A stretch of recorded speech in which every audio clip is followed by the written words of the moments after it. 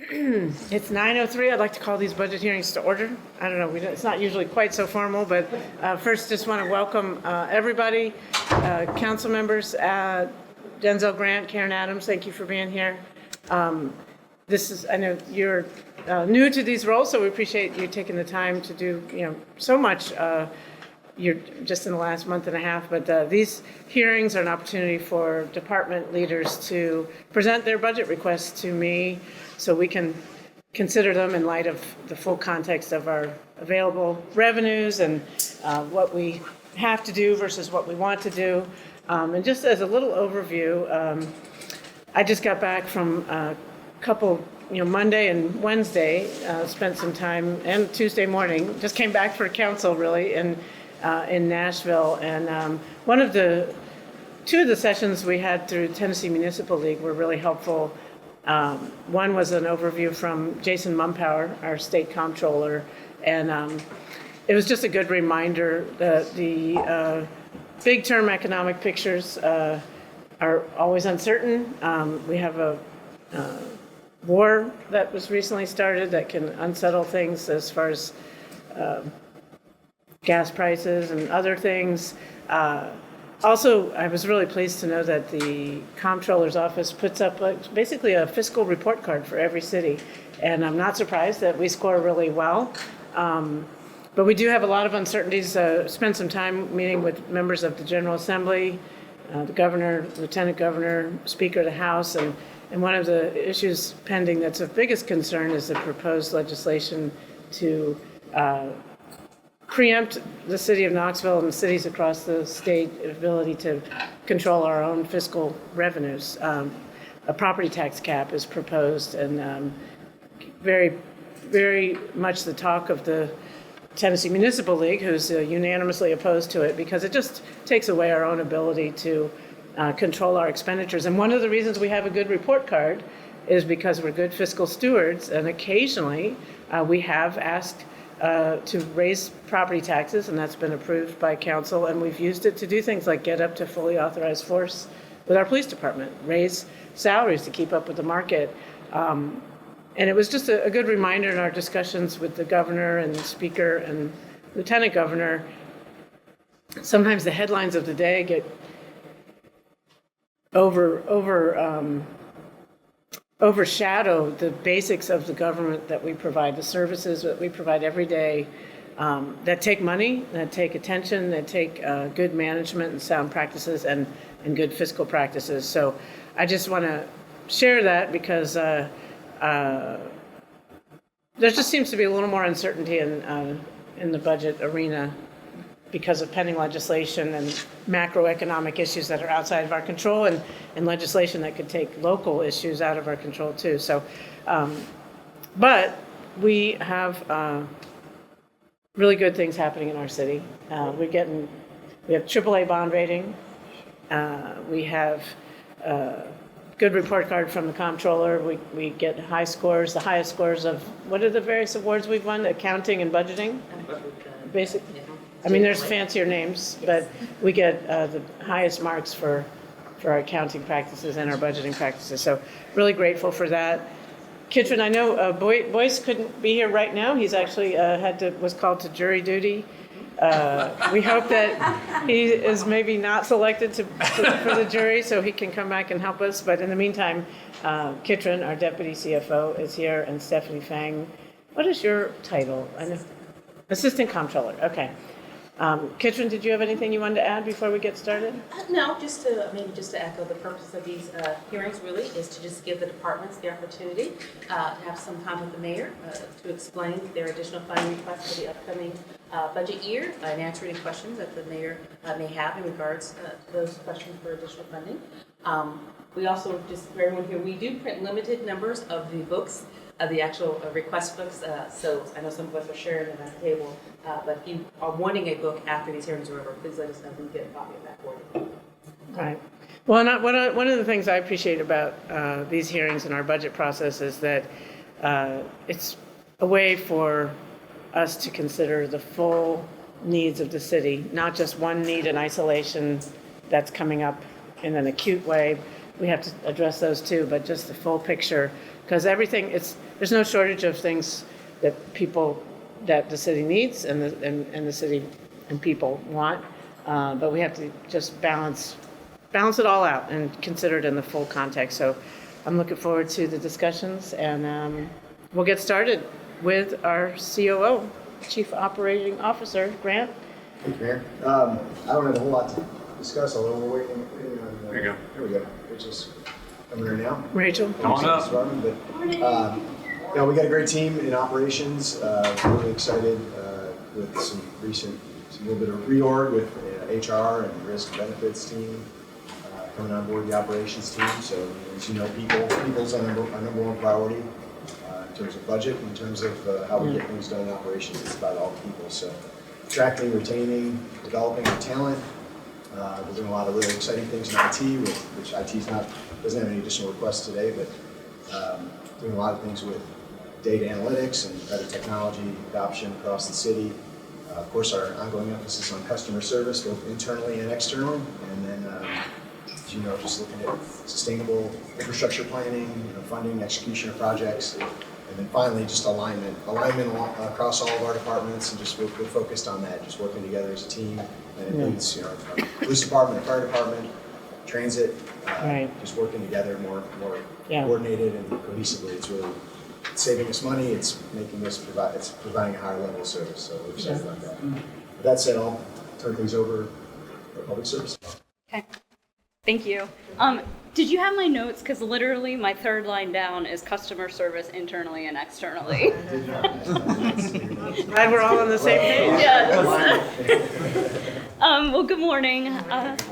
I just wanted to give a quick departmental update. So we have a great team. Why don't you introduce, I know Chris and Sherry, but why don't you introduce, since we have some new council members here who might not know you all. We have Chris Webster. I'm Rachel Butzler. I'm the director of the department.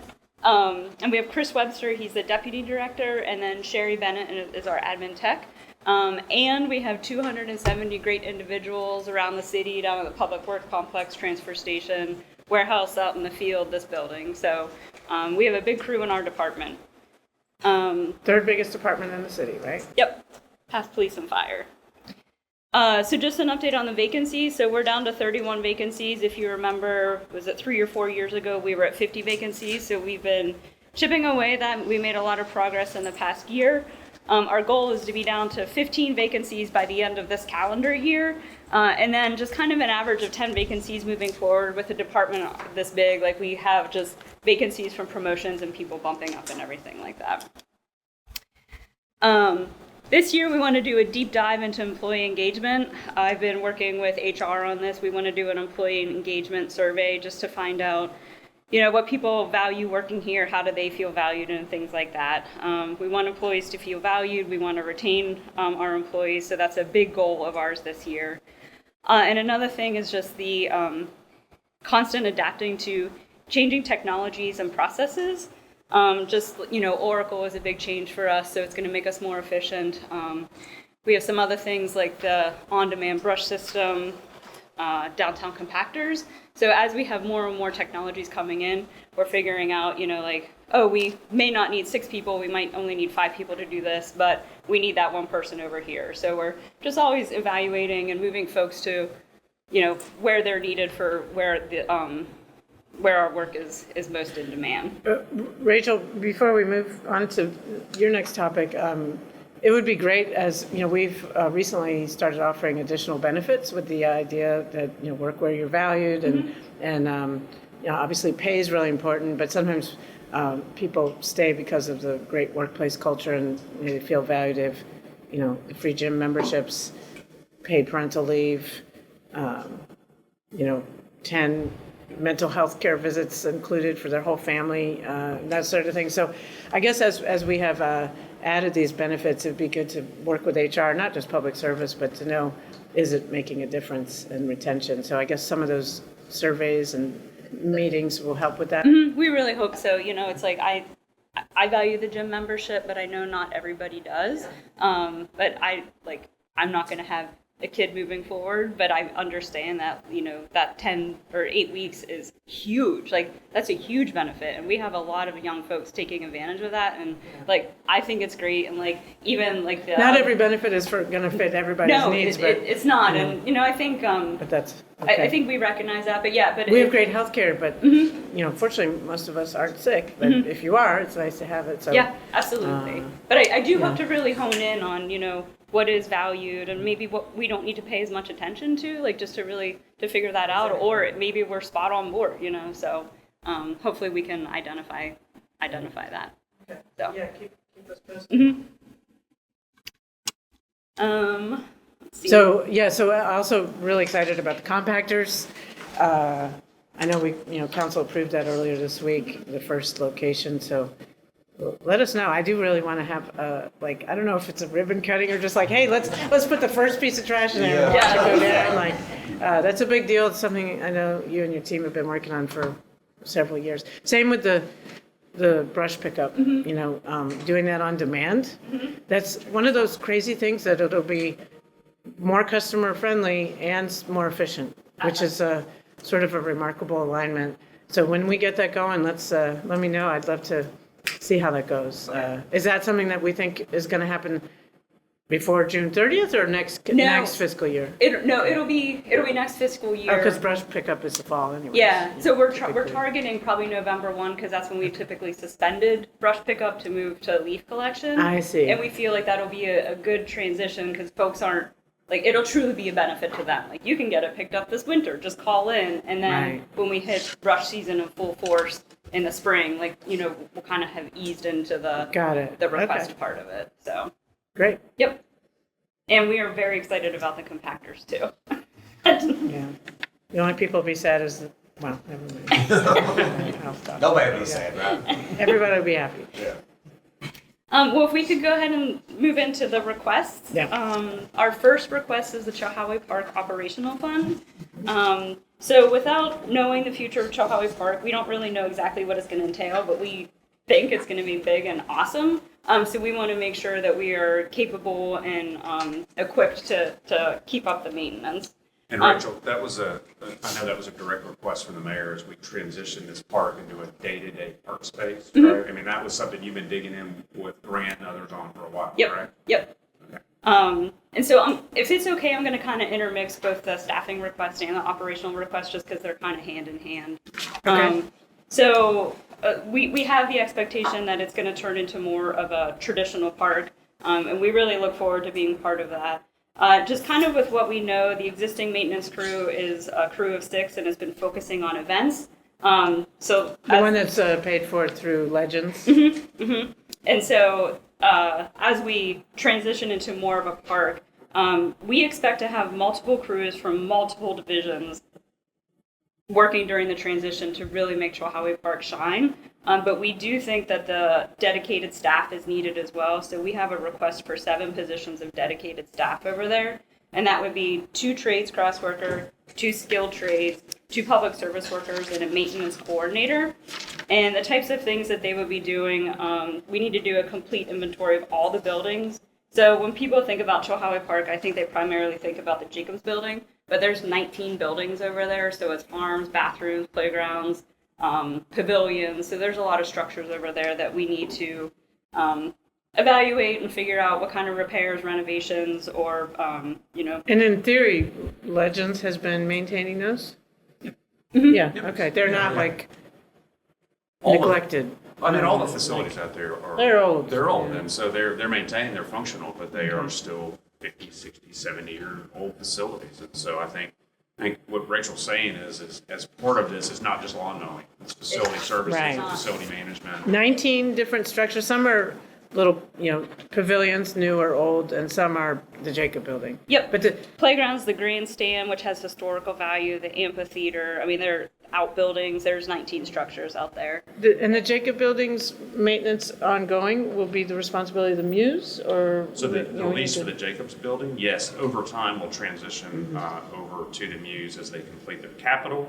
Yeah. I think this is a request to essentially create a Chilhowee Park crew. I'm going to summarize, and that crew is going to wake up every day helping transition this to a park versus a for rent facility. And Yeah. the first tangible piece of that is taking this back in-house. So it's been out of house for a really long time. So I mean, it's always been more of a facility for rent versus open to. And so Yeah, I it's been know a. that was a big problem. When was the last, I mean, has it ever been under public service historically? Like 50 years ago? Many years ago. Public service. Public assembly. Public assembly, there's a department. So there used to be a semi-government, essentially a group that ran all of our facilities, and those were under the Rogero administration. It was still treated like a for rent facility. Those were taken over to Legends, and honestly, Legends has really helped with bookings. If you look at our convention center at Coliseum Auditorium, they've done an amazing job. The old model was pretty broken. And so this Yeah. now allows it to be a park. But it's going to take time along with the group that is the advisory group that you and Councilman Grant are working on.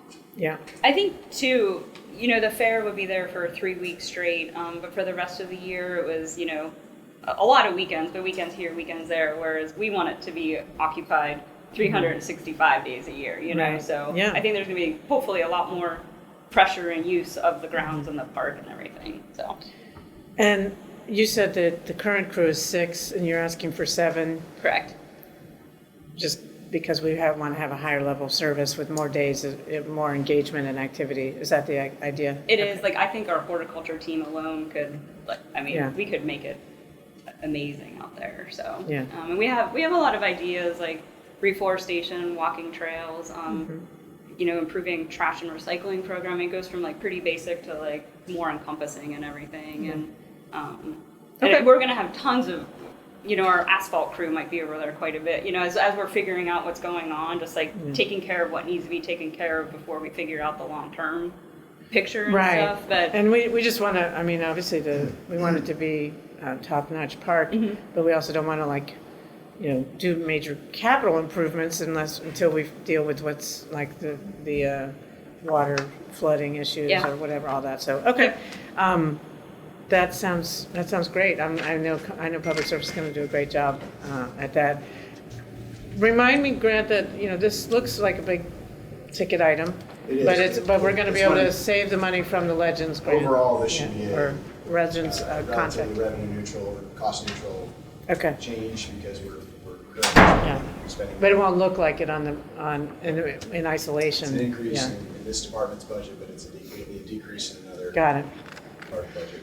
Okay, And PBA will be providing security at the park. That's another change. We'll be transitioning as well, which I think also at a higher level of service. And that's consistent with our other parks across our system. Yeah. Where service provides the property management, maintenance, parks, PBA provides the security, and Parks and Rec would help. with any programming, right. Okay. Anything else you wanted to add about the Chihaui Park operational? And so operational, half a million, basically, together it's about $1 million. Oh, I Or did, the one thing I did. Am I misreading that? Because at the very front, it just, okay. No, that's correct. We're combined two. Because if we combine the two, on here, it says post-construction zoning inspection. That's a different Oh, that's the request. second one. Yes. Okay. Yeah. Okay, got it. And just so you know, for the operational fund, the request, it was, I got the, Chihaui Park provided their budget for the past 3 years, and I removed everything that was special events, so that was just buildings maintenance. So Okay. we think that's a pretty accurate budget for that. Okay. And then the other request is for 2 additional employees in codes enforcement. So zoning used to be part of codes enforcement, and in 2015, so there was 8 field inspectors that would take care of codes and zoning. In 2015, 2 employees left codes and they went to plans review to handle zoning.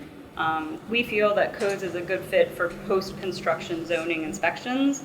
And there's been discussions about putting that responsibility back under codes. Codes inspectors are already in the neighborhoods on a daily basis, and they can proactively incorporate zoning into their inspections too. So, What does a zoning inspection mean, post-construction? Isn't it too late?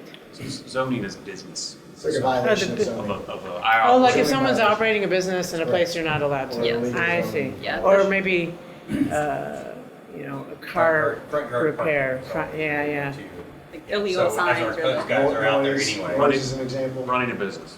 Okay. yeah. There's very, This has nothing to do with the historic overlay inspect, that's a That would be- Peter, that that's a would be Peter thing. Construction related. Okay, So post-construction would be once they're done, and we could be in that neighborhood if it's a different issue, but not for the development side of it. okay. Okay. I understand. Yeah, I'm sure we could use that. Codes inspectors are very heavily utilized, so. Anything else you wanted to? Sherry, Chris, anything? No?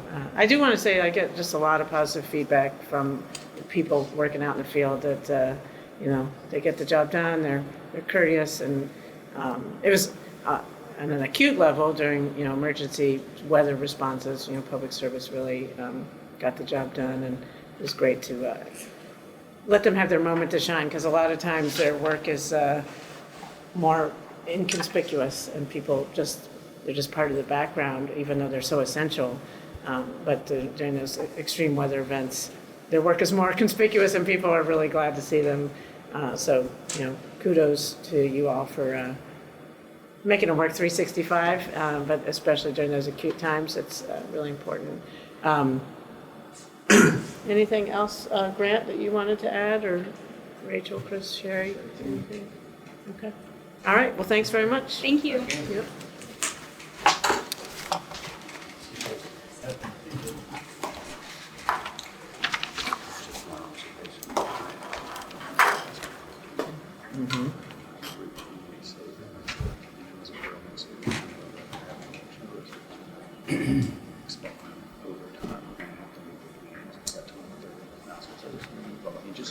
Yeah. But there's nothing, not just because that we do need them, but I'm not gonna be able to fund it all. it's, I mean, I just think it's Good. acknowledging the goal setting, Yeah, tight budget at the same time. yeah, Don't forget those white. yeah.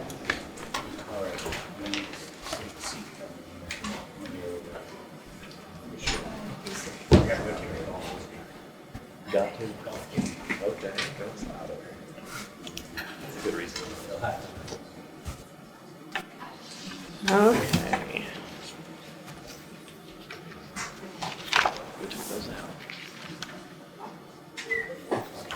All right. They do.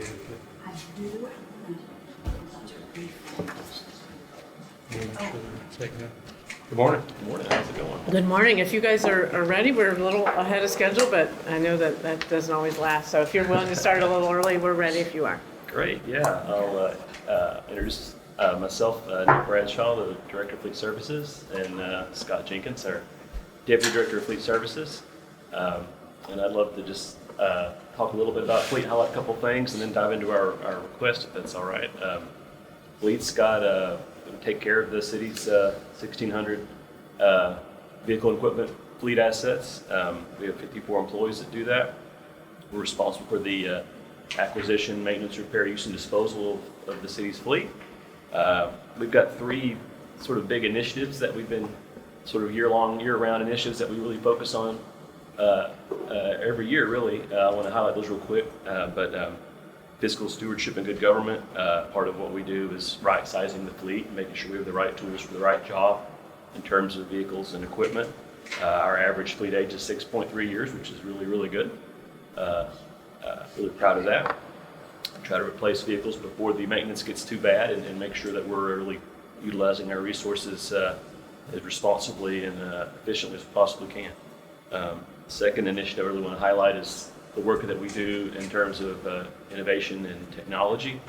I think our fleet has been on the leading edge in a lot of fleet management areas. Like Absolutely, yeah. Yeah, thank you. The 3D printer is the newest big innovation in terms of being able to create some of our own parts in-house and ease some of the parts shortages, and also reduce our expenses that we've done on parts. We've also done a great deal of work in the area of our fleet management software so that we can track our repair orders and be as efficient as possible in organizing our work and making sure our labor hours, which are finite, are really calculated down to the nearest tenth of an hour, and that we're really allocating our repair resources as effectively and efficiently as possibly can. Also, our AVL technology I'd like to highlight helps us do the same with our vehicles and provide a lot of great data for all our users and managers out there to know where their vehicles are and what they're being used for. Do we have AVL on what percentage of vehicles? We'll be at 100 by the end of the year. That's amazing, At 'cause this we're- moment, we're about 80. Uh-huh.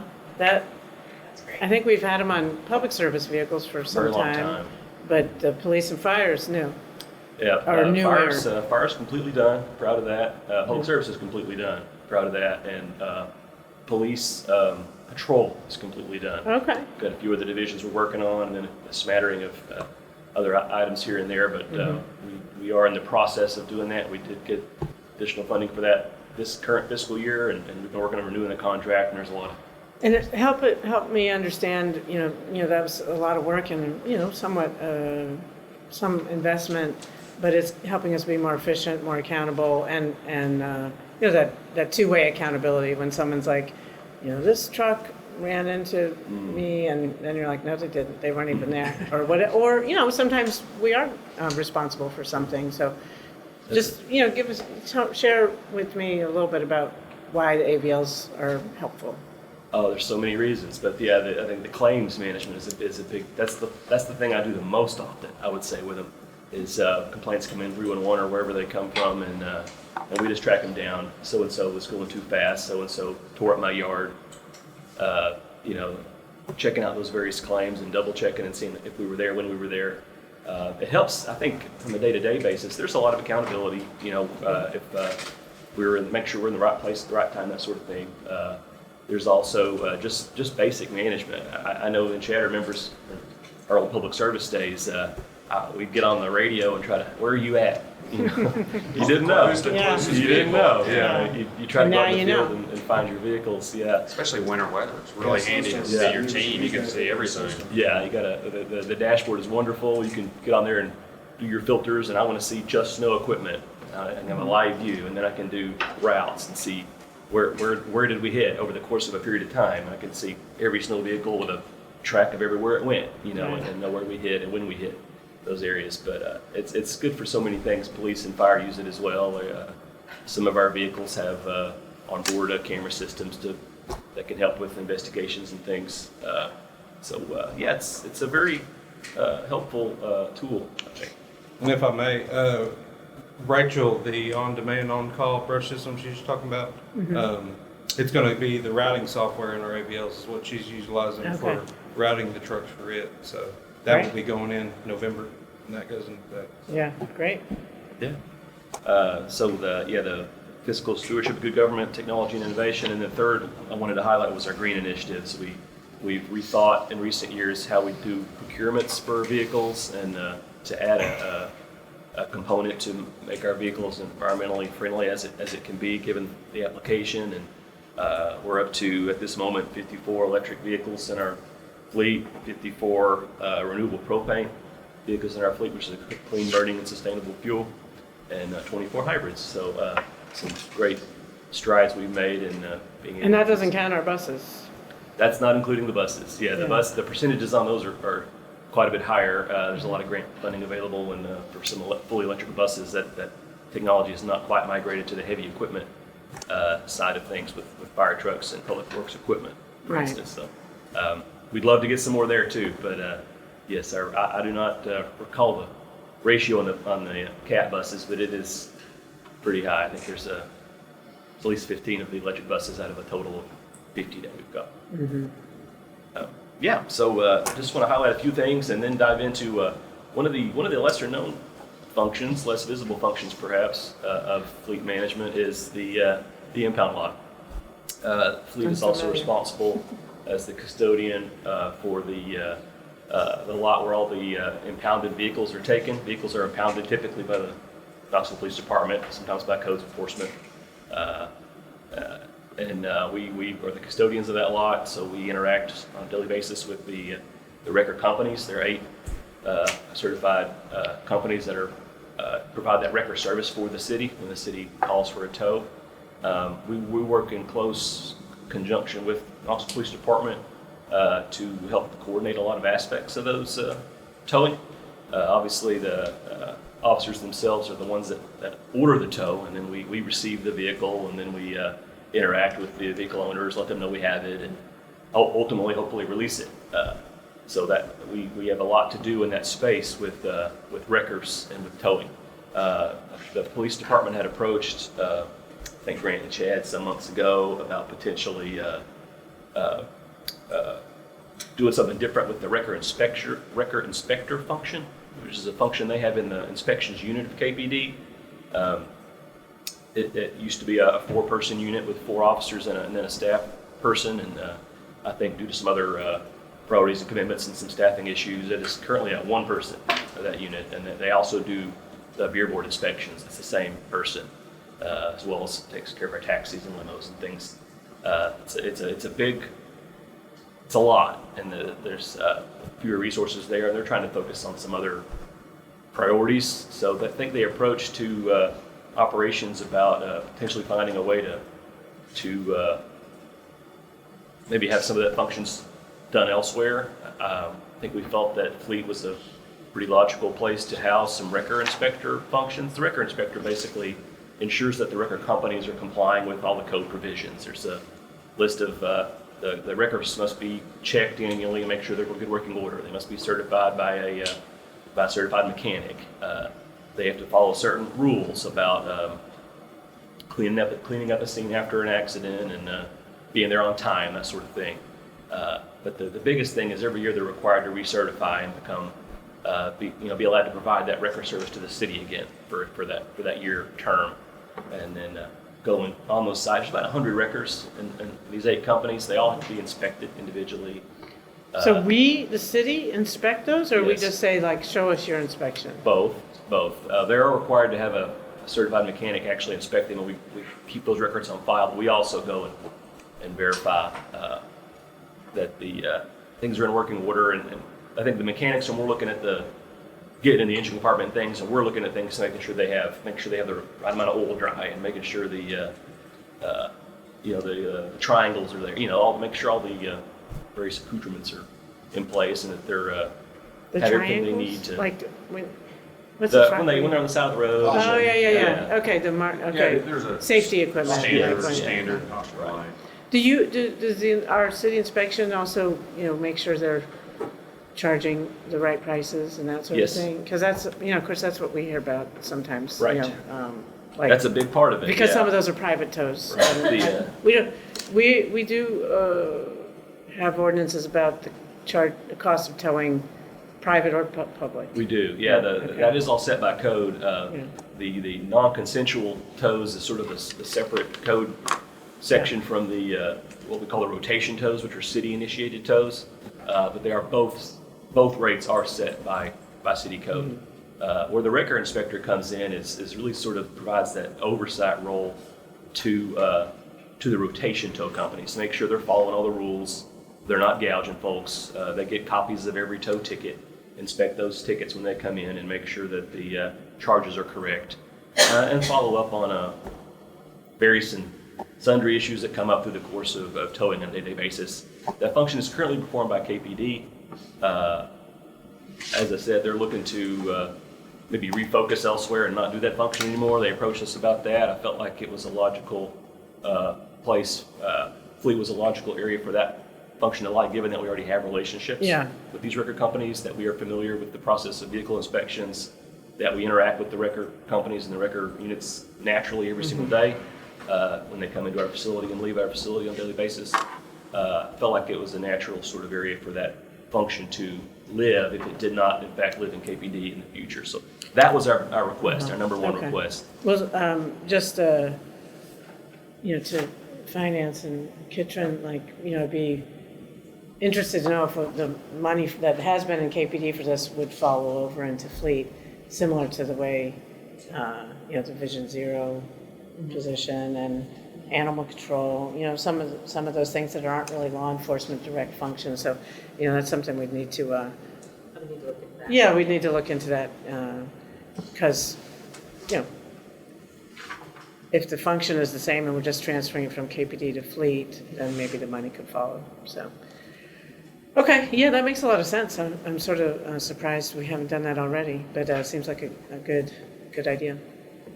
Yeah, thank you. I think it will be helpful. The position itself, if it were approved, would be housed sort of in our admin unit, which oversees the impound operations. It would work out of the impound lot, be in the field a lot as well, doing the checks and things. But I think it'd be a real natural fit and would dovetail nicely with our current core mission at impound. So we'd love to help facilitate that. And I assume that cost is, salary and benefits.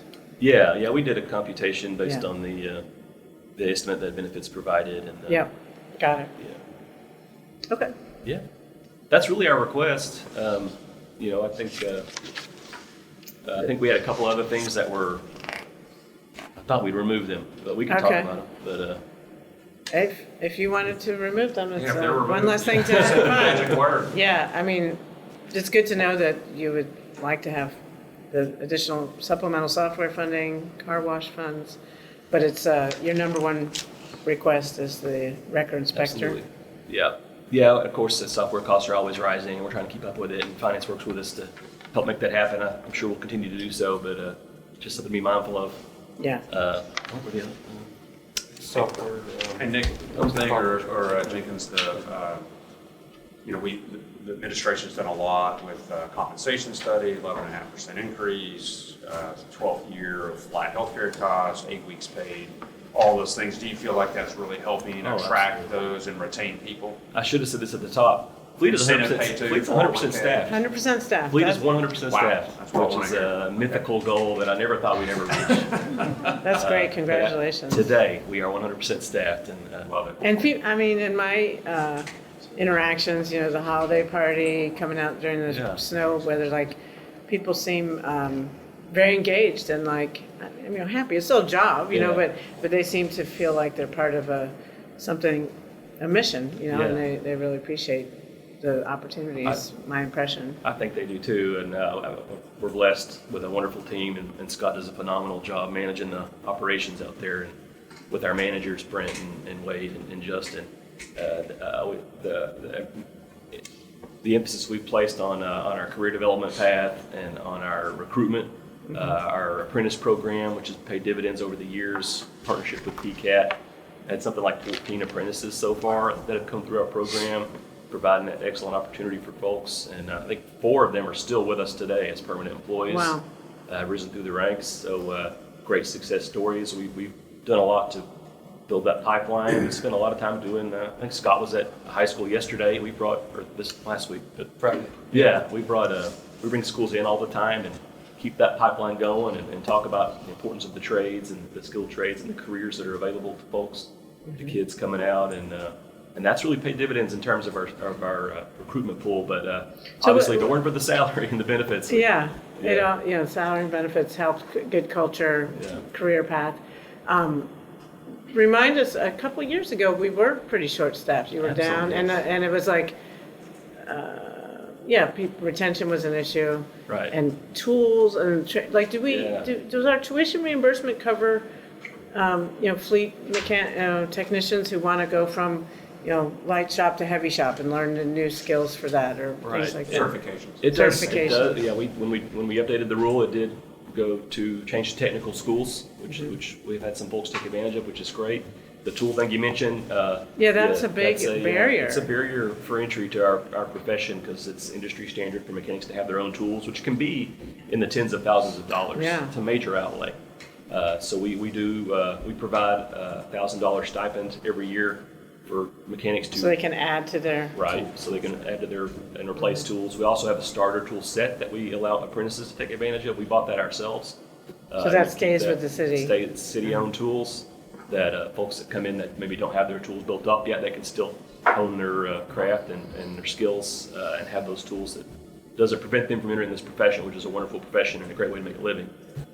So I think we've done a lot of things over the years to try to eliminate barriers and get folks in the door. And then that allows us to actually be, really invest in some really good folks and build up our workforce so that it's something that we can all be really proud of. They're doing excellent work now. Do you have the technical skills on staff to maintain EVs? I mean, I don't know. I mean, it's just. It's a process. Okay. Yeah, we're continuing to invest in training. Okay. We have gotten some EV technician training going already. We're going to continue to do more. Safety's been the number one thing, just making sure we're not cutting the wrong lines, accidentally and getting in some big trouble. So, but we're building up to that. We are maintaining our own EVs at this time. Does Fleet maintain the EV charging stations, or is that a facilities? We've recently started maintaining the fleet EV chargers, Okay. not the public ones. Okay. That's something that we work with And there's sustainability a on. mix of those, some are Yeah. PBA, facilities, Right. fleet. Okay. And so I Yeah. do think we'll talk more about this today, I'm sure, with these big operating departments, but this shift away from Band-Aids around compensation to a philosophy of study, bring people to market, all of the tools that go into developing people, and then restudy it in 5 years to Right. keep people at market instead of decades. of just Comprehensive approach. Band-Aid, Band-Aid, Band-Aid, Band-Aid. Yeah, sometimes been a the 6-year Band-Aids process. can distort things. Yeah. I'm looking forward to the next comprehensive study to, but fully staffed at Fleet, that's Yeah. fantastic. 54 employees out of 54. So, Huge. yeah, we're really excited about that, and your support and the work HR has done over the years. We did get a reallocation approved last year to bump up some of our pay grades, which was really helpful, and the city's always been very attentive to making sure we're keeping up with the needs for those skilled trades jobs, which are very, very competitive. I think a lot of times jobs outnumber applicants in this field, and we're lucky to.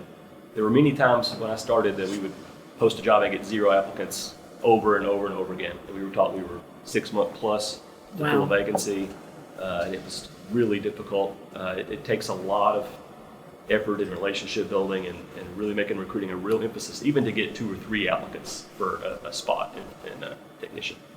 And then you get to the point where you can actually find really good ones and trying to target people, and that's sort of where we're at. But it was a long road and required a lot of investment to get there. Yeah, well, good to see the dividends of all that effort and investment, so good work.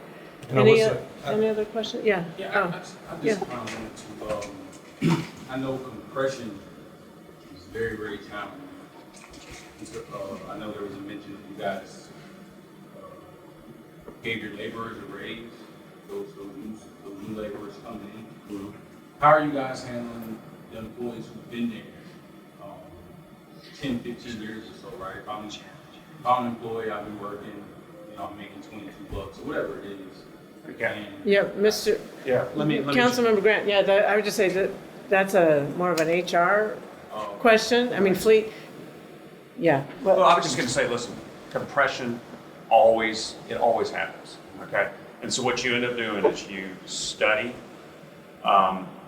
There are things that sometimes happen that force compression. We had this really difficult window where we had to put some more dollars at recruiting and bringing people up just to get people in the door. That created compression throughout the system. But there's always compression and a bit of leapfrogging. Those always happen. Compensation is complicated. But study and then study again in 5 years. Make sure people are there, spread people back out. And so that's the goal. I do think the fact that we're at 100%, you're always going to have compression. We're at 100% staffing right now. If we were seeing like massive outflux, right? So it's a supply demand with employees, but one of the reasons Chad and Nick have been brought into these key positions is they understand, and we've got an HR department. But the biggest thing we can do is study it and then don't wait 15 years. And don't do Study the it. Band-Aids for Band-Aids, just Band-Aids. one little segment. And also, I am proud that we did a massive citywide historic level increases back in 2022. Took a tax increase to fund it, but that's helped with recruitment, retention, and across the board. And everybody, general government, gets a 2.5% increase in pay every year. Just that's been sort of automatic. And then also health insurance, and most everybody I talk to who works somewhere other than the city, their health insurance premiums go up a little bit every year. Ours have not gone up in 12 years? 12 years. Something. So, 12 so years. some of the, if you look at total compensation, salary plus benefits, salary keeps going up, and the value of the benefit package also goes up. So, yeah, but compression is something we want to address but it has to be done more, not here and there, but just in a comprehensive way. The biggest thing I would hope you would do when employees come, is a lot of times employees will talk to elected officials, is we know the issues there, and we're working towards correcting the issue, which is this big study, and then potentially another, there's gonna have to be an influx to bring people back up the market and spread people back out. So we know those are challenges, but we wanna really stay focused on this philosophy versus Band-Aids. And so, but we know it's there. I would also we always have to remind, compensation's a funny thing. You always gotta remind people what we did. And we've got a big list of those, which is the largest increases in a long time, just the Sometimes 2.5. I'll get an email from a particular employee and they'll say, why can't we get more? And I'll look and see where they started when I took office and where they are now. And often they make 25% or more than they used to. These are people, more veteran people, 12, 10, 15-year employees.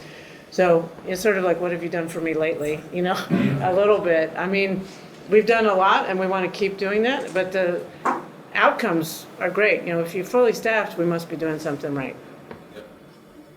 Thank you. I'll just say fleets, we've been at between 94 and 98% for 2+ years, and we're at 100 now. So, I mean, we've been doing well for a while. That's the metric. As far as the turnover problem, that's we did have that years ago, but it's not really been a problem lately. Thank you. Yep. Any other things you wanted to share, Scott or Nick? Good, so. I believe so. All I was gonna say is I believe we've had 5 employees benefit from the paternity, maternity leave this year, Yeah. the first year. Wow. It's greatly appreciated from them. That's How many? 5 5. out of 54. Yeah, 5 out of 54 Yeah. benefited from it. So. I know fires had, that's Chief Sharp, they've had We're quite a fertile few. group. There's younger folks Yeah. coming in. Yeah. Our It's workforce good. is It starting makes to everybody happy. Anyhow, well, that's good to hear. And, send us pictures. Sometimes, I know the fire department's always saying like, firefighter, welcome a baby shit, firefighter. Facebook. Do it for Fleet. Who's Fleet welcoming into the world? If you feel like it. Fleet Like, family. Yeah. Anyhow, That's a good well, idea. keep up the great work. We're really grateful. And obviously, you're one of those internal service departments that keeps everybody else running. And we appreciate all the hard work. And apparently, your staff is happy to be there. So thank you for creating such a positive workplace culture. Well, thank you for all the support over the years Yeah. to get us where we're at. Yeah. Thank you. All right. Unless there are other questions, we'll move on to Kat. I see Isaac is here.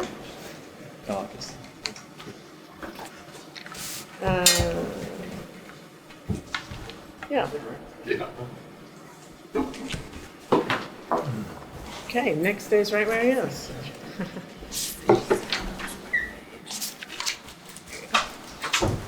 Next day in there. Good morning, Isaac. How are you? Good morning, how are you? Good. Mayor, sorry to interrupt, I just want to say, we're looking at this position in the book, we're seeing an amount of $70,000. And that actually should have been taken out because, and as Isaac will explain, this is really just a shifting of funding. And so there isn't any additional funds needed. Okay. Wonderful. That's my favorite kind. So tell us a little bit about this position and why the change. And Yeah, so we are taking some of our funding and shifting a position over to the city for our finance department. That's the key part of that. What we want somebody basically to be directly over helping our finance department at the city. So I think that's something that's been missing. I think it's very needed. So. And it's revenue neutral or Yeah. cost neutral. Right. So Yeah. okay. Well, that sounds great. So that person would their whole Yeah. yeah. Oh, sorry. And It's not just this position. yeah, Yeah. yeah. I thought there was a deputy Yeah, director role, there's but before we move to that, this finance position would spend 100% of their time on CAT. Yeah, yeah. It is complicated, and okay, that sounds great. Yeah. And then we're also in the process, the ad has gone out to hire a deputy city, Knoxville director as well. And it's Right. going to be a city employee. Right. so excited Which about would be that. our second at CAT. Yes. You know, and you and a deputy, not just you, so. Yeah. And has that position been, tell me a little bit where, Just yeah, posted. okay. Yeah, just posted. Obviously, it's been great having Chad and Nick over helping myself for the last 9 months. Going to be greatly missed. Will they have to go back to their regular duties? And Mayor, it may be helpful just with council members here and Ms. Malkin is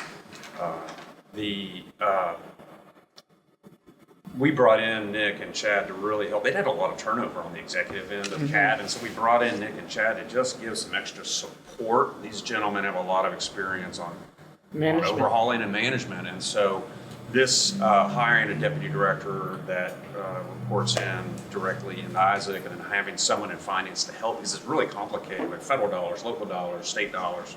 That was a very intentional move to really make sure that we had the executive and management support at CAT. So that's what we're talking about right now. And that is posted and people, your applications are being accepted now? And the funding of that is also revenue neutral, cost neutral, okay. Just a shift from, okay. Great, but how, I mean, when will that close? I mean, you think we'll get a? It closes up in 2 weeks. Okay. I hope we get a good pool of applicants. Yep. We're doing some recruiting, so yeah, we're already working. Yeah, I also want to talk about our staffing too. We're almost nearly fully staffed in every department. Yeah, remind me, you just went through a negotiation, which is very long and hard, but you got it done. Thank you. Good job. And one of the results of that was substantial pay raises for folks. So tell me about that, what the outcomes have been so far. So we were really struggling since COVID, really, it seems like. Bargaining process, it's a 10% increase over 3 years. The starting rate for operators is $21.50. They top out around $26.50 an hour. Okay. Since I've been here, our starting wage has gone from like $15.50 now to $21.50. So it's over 40% increase in our That's starting wage. I think that's also a huge contributor to almost being fully staffed with our operators at a number of 176. We should be completely fully staffed probably by the first week of April. And we had to, curtail some service, but we're going to restore that? Yep, we're restoring some of that service on Monday. So Route 12, 17, and 20. On Monday? We'll have 30-minute service, and then all service will be stored on February or May 3rd. So we'll be running full operations starting on May 3rd, but we're bringing back some service in March. So Okay. excited about that. So one of the things is recruitment, we're getting close to fully staffed, you said. What about retention? Because sometimes I talk to operators and I don't, they're pretty new. Yeah. So we how are we doing on retention? really well since December. We had brought in 27 operators. They're still with us. Most of them have tested out, gone through our training process. And I also want to mention that we bring in operators without a CDL driver's license, employees. So we pay them while they're getting their commercial driver's we license? provide all that training to them so that they pass their CDL permitting tests, they pass their CDL tests, and they get their license. And if they don't, they, Correct. Yep.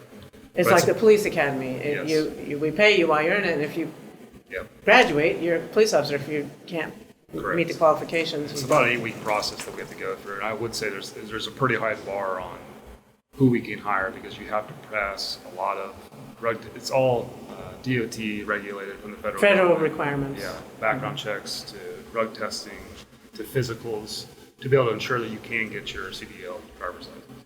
So it's a long process, but we're almost there. And I think a lot of that has to do with our starting pay. Like again, going from $15.50 in 2020 to $21.50 in 2026, it's 40%. Yeah. And aside from the operators, who are some of the more visible, external-facing employees, what about the mechanics, the administrative people? We are fully staffed, I do believe, in our maintenance department. We just hired in I think on Monday, we are fully staffed in terms of our service department. The only key positions we're missing are the deputy director and our operations director. Once we hire in the deputy director, we'll then go out and hire the director of operations. Okay, you'll have that person help you in that Yep, search. yep, And that'll be an employee of K-Trans. yes. Okay. So it's exciting. Again, we have 100 vehicles, 21 of those are battery electric buses. We're getting 3 more by the end of this fiscal year, so we'll be up to 24 battery electric buses. So we are converting our fleet from the hybrid diesels to battery electric. How many total vehicles you said? We have a total of buses? 100 buses 100. Between our paratransit service and our fixed route fleet. And I remember first of all, I think it's important to recognize how much general fund dollars do we put into CAT?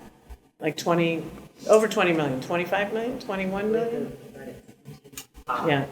And I think when I recently went to a conference of other, larger cities that have transit in Tennessee, and we put a lot of local dollars into the buses, our local buses, proportionally more so than most of our peer cities. Yeah.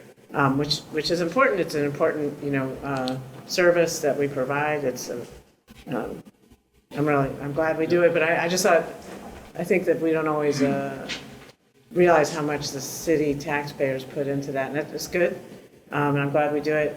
What you also said that we're gradually moving we're like 90% cashless. Correct. People are starting to use either the app or a card. Yep. Yeah, we're doing a fair equity analysis again. We've hired a consulting group, Calyptus, to do a review of our Title VI program, which is a federal requirement again.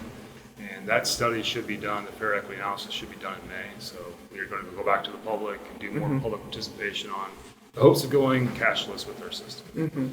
We have all the infrastructure in place to do that. Some of our customers have already converted over, majority of them have. We do have about 20% that are still using cash. Right. I'm sorry, it's 23 and a half. $23.5 million out of a total budget of, Current year. With a total of 13, I'm sorry. I apologize. that's okay. For you. 31 and a half. Okay. So the balance is federal, Federal and state, yeah. and it's federal and state. Okay. That was our contribution is important, is significantly more. I know Chattanooga, some of our peer cities. It's Yeah. a lot. Yeah. Like triple. Yeah, and the fares cover about 10% of the cost. Yeah.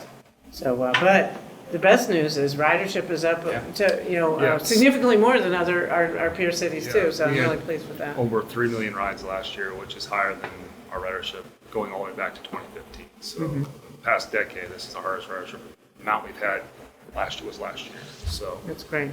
it's fantastic. It's great to have growing ridership. It doesn't happen every single year, but we've seen steady increase, especially due to CAT Reimagine being the primary driver of adding frequency, and frequency is important. Yeah.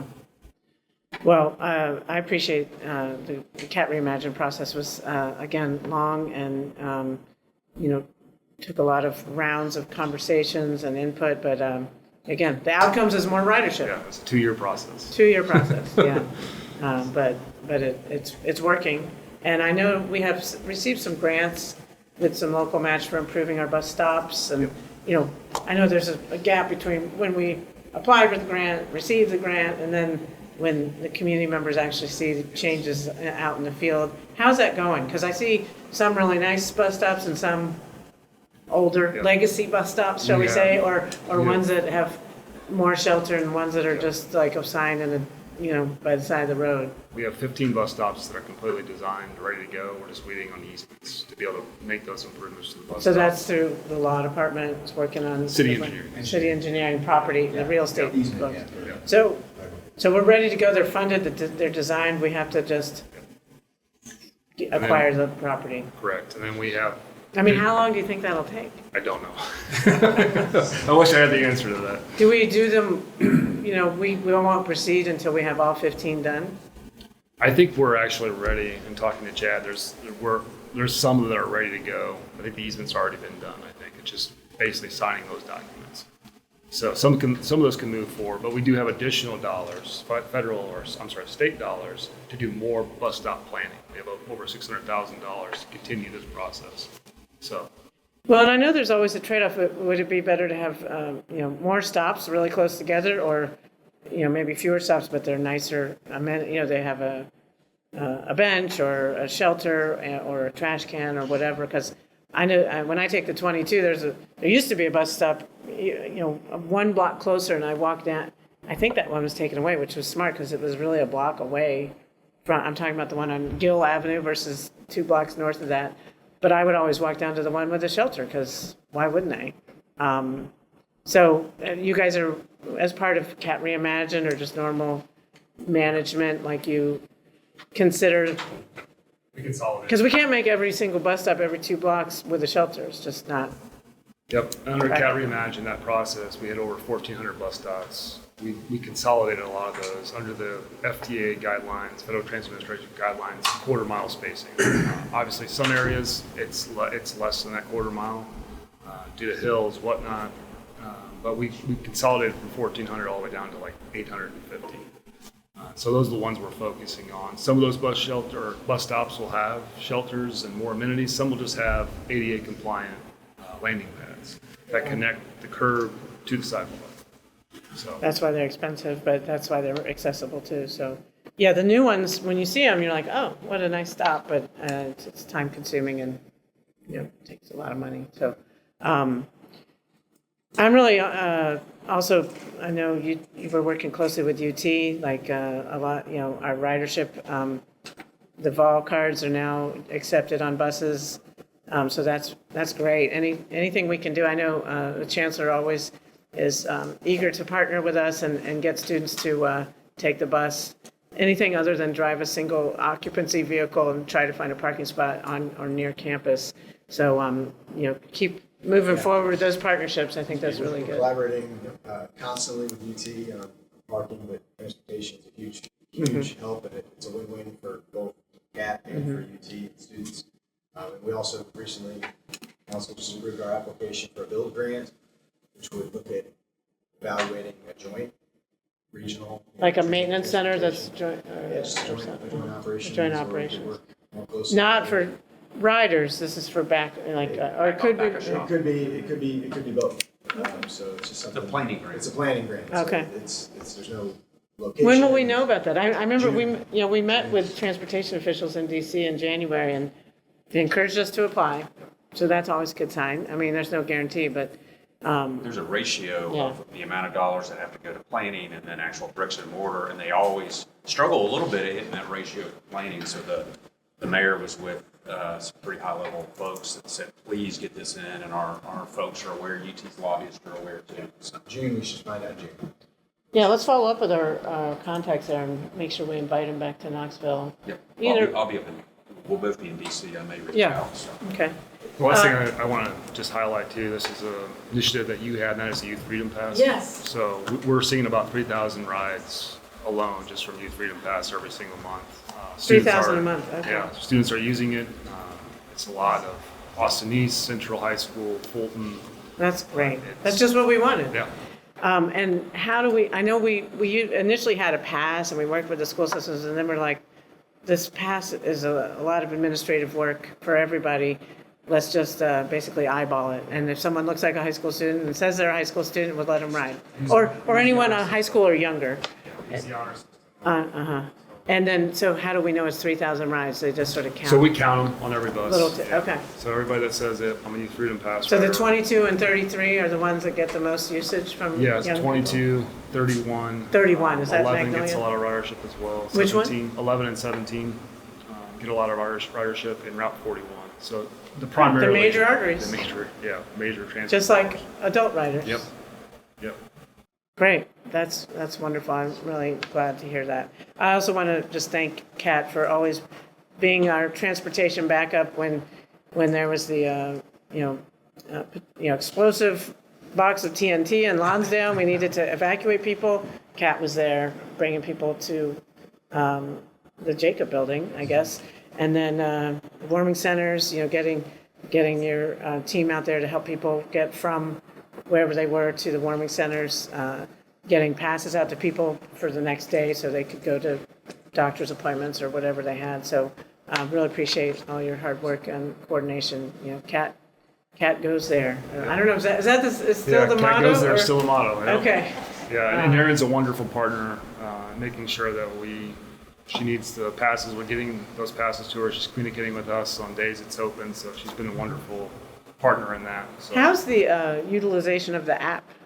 Any people use it? Yeah, a lot of Do they people use like the transit app or the cat? So it's the transit app, but inside the transit app you have real-time information, but you also have your mobile ticketing. So Okay, yeah. it's highly used. A lot more people are using the mobile ticketing app side of it than they are the smart cards, but we have a combination of both. So Right. people that don't own a smartphone, they can have a smart card. Right. All right. Any other questions or comments? Yeah, Ms. Adams? About you were talking about the 15 new stops. Yes. Is there an easy place for me to see a list of them? I can send those to you. Yep, no problem. I'd like to Yeah, I will. copy me. I'm sure it's on the website, but you can send it to us more quickly than we can find it. Thank you. But I think an example of some of our newer stuff is right outside Sono Tacos, like in your district is one that I recall is really nice, visible. I'm not sure if the shelter is up at that It place. is, It's not. It's It's in a ADA fabrication. It It's in is the fabrication. nicest, most unique bus shelter ever produced, I think, for our It state. is. I'm happy that will be Well, yeah. in Soto. It was done in partnership with artistic groups. Yeah, it was a lot of partners. It was like a lot of these things, the scope immediately, oh, we could get this for $1,000. There's a little bit of scope in the. Yeah, but it's pretty awesome. That's cool. And I will give props to the South Haven neighborhood, which has shepherded that from an internal, inside the district. They've really been stalwart in staying with the district. Yeah, well, hopefully that care and attention will help us with the maintenance and care of it too, because Kat does a lot and has some staff, but like the everyday maintenance and care, are you gonna graffiti, litter? You can tell when a community cares for its bus stops and doesn't have the ability to or whatever. So looking forward to seeing that unfold. Any other questions for Isaac? Nick and Chad, both of you, thank you for helping out in the interim as Isaac has dealt with some turnover in the administrative executive staff. And let's hope you are able to recruit a good person for the deputy role. That'll be great. And the finance, yeah. I love that it's both cost neutral. That's my favorite kinds of requests. Thank you. Thank you. Thanks. Good morning. Good morning. Thank you for being here. Yeah, Peter? I just want to start by saying thank you for recognizing our department with your peers.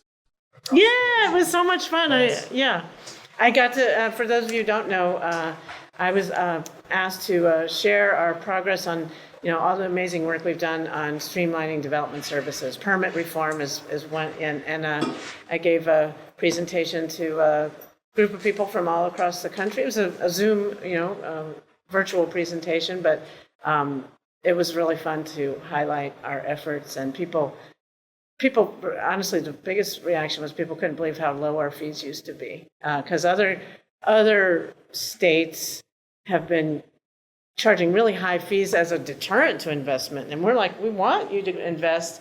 We also need some funds to pay for the staff to process those inspections and plans reviews and that sort of thing. So it's really been fun to share that story, and I do think that we're continuously improving, and it was a lot of work. I noticed that that effort started in like 2021, and here we are 5 years later, and we're the benchmarks, and thank goodness we put in benchmarks, because you can't measure your progress if you don't have the data. We have a great story to tell now. Yeah, so We're continuing. anyhow, good job. Thanks for giving us good stories to tell. And also, I occasionally our customers, take the time to express positive feedback, but I don't hear very many complaints, and that's a big change. Frankly. That's awesome.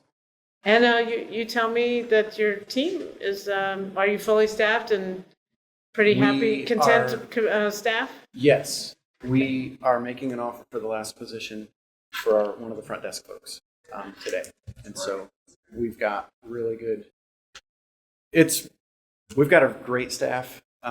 Your support means a ton to them. You know, I love relaying to them that, hey, the mayor's talking to the mayors of the nation. And so they love it. We're continuing to meet our benchmarks. We're continuing to hit our next day inspections. Yesterday, we're starting to do some outreach so that people realize that we're humans and we're not just on the other side of a computer screen. And so we had a meet and greet at Morris, and we had over 40 folks show up, from architects to engineers to construction company representatives. And we just had our managers there, and we were set up around the room at different tables, and they just came and they wanted to talk. They wanted to know who they were dealing with. And so I think those relationships, as much as we rely on computers and maybe more and more AI, like those relationships to just, work through the processes are so important. So good. Have you ever done that before? No. Did you provide food? We Snacks? provided some unhealthy cookies and coffee. Yeah, that always helps. But 40 people coming. That's amazing. Over 40.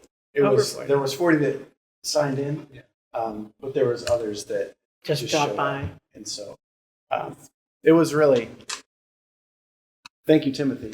He was the spearheading that and the brainchild behind it. And we're going to do that more. We got to discuss the frequency, just with a different group of people. In the cookie budget. Well, we're not going to ask for more because I don't want to be told no by Kitchen. So, but as you know, our community continues to grow. Why don't you introduce yourself and everybody? I'm Peter Ahrens, Director of Plans and Building Inspections. Timothy Markham, one of my deputy directors, he manages the back of the house, the plans examiners and the field inspectors for the buildings and the trades. Brian Berry is another deputy of mine. He manages the zoning folks and the customer service folks up front. Easy job. Yes. No, he's also been working. He's been heavily invested in our software and improving that, and hearing the feedback from customers, working through it with us, working through it with IT, and it's going better now. It's going better. Because there was it was a rocky road there for a while, as I recall. I'm gonna have nightmares now. But it's better. Yeah. It's better. Yes. Okay. Very much so. We corrected them. I mean, we did. Yeah. We stepped off and we had to correct. Yes. Yeah, Yep. It's going really We did the best we could, and we realized, hey, we've got to correct our course. And Brian's been heavily involved in that, and so It's been a good change. Simplify the process, I think. Appreciate it. Good. And your last team? Yes, and this is Rachel Covington. She's been with us just over a year. Okay. This is my first executive assistant, and if I had known that they are so great, I would have asked for one years ago. She came from the private sector, and just through a recommendation and referral, and she's hit the ground running. I never knew that there were people that look ahead and are like, hey, I see this is coming up. You need to be aware of this. That's great. Thank you, Rachel. Rachel Covington. This team really helps us reflect the city very well. Uh-huh. And so, how many total people work in your department? 38. 38. Okay.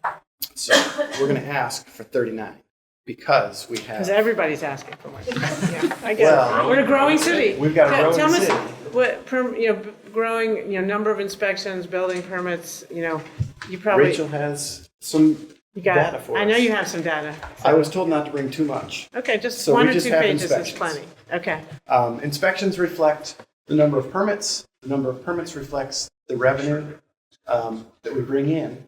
So This we is don't get just to the right choose- amount of. Yeah, we don't get to Good choose job. our customers. They come to us, and we can never turn them away.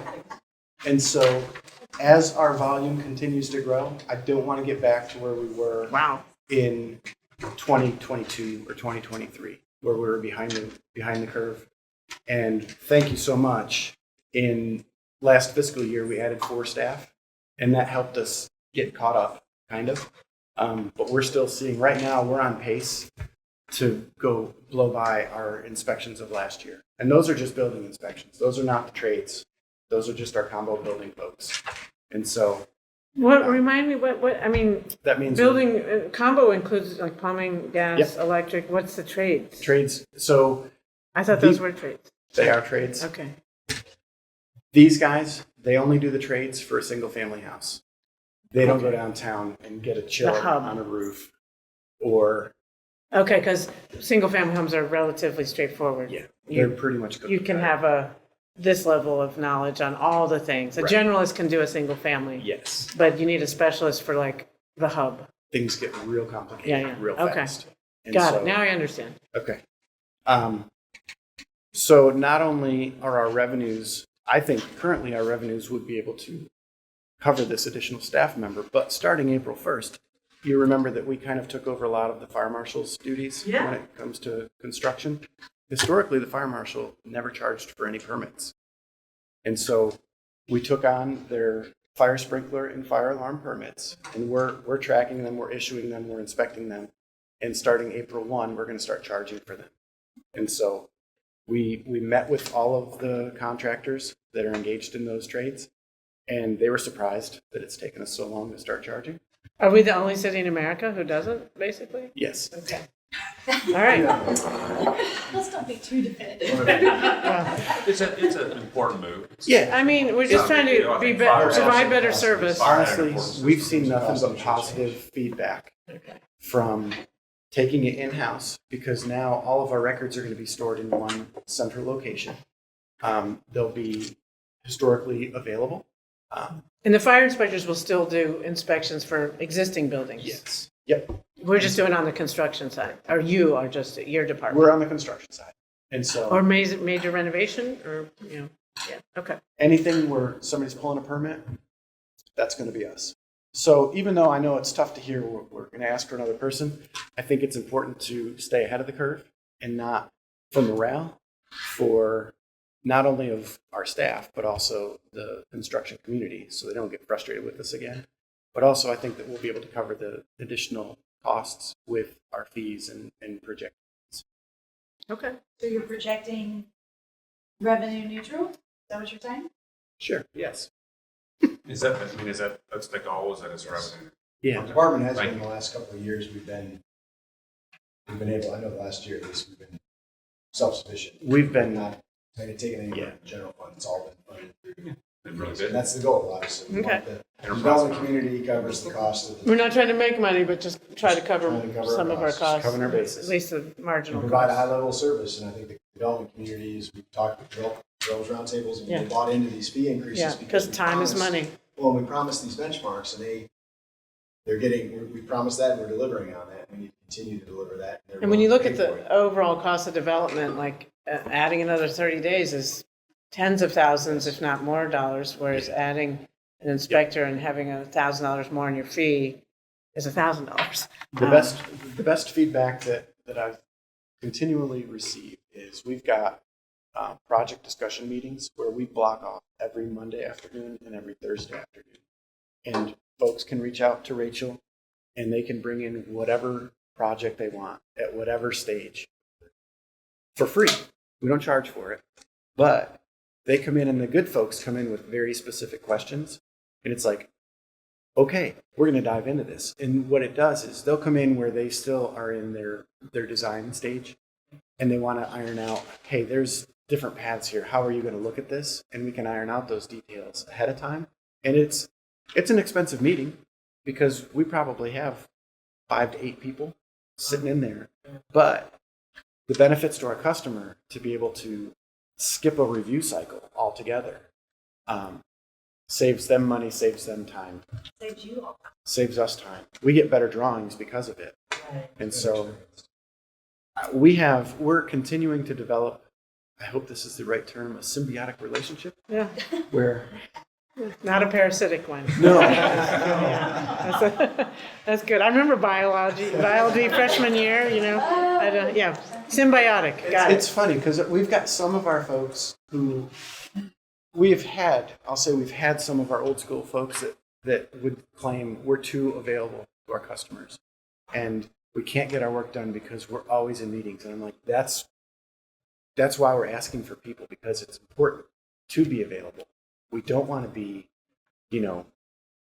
factory workers behind a door that nobody has any interaction with. We want to be available. And what that does is that means that my managers, they shouldn't be out in the field. they should be in the office, available to guide and direct their staff, but also when folks come to that wonderful front desk and are met by soon to be 5 smiling faces, we have somebody available to help our staff instead of, sorry, I don't have anybody here that can help you. So, and I bring that up because my building chief, I asked him before we came in, I said, just since January, how many days have you been out in the field? And he looked, because he keeps track of everything. You've met him, James Tente. Oh, James Tente, yeah. It's 25 days. I said, are those days that you're out helping folks, or you're actually doing the work that needs to be done? He's like, no, that's just the work that needs to be done.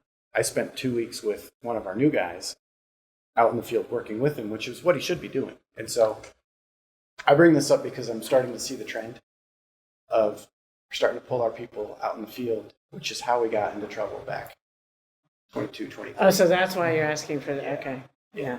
And So you want James Tente not to be out in the field? James needs to be in the office. Yeah, yeah. He needs to be riding along with our newer inspectors, training them, helping them develop. Is a combination building inspector 2, is that someone who would work under like James's team? Or I'm a little confused what the titles are. We've got 1 and 2. Okay. Doesn't matter. I mean, if that's what you say you need, that's fine, yeah. But let me ask you. I'll figure it out. Okay. Let me ask you this. Grant and I had a meeting with some members of a historic overlay neighborhood, and they had some suggestions on how plans reviews and inspections could better monitor the people who say they're going to conform, and then maybe in reality, after they present something that's in conformance, what they actually build might not fully conform. You know what I'm talking about.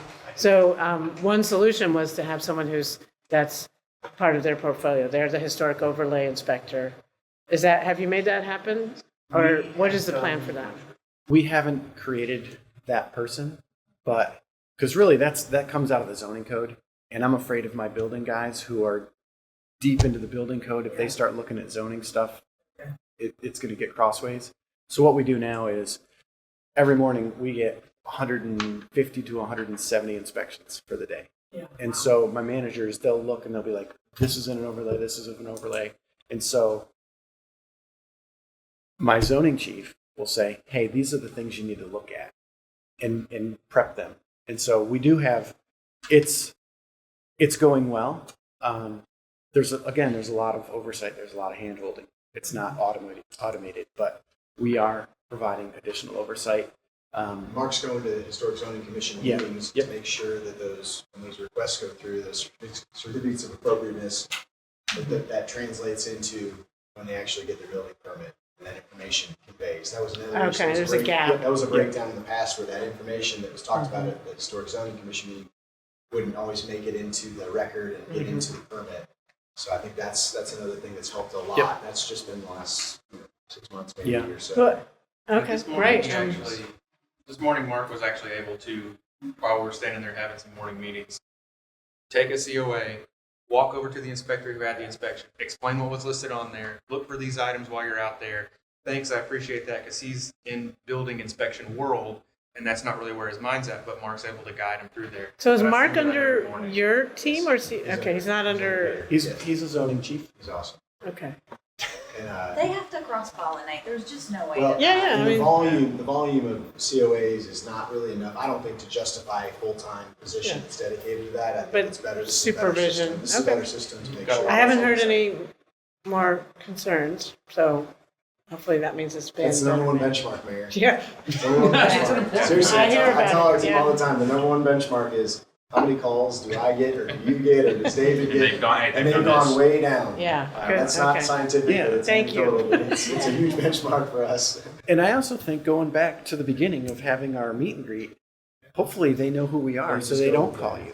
And they don't Solve call the you. problem. I actually Yeah. had somebody text me earlier on Monday.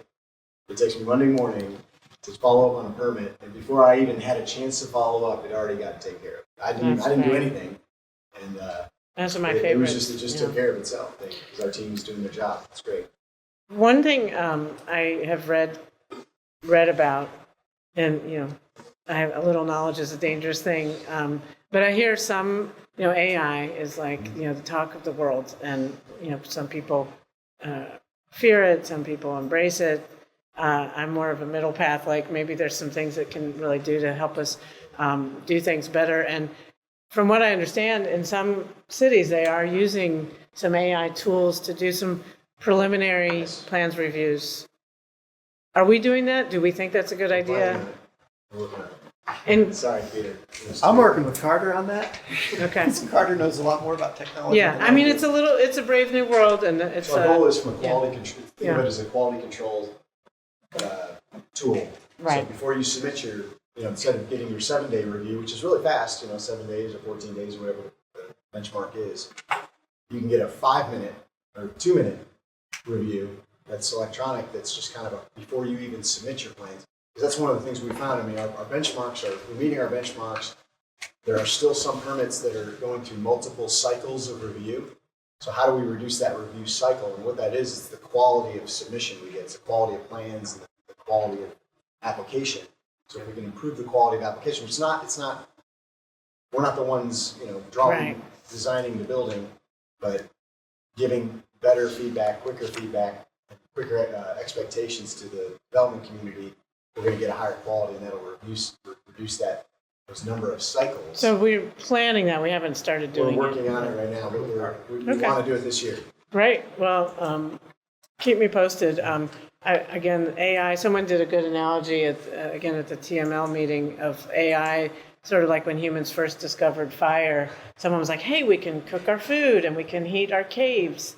And then someone's like, "This is going to burn down the forest and people will die." And it has a lot of good and possibly bad things. So let's tread carefully, but move forward. We're embracing it, methodically embracing it in operations for sure, and IT is really pushing it.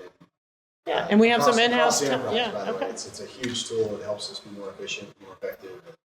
We're going to embrace it, but we still need to invest in HI, right? Continue to invest in human intelligence. Yes. It's always going to be important. Okay, I like it. All right, thank you. Any other questions for Peter and his team? Not today. Okay, thank you so much. Keep up the great work. Okay, sorry I took a little bit of your time, Kitchen, but I imagine you're pretty short and sweet. Yes. Well, and actually, Isaac spoke to us a little bit. Oh, this is the same thing. The same position Okay. that was historically done at CAT. I would say the bulk of this is really around grant management. As you know, They get most of grant funded, and so a lot of that hands-on work that was done. And federal at grants CAT. take a lot of management. Yes, it's going to be done by that person who is fully dedicated to just CAT. And like Kat's request, this should really be zero? Yes, just transfer funding. I approve. Let's pre-approve the zero request. I'd say most departments, have a financial analyst. Right. They work directly with, when I was in public service, we always had Jennifer. Yeah. Stephanie does a great job with grants, but I think this would allow Kat to always have. Kat's a pretty big department. And I mean, Stephanie to do what she should be doing. All grants. it's not a city department, but if it were, it would probably be like the fourth biggest, maybe after public service. It would be, be right there with public service. Yeah, and also probably get more federal grants than anybody outside of, engineering, police. Public service doesn't really get a ton of grants. Yeah, but maybe after that, housing. Yeah, although HUD grants keep getting smaller every year. That's true. I bet CAT gets more federal funds than housing. Because they're big capital ones. Yeah, I think they do too. So it's probably the third biggest. 100%. Second, maybe to after police and federal grant. CAT. Anyhow, it makes a lot of sense. Any I think CAT might be have more grant funding. even than KPD? Okay, and all the more reason to have someone who's designated to oversee. Oh, you're going to change seats? Okay. No. Oh. We're going to be there? Okay. All right. Let's move on. Hey, that's all right. Yeah, we do need to make sure folks speak up. Yeah. Yeah, Isaac's a little quiet. Isaac is soft-spoken. Okay. Yeah, Betsy, that was Kitchen's way of saying, let's go. Oh, didn't pick up on it. Hey, Gretchen, I love it. I love it. I'm with you. You just Yeah, keep that's me, awesome. keep me on I'm task. sorry, Mayor. Well, Well, no, we're done. I think You're good. I got all the information Love I it. need about that. Thank you. And I know Well, we'll be in lots more discussions about the budget in the coming weeks. Just getting started. Okay, so, well, good morning. I'm Betsy Cunningham, the Director of HR, and Mayor Margaret is our Deputy Director. I have been here, I think today is my official 2-month mark, and it has been great. I'm a firm believer that timing is everything, and I think the timing was perfect for me to join the city of Knoxville. And so I have a very good team. I'm very pleased and impressed with our team. Mayor Margaret in particular has been here just a few years, but she has incredible wisdom and is very strategic in her thinking. And I'm so very thankful for that. yeah. Betsy, I have to say, I ran into a bunch of your colleagues, your MTAS colleagues, and they were like, you stole Betsy from us. Anyhow, I said, yes, we're into our own talent recruitment, and we're really pleased to have you on board. And Mary Margaret, glad to have you as deputy.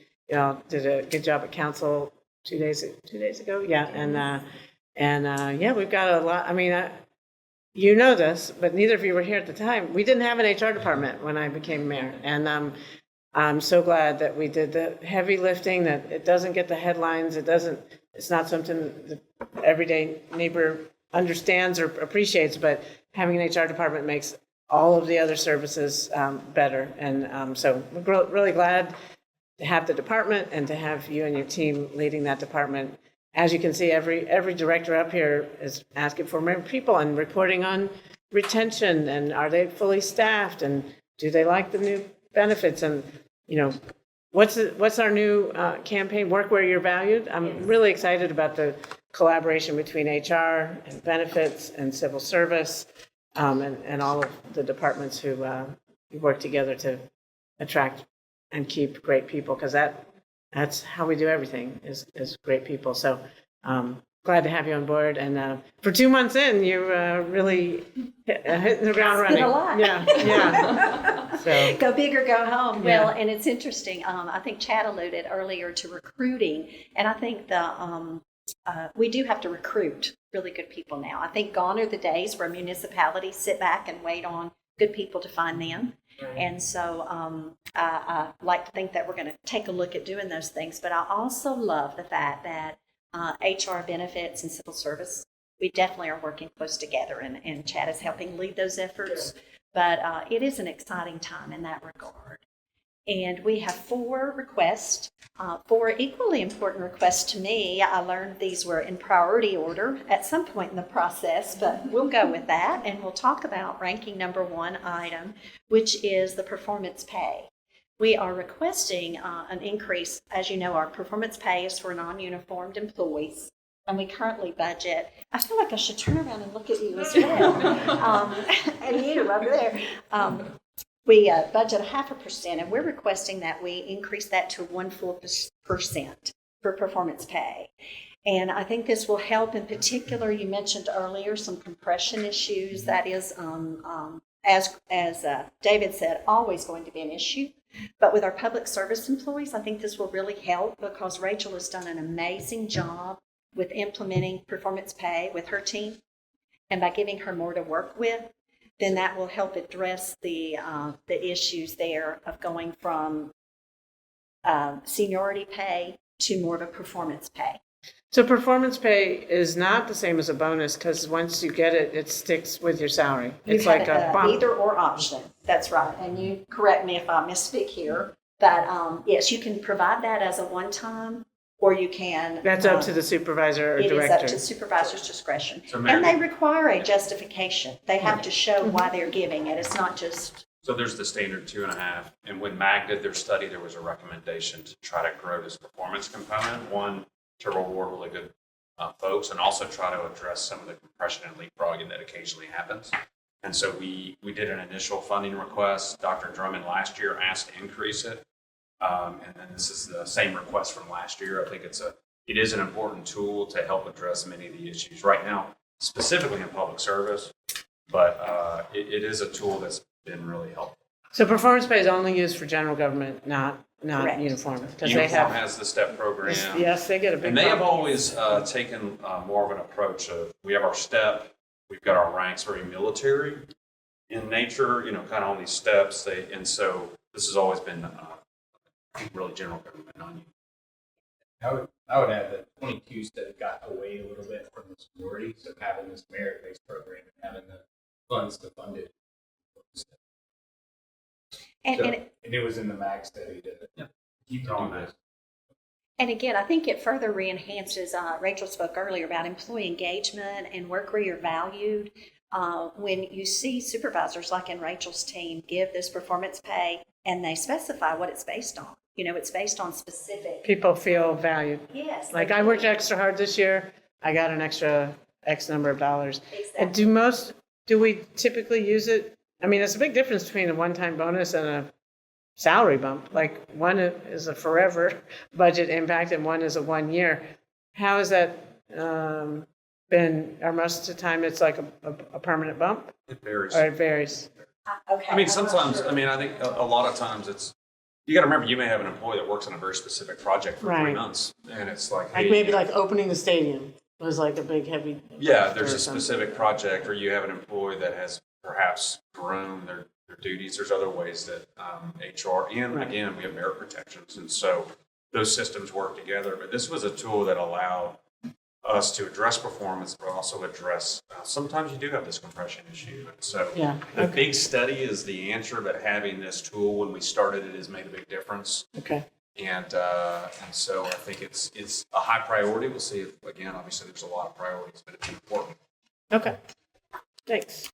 Our next item was to request additional funding. Let's see. Item 2 here.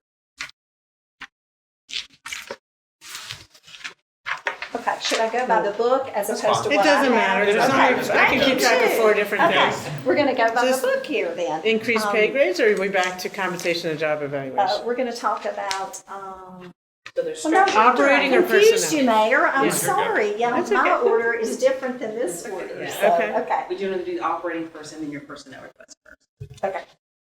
So this is what I need to speak. I knew what you were talking about. Okay, I just turned the page. Okay, we kind of skipped ahead. All right, part of my baptism by fire here. That's We'll fine. continue. That's good.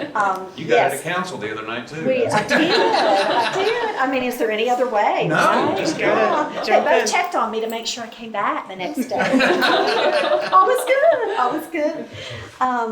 Compensation study. As you know, our charter requires us to conduct a comprehensive compensation review every 5 years. And so we are requesting the funding to be able to do that this upcoming year. And I will add to that, aside from just doing an RFP on this matter, which is extremely critical, we really do, as been spoke to here already, need to identify the city's compensation strategy and philosophy. And I applaud the city. Most municipalities, they're one and done. They do an RFP, they implement something, and then they just continue on. Walk away. We're not going to do that. And I'm so excited that the administration recognizes that we can't just be one and done. We can't Band-Aid any longer. So we've requested the funds to be able to do a full-blown study. I've already reached out to several of our larger cities to see some organizations that they have used. Because again, I think to sit back and see who responds to our RFP, gone are those days. We've got to We got recruit it. potential. Even the consultants who do this work, we have to. Yeah. Yes, and so we need to try to identify some individuals who can obviously register with the city as they would need to. Right. But So yes, this would be a full-blown as I recall from the MAG study, it's a pretty intensive process. It's a lot of Yes. work for our departments and employee surveys, and they do comparative studies. So, if we're able to fund this and start to, this is a high priority, and I've already promised I'm going to Yes. do this, and our employees are expecting it, and that's good. So, let's say we are able to kick this off, fund it in July, do an RFP. How long would the whole process take from start of like a year? Mayor, this How long would did be it take long? this would be a very 18 months? long. These are complicated, so by the time, if we do we want to have the RFP ready, so when the funding is in place, it's out. We get a contract to council.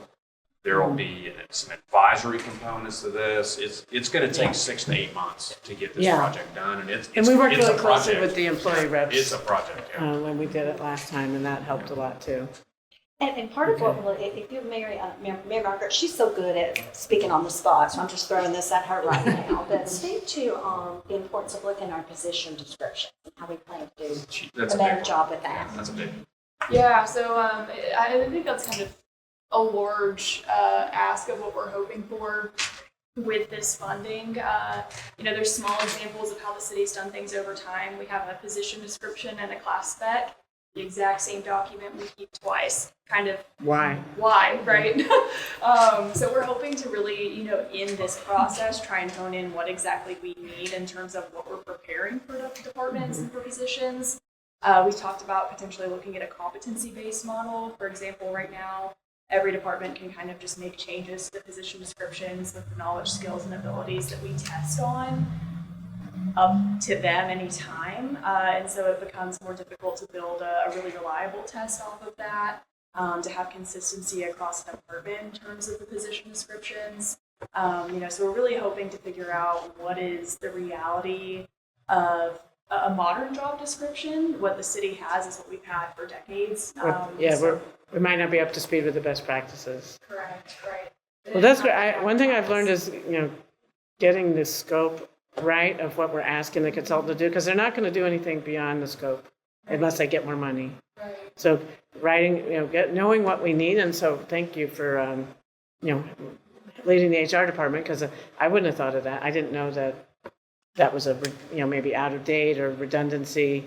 So let's get that scope done really well, because that's what we ask for is what we'll get, or what we can insist on getting.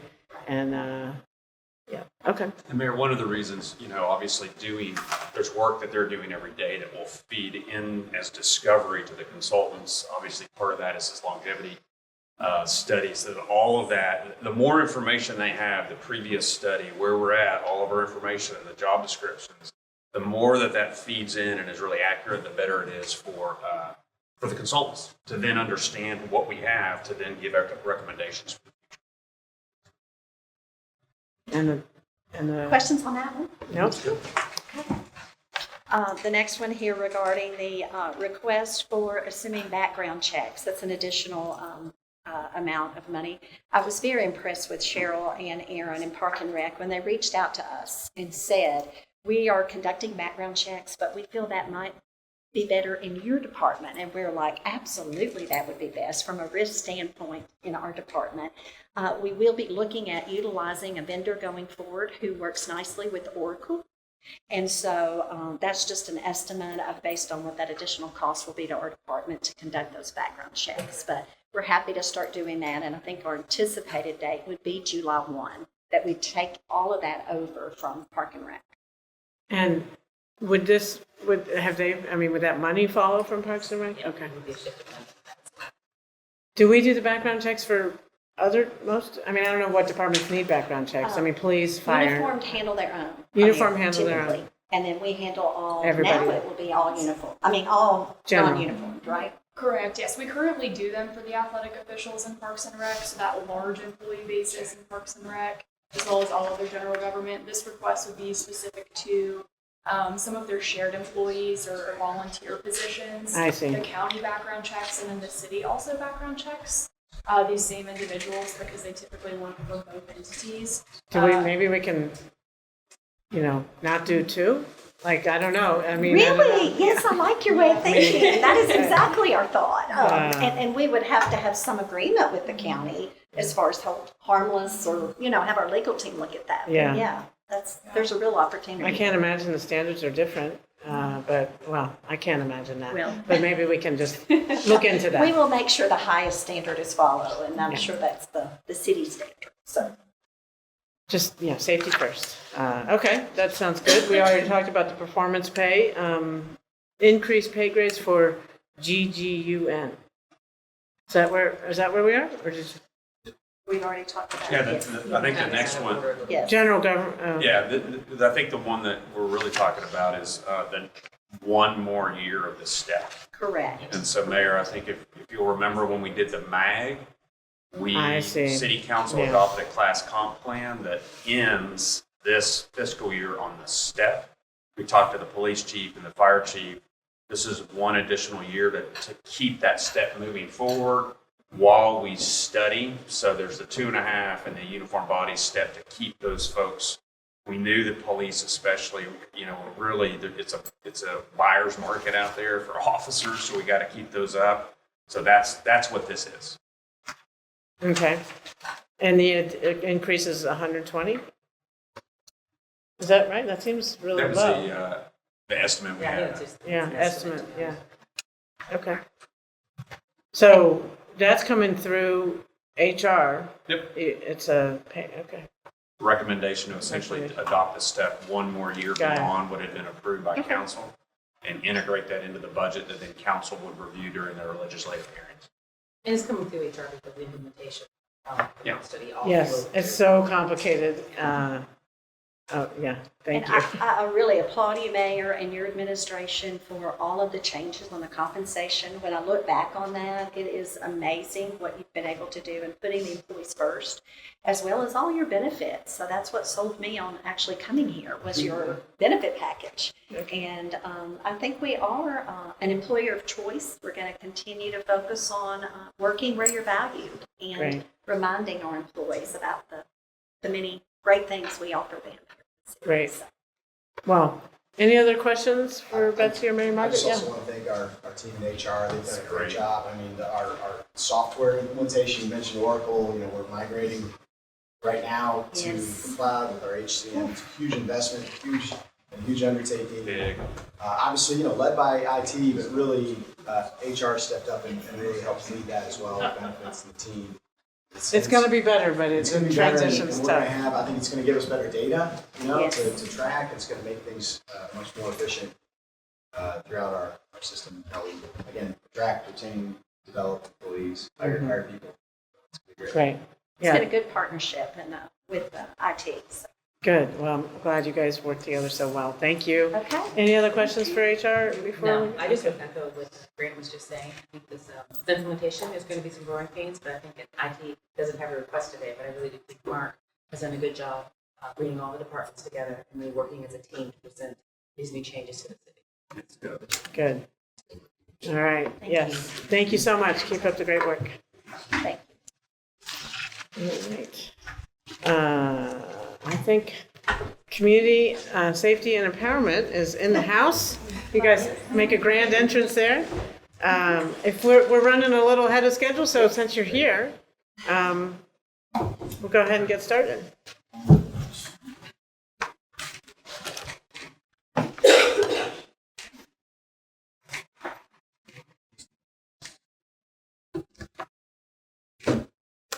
Good morning.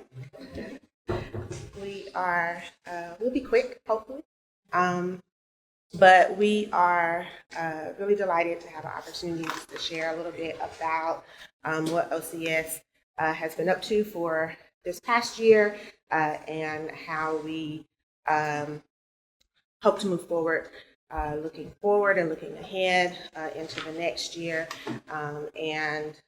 We only have one additional request, so we'll talk a little bit about that in the process of our sharing. But as I think everybody knows, OCSC is a consolidated department now for a couple of years with community safety and the Office of Community Empowerment, and a lot of our work is very much community facing.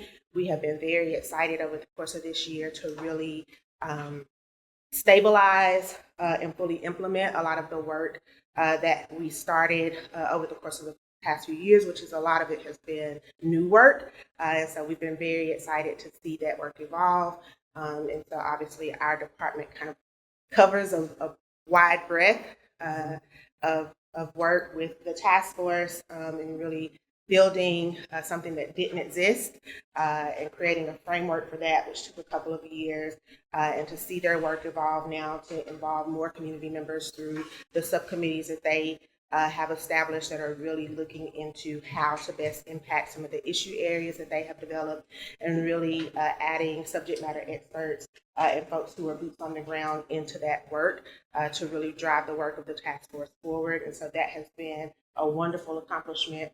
And I really want to shout out Mrs. Davidson and Ms. Harrison for the work that they do to drive the work of the task force and to support our community members who are driving that work.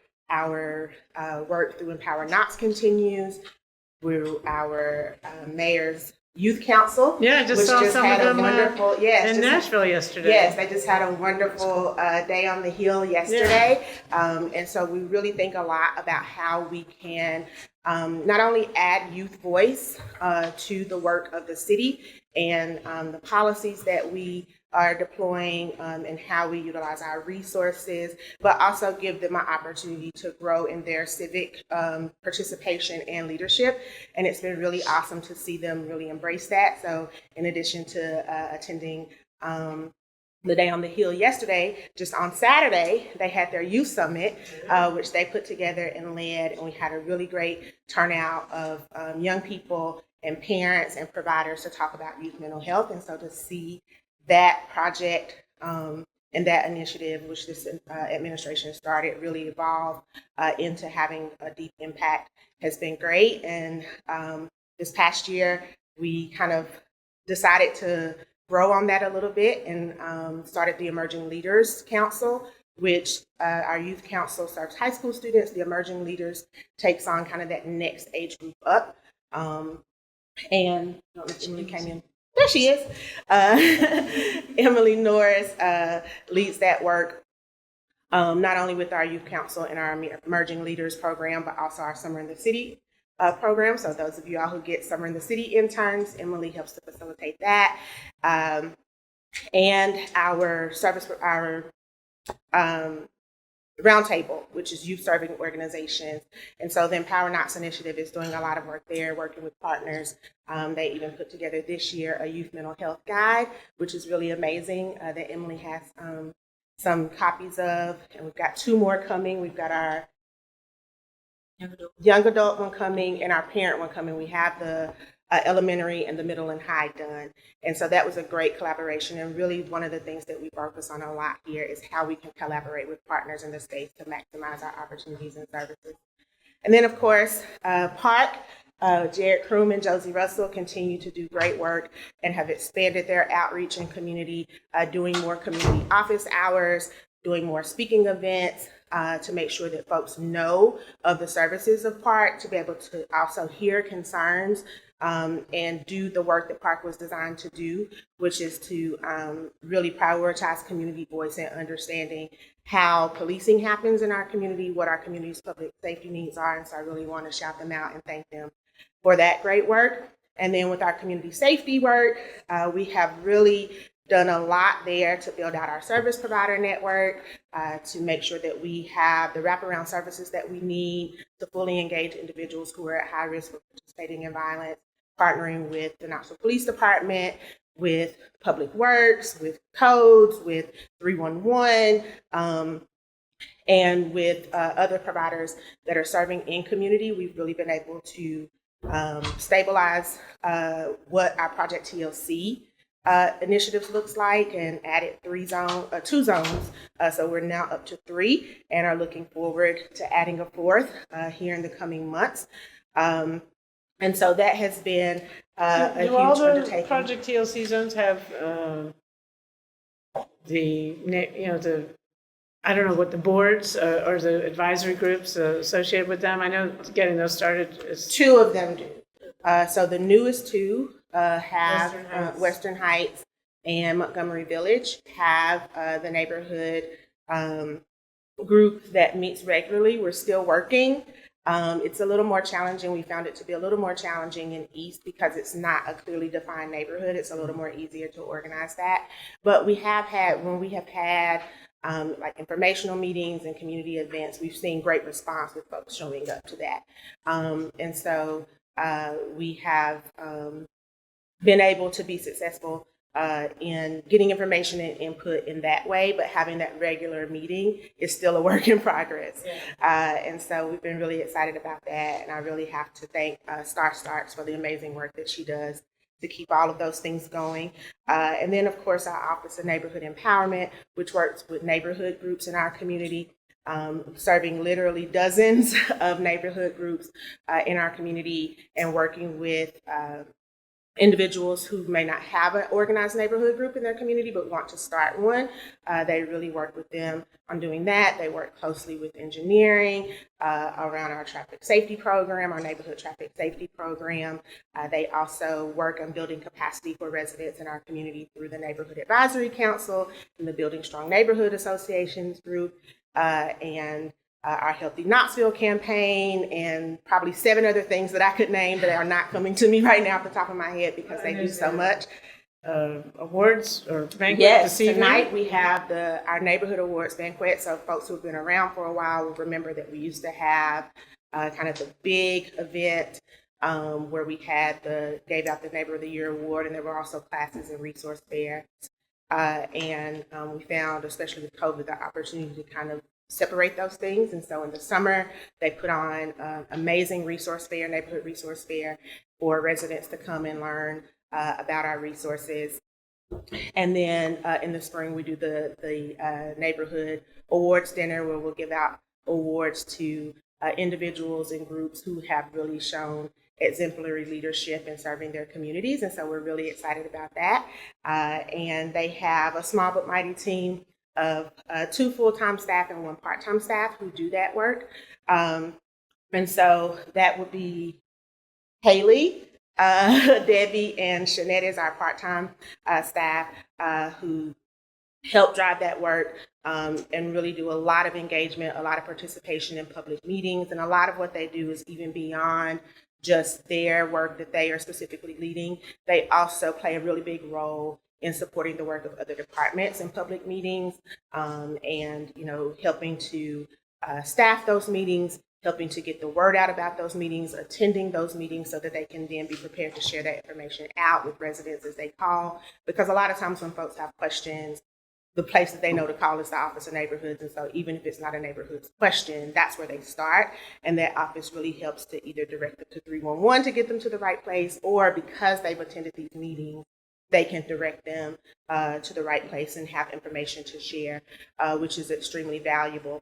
And so that kind of brings us to our additional request for this year. We would really love to elevate our part-time position to a full-time position in the Office of Neighborhoods, because there's so much public engagement, because so much of what our offices do happens not only during our regular office hours, but also over into the evening or on the weekend, because we're seeing a rise in our population, expanding neighborhoods, more folks wanting to organize, more folks wanting to get involved. It is really challenging to sometimes meet that need with our current level of staffing, and being able to elevate that position from part-time to full-time would really increase our capacity to meet those needs, to be responsive to our residents, to help build out their capacity to organize themselves, and also to continue to put on the great events and the great services that we're currently providing. I feel like I've talked a lot. So. No, that's good. Well, as you know, I'm really grateful and proud of our efforts on the whole Office of Community Safety and Empowerment. Some of the elements of your work have been around a long time. Police Advisory Review Committee, we're one of the first in the country, and but we don't just rest on our laurels. We keep evolving and growing, and I appreciate that. The board's fully. There are no vacancies on that board right now, right? Yeah, good. And there's some of the Office of Neighborhoods is a little bit newer. I think that was started under maybe the Haslam administration, and then continued under Rajero, and now, and obviously people really enjoy and appreciate the services you provide. So great. Looking forward to celebrating some of the really exceptional work of our neighborhoods tonight. And then a lot of the stuff that your department does was started in the last 5-6 years. Office of Community Safety didn't exist. Now it does. African American Equity Restoration Task Force didn't exist, and now it does. But I just, especially, when we talk about how far crime has fallen, and particularly violent crime, I feel like the work you all are doing is saving lives. And also just, the absence of violence is good, but then the presence of peaceful, empowering activities is also essential. So you guys cover both sides of that equation, and we see the fruits of our labor and lives saved and lives empowered. So I'm really, really grateful and proud of that work. So good job. And I know our violence reduction strategic plan, we're continuing to evolve that and adjust it, set new goals. And I don't want us to ever be satisfied or think just because crime is down that we should, lay off the gas. We need to just keep doing what we're doing. And I'm excited to expand the Project TLC. And so hopefully the first one was the hardest, and then added 1 and 2. Now we have 3, and now we got a bit of a rhythm, and we know the partners know what it is, what it isn't. So great job. It is really hard to start brand new things. So thank you for doing that. And I understand this, and Shanetta does great jobs. And looking forward to seeing some of the fruits of our Office of Neighborhood Empowerment's work tonight. And we'll see. This is, obviously, if we have the resources, this would be a great expansion of that office. We'll see how the budget unfolds. That's the thing that's overwhelming about these budget hearings, both capital and operating, is always our needs are here and our available resources are there. So we have to sift through and see what we have to prioritize. But I appreciate the hard work you and your team do. And we'll keep this in mind as we go forward. Absolutely. Thank you. Any other questions for LaKenya and her team? Okay. Thank you all. Thank you Appreciate all. it.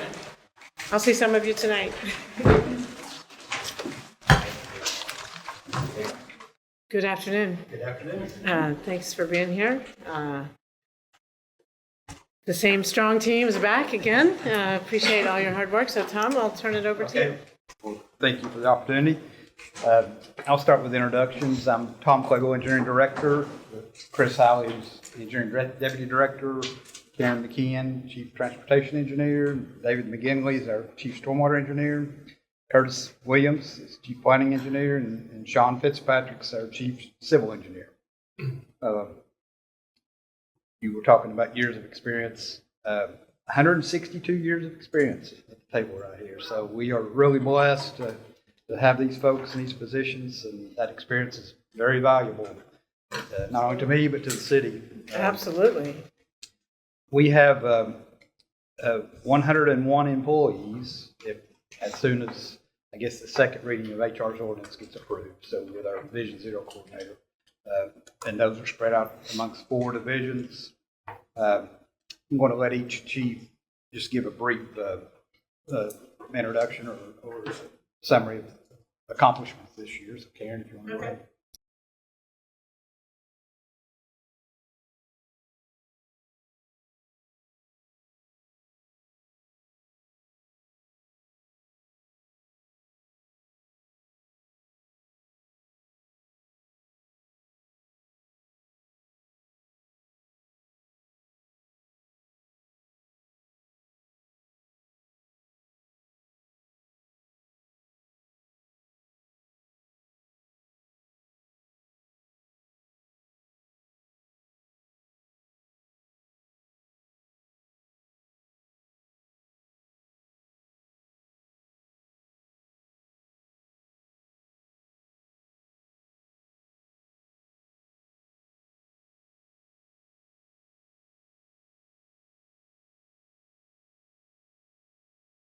It's a busy year last year. Yes, it was a busy year for parking for sure. Got rid of meters. We now have mobile pay. We are working on the Ames online permit portal. So that should be live Remind me what that is? So that's like valet parking permits or permits to reserve spaces either for construction or moving Oh, for pods. unique events, not everyday things. Okay. So that should be live for the public next month. Last year, they also completed a lot of key pavement marking projects, such as Gay Street Viaduct, All City North and South Lots, Inskip and Ed Cochran Pool, Tyson Park, Gary Underwood Park, and Holston River Park. They also installed 20 new downtown stop-and-go parking locations downtown. This is a team of 4? It's a team of 4. Wow. It's a busy team. So next would be our signal and lighting team. That's a team of 11. Last year, they worked really hard. I mentioned modernization of systems. Our signal team is really excited that we have ATMS projects coming, and they're working We hard. are all excited about that. So last year, they installed wireless communications to over 50 of our signalized intersections within the city. Out of how many signalized 400. So 50 is a good start. yeah. So with those 50 and what we had already, we should have 200 intersections ready to come online whenever we have central software, which is really important. So we've done the hardware part, hardware upgrades, and we're waiting on for about 100. You said 100 signals. So we'll have 200 that we 200. can bring into our central software that will be Middlebrook installed. will be the first ATMS project where we're replacing hardware, new communication. So it's really the first ATMS project we're getting online. When is that? And we let the project. It's in construction. Completion date is 2027, but the central software piece of it should come early in the contract. So we're hoping that'll be in this year. So once the ATMS projects are up and running, Middlebrook Pike will be Knoxville's first. How will that help us internally, and how will that change the roadway user experience? So we'll be able to make changes more quickly because we won't have to go out into the field and open up the cabinet to install new timing or to do diagnostic tests to see if the detection's working or if there are other issues. We'll be able to do that remotely. From a central location, remotely, yeah. And that includes the 200 that we have communication on. So it's over half the system once we get the software. So once we get, so the software, is that, that's under contract or It's being in the what? Middlebrook project. That's part of that project. The software is not like something we do citywide, it's project by project.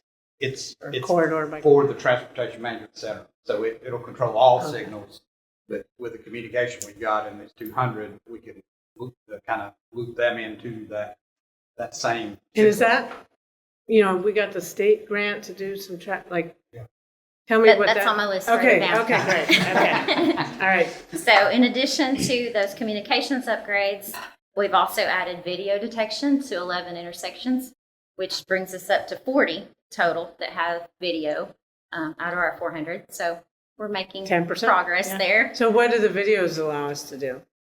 So it gives us the ability to have counts, live counts. We can use that data to update timing. We can also make changes to the detection zones. If we get calls that are related to detection, our engineers can get into the online portal and look and actually see the video footage and know, okay, are these vehicles being detected? Do I need to extend this detection zone? Okay, detection for speeding or just for vehicles? Is there anybody there? Yes. Okay. Vehicles, bicyclists, pedestrians. I see. all So of that. safety improvements. Okay. Yes. Right. In addition, they added pedestrian signal upgrades to 9 intersections within the city. So that's that vulnerable roadway user component that I mentioned before. Our sign and marking team, which is 10 people, we've been wrapping up the sign inventory that we started last year. We're doing that right now, and it looks like our total sign count is going to be about 57,000, which is a little less than the 60,000 than we anticipated, but it's still a lot of signs. In addition, that team completed 806 work orders for pavement markings last year, which is a 76% increase from the previous year. How did they do so much more? Overtime and just more efficiency and fully staffed? Yes, that team is fully staffed currently. Good. So, in addition to that, they provided traffic control for 219 events within the city. That's compliments. We've also had to hire some people to help with traffic control, like, because we just have too many events for us to do internally. So, but they work, when we hire people, like the city employees are sort of the bosses of the scene, sort of, or? Yeah, Yes, I mean, so like they actually manage those contractors Yeah. who are doing the special event Good. traffic control. That's good. And last but not least, our Vision Zero and Operations team, which is soon to be a team of 11 with the addition of the new Vision Zero coordinator position. Probably one of the most important accomplishments that we've had is we had fewer fatal crashes in 2025. That's fewer crashes on city streets, fewer crashes on all roads within the city. So we had a 38% reduction on city streets and 28% on all roads within the city. That's fantastic. To what do you attribute that reduction? I mean, many things, but what do Many you- things, yeah. Education, people knowing more about Vision Zero, us making these upgrades within the city budgets that we have, leading pedestrian intervals, Yeah. all of the quick build projects. So it's Yeah. good to see that we're actually making a difference. Yeah, saving lives and injury, preventing loss of life or injury. That's fantastic. And next on that list, I want to note that KPD helped us secure funding through a downtown public safety grant. That's what yeah. 1.5 million for the transportation management center that we've been talking about now for, I feel like, about 4 years, but it's very exciting to finally have some funding to bring that to reality. And then that 1.5 million is going to buy equipment, computers and things to do. Renovate the first floor of the Public Works building on Morris It's a Avenue. pretty major office renovation, first floor of Morris. Okay. What's there now? Just old equipment. That's not. It was originally designed for some traffic engineering, so it's just open space, a lot of stuff plugged in. It's going to be the center. Conference room. It's like a real-time transportation center, Offices, it's gonna basically. be- Yeah. Like sort of like the real-time. Sort of, yes. Like sort of like that. Okay. And right now, my team, part of my team is upstairs on the third floor with Sean's folks, but once we do this renovation, You'll be in transportation one place. will be in one place. Oh, that's exciting. Yeah. That's So great. we are very thankful to KPD for helping us get that funding. As you mentioned before, we just got notification that we received $250,000 from the state for a transportation planning grant to do some timing upgrades on Kingston Pike. So we're excited about that as well. Green Light City. Maybe. I mean, And I do want to note that through our internal engineers that we have on staff and also through staff augmentation, we've made timing changes, updated timing on multiple corridors this past year. Those corridors being Chapman, Broadway, most recently Clinton Highway in Callahan. Okay. That was just this week that we implemented new timing on 6 how do intersections. you prioritize that work? And, how do you distinguish between, what is a real timing issue versus what someone's just mad because there's more traffic at rush hour and there's no amount of timing changes that can actually And we do address try that? to focus our efforts on those high injury network corridors where we Okay. can make changes. Because certainly driver frustration can lead to crashes. It can lead to red light running and things of that nature. So focusing on those high injury network corridors really helps us do the most good for Right. the most people. Great report. That's all I have. Yeah. It's been a busy year for transportation Yes. engineers. For the last 2 or 3 years, stormwater is mainly focused on ARPA projects and the ARPA grant. We're starting to see those projects finally come to construction. Our two stream bank restoration projects, both Rock City and Mary Vessel, are both under construction now. I just drove by there Oh, on yeah? the way back from the airport because that was the side road we took. Yeah, they look very much in the middle of the thing, so Yeah, it's they're good. removing invasives and getting ready to get started in full here real quickly. So, and those will both be fairly quick projects, 45 to 60 days. Everything with the grant has to be wrapped up by July 1st, and then billing by the end of September. So all of these things are going to come up, wrapping up pretty quickly and rapidly. So that's good. I don't know if you've been through North Cherry lately either, between the railroad and Cecil, but they're starting to install the new box culvert there. And that project's moving along pretty rapidly as well. They keep getting some utility conflicts, but we're working through those. And hopefully that's going to be all right too. Baum Drive and Aaron, we're doing a drainage project there to help alleviate some of the runoff issues that are happening there. That should start up with construction in the next week or so. Our creek cleanup from camps and debris and stuff like that. Over the last 5 years, we spent about $200,000 a year cleaning up those, and it's kind of cyclical. We just keep on in circles cleaning up and then coming back and cleaning up again. But that project has been great. It's helped to clean up some of those things and remove some of those issues. So that's, we do that in-house? No, we have. Are we hired? Yes, Okay, ma'am. we have, okay. Yes, ma'am.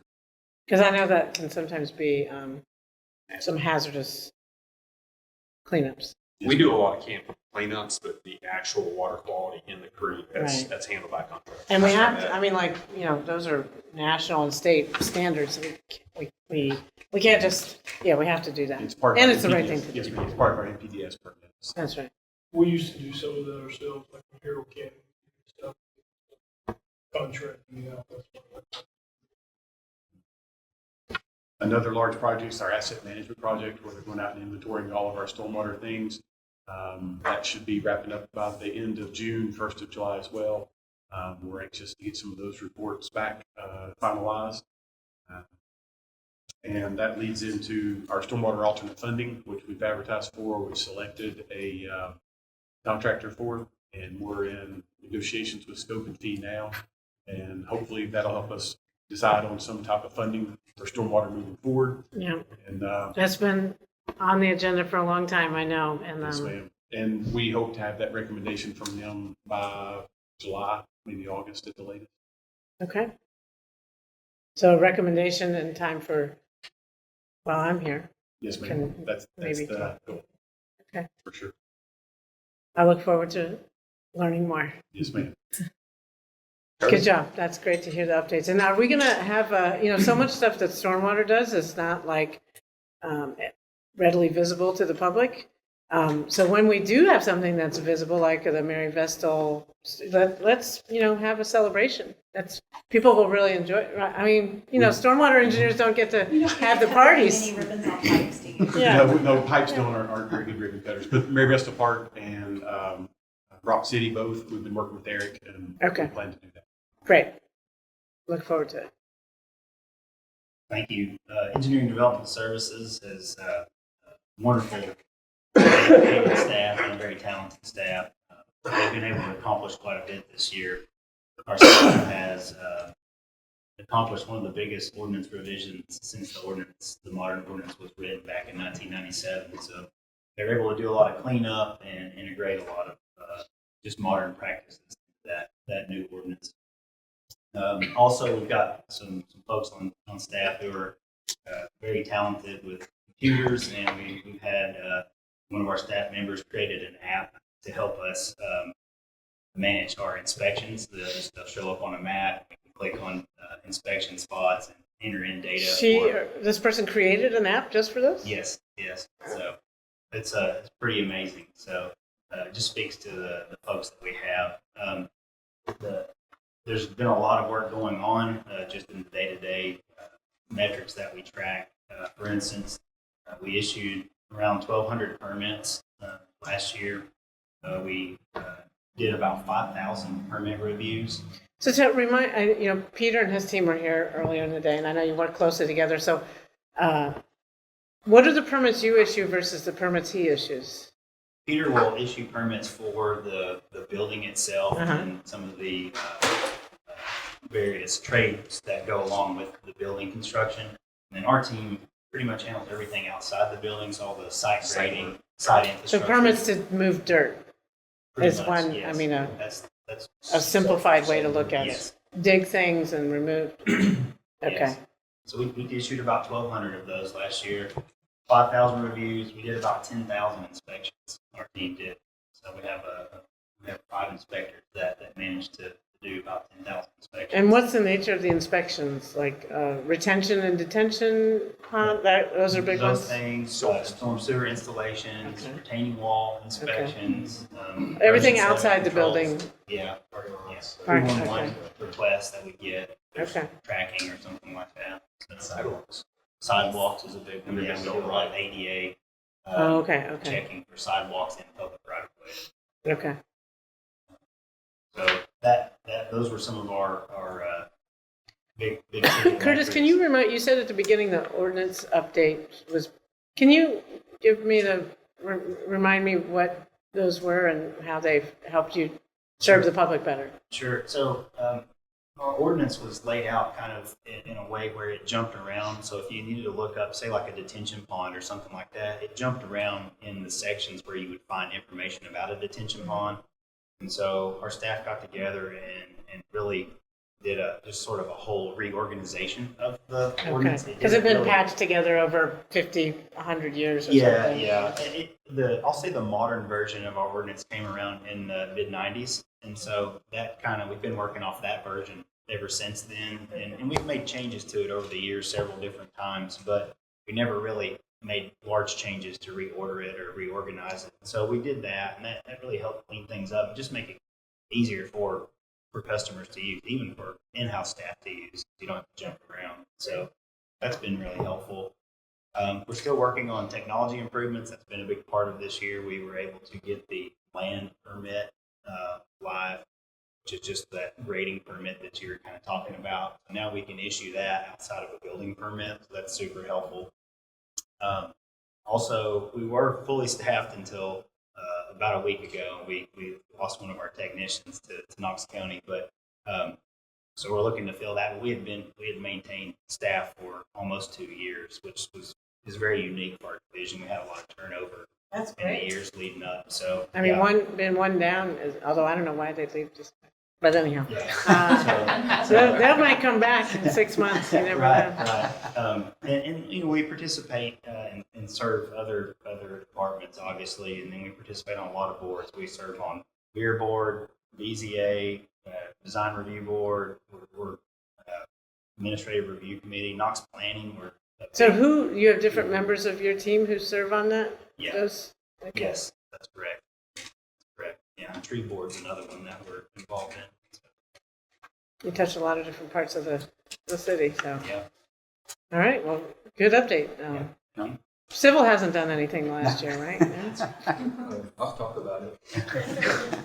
Civil division, what's that? Civil division, we're broken into 3 teams. There's a design team, construction team, and survey and real estate team.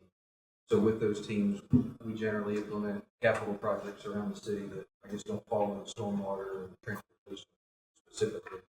I'll go through just a couple of projects, big projects, not all the projects, but some big projects we got done this year. K Street Bridge repair. That's been great. I mean, I don't know if your office faces that way, but mine does. And there's so many people happily using it all day, every day. So, and all the months it's been open. It's really. We're glad we're done for now. That was important thing that we worked with. I even see people coming after 5 and parking on the top deck and using it just as like going to small walking is what I call it. But there's a lot of folks that come out just for the recreation. A lot of projects, only the immediate neighborhood or people nearby notice it, but that one's just very visible. Yeah. So anyhow, thank you. I know there's a lot of hard work by the whole engineering team, among others. So thank you. It's good to see the fruits of your labor. And so right now we're reviewing proposals for inspections of the bridge. Just to remind everyone. Yes, I remember. It's like driving an old VW. You got to keep working on it. Augusta Quarry amenities, that's another one we recently finished. It's popular. We just opened bids yesterday on the facility paving, so paving that driveways to the quarry parking lots in that contract. So you'll see that next month. Yeah, it's a little dusty for that amount of use. Yeah, so we've got a plan for that. Another one was James White Parkway Pavilion. That's another high visibility one that we got done this year. Me too. It looks amazing. So one thing I want to talk about also, the construction group, right now they have 14 active projects, about $56 million of construction that they're managing, like right now. For the big ones, Burlington Streetscapes, just getting started. Severe Avenue Streetscapes, which we've been out there and met In the about. throes of it. Yep. Pleasant Ridge is under construction now. And then we're just getting ready to start for the first phase of resurfacing, which is districts 1, 2, and 6. So that'll be about 16 miles in those districts. And then next month we'll bid phase 2, which will start in July, which will be district 3, 4, and 5. So those are my construction highlights. And then the design group and the surveying folks in real estate, they're developing about 32 projects right now. So we've got some bridge projects, we've got several greenways, a couple roadway improvement projects, and then various sidewalk projects. Most of the sidewalks are maintenance and repair of We've got- existing. There's the Fountain City sidewalk, which was the grant, so we're working on that for the new sidewalk. Oh, where's that? Gibbs On Drive? Broadway. Is it really? Yes, actually. Oh, interesting. This grant was submitted before I came on board the city. It won't be done until I retire. Yeah. Okay. CDOT, local program. Okay. And then, yeah, sidewalk replacement, curb cut projects. Those are our. Well, with the 106, you said 160 years of experience. I mean, to me, I mean, I've only had 6+ years as mayor, but it seems like there's been more work done by the engineering department in the last 6 years than ever in my time as mayor. Yes. But you guys have been serving. I mean, it just the volume of work that we're achieving for our city is really a lot. Yeah, that's. You've been around a couple more years than me, Tom. Yep. 30? Yeah. 35. Yeah. 35? Yeah. So how does this compare to the volume of work, the pace of change, the amount of investment? I think, to the. I mean, it's definitely more work, and I think the art continues to grow as far as volume of work. When I first started, it's night and day as far as the number of projects that we were doing. In fact, it's probably 10 times what we were doing then. So. You're never bored. Yeah. You might be tired. Expectations too for response. One point I like to make, this puts Peter's group as well, both in the plans review, but also capital projects and transportation. The volume's gone up a lot, obviously, number of permits, number of projects, but the level of complexity, I think the projects are more complex than they've ever been. Why is that? Well, they're all infill, they're all We have no redevelopment, so it's like Knox County, for example, a lot of that growth and development, it's on greenfield, so you've got a kind of a blank slate versus remodel existing a house. Infrastructure. Yeah, a remodel of a house versus building a new house. Yeah. It's typically easier to build a new house than it is to remodel an old house, right? As you know, right? We all always know.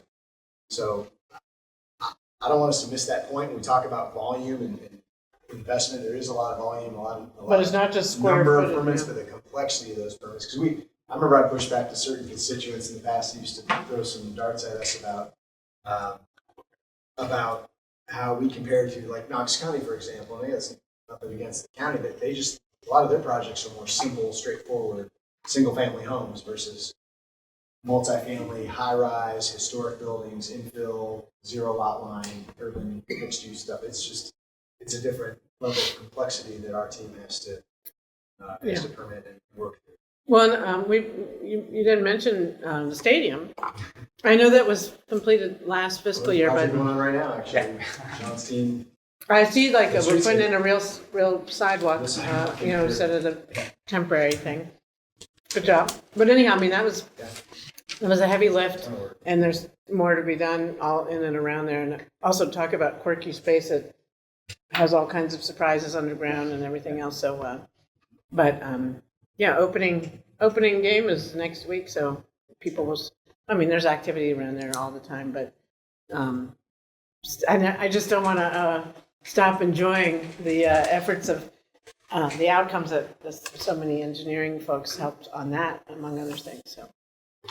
So I guess So you we don't can- need anything else? We can You move got on it? to the requests that can help us Okay. do more. All right, let's hear it. I'm ready. I did want to mention, and Curtis reminded me, and I should have brought this up. I think we have 3 vacancies, 4 if you count the new Vision Zero. We're taking up the school crossing guard program.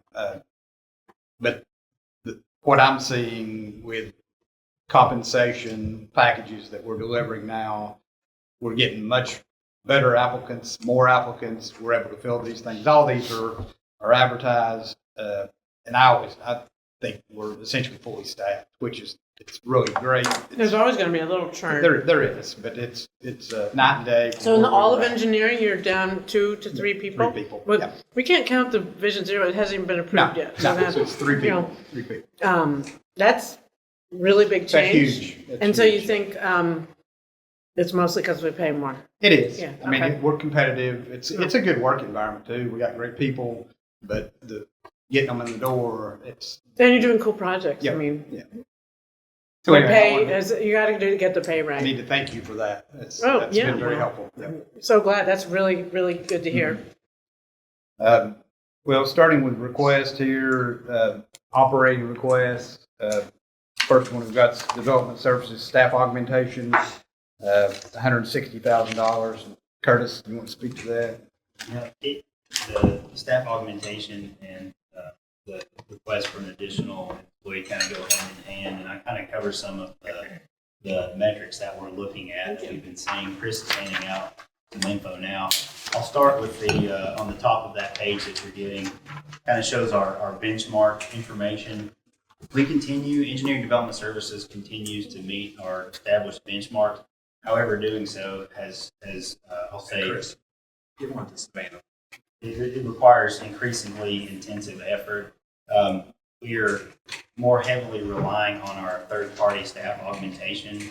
We're starting to get behind in some of our reviews. And we're Just like Canon and Canon or Yes, other? that's correct. Yes. That's currently who we have an active contract with. And so we're relying on them more heavily.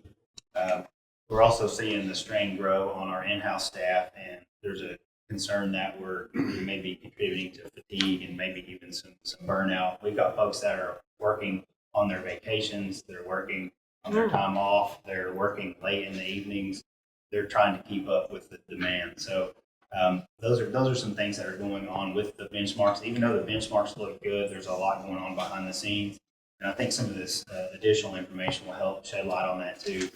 The second. Wait, before we move, just sure.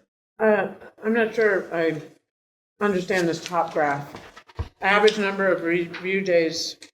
Okay, so it's 23. So they're going down, and that's good. Yes. And yes. there's no red in 2025. We didn't have any commercial projects over 20 million. Not during that quarter. That was the fourth quarter of 25. Okay, so basically, we want those numbers over the time to go down. It's turnaround time. Okay. Yes, and we want them to stay there, but also do it in a sustainable fashion. The second item on there are our total permits that we issued. We looked at a 5-year window. So going back to 21, we had about 900 permits that we issued, and then in 2025, we issued nearly 1,200 permits. So that's an increase of 30% over that period of time. So that's pretty significant. Did we add staff to your team? We did. At the end of 23 or start of 24. Like 4 people? 3? Three. Mm-hmm. Yeah, and I'll touch on that too. I've got some information on that when I wrap up. The third kind of set of data that we looked at were our revenue that we were bringing in. If you remember, in 23, we adjusted the ordinance to. Welcome to Vice Mayor Fugit. How are you? I'm waiting for my turn. So in 2023, regarding the permit fees, we did some adjustments in the ordinance to better reflect the services that we were providing. So we adjusted our fees, and in doing that, the first year in 2024, our fee revenue increased by about $100,000, and then in 2025, it increased again by another $60,000 or so. So about the same as your amount requested. Interesting. It's amazing. Yeah, that's pretty interesting. But I see the plot. Officer, that's coincidental. Strategically. These are, I appreciate the graphs. I also appreciate the one-page version of data. That's good. I have to give some credit to Chris and Tom for that recommendation. Yeah, one page is good. Yeah, it's helpful. Looking at additional permits that we issue like special pollution abatement permits, floodplain development permits.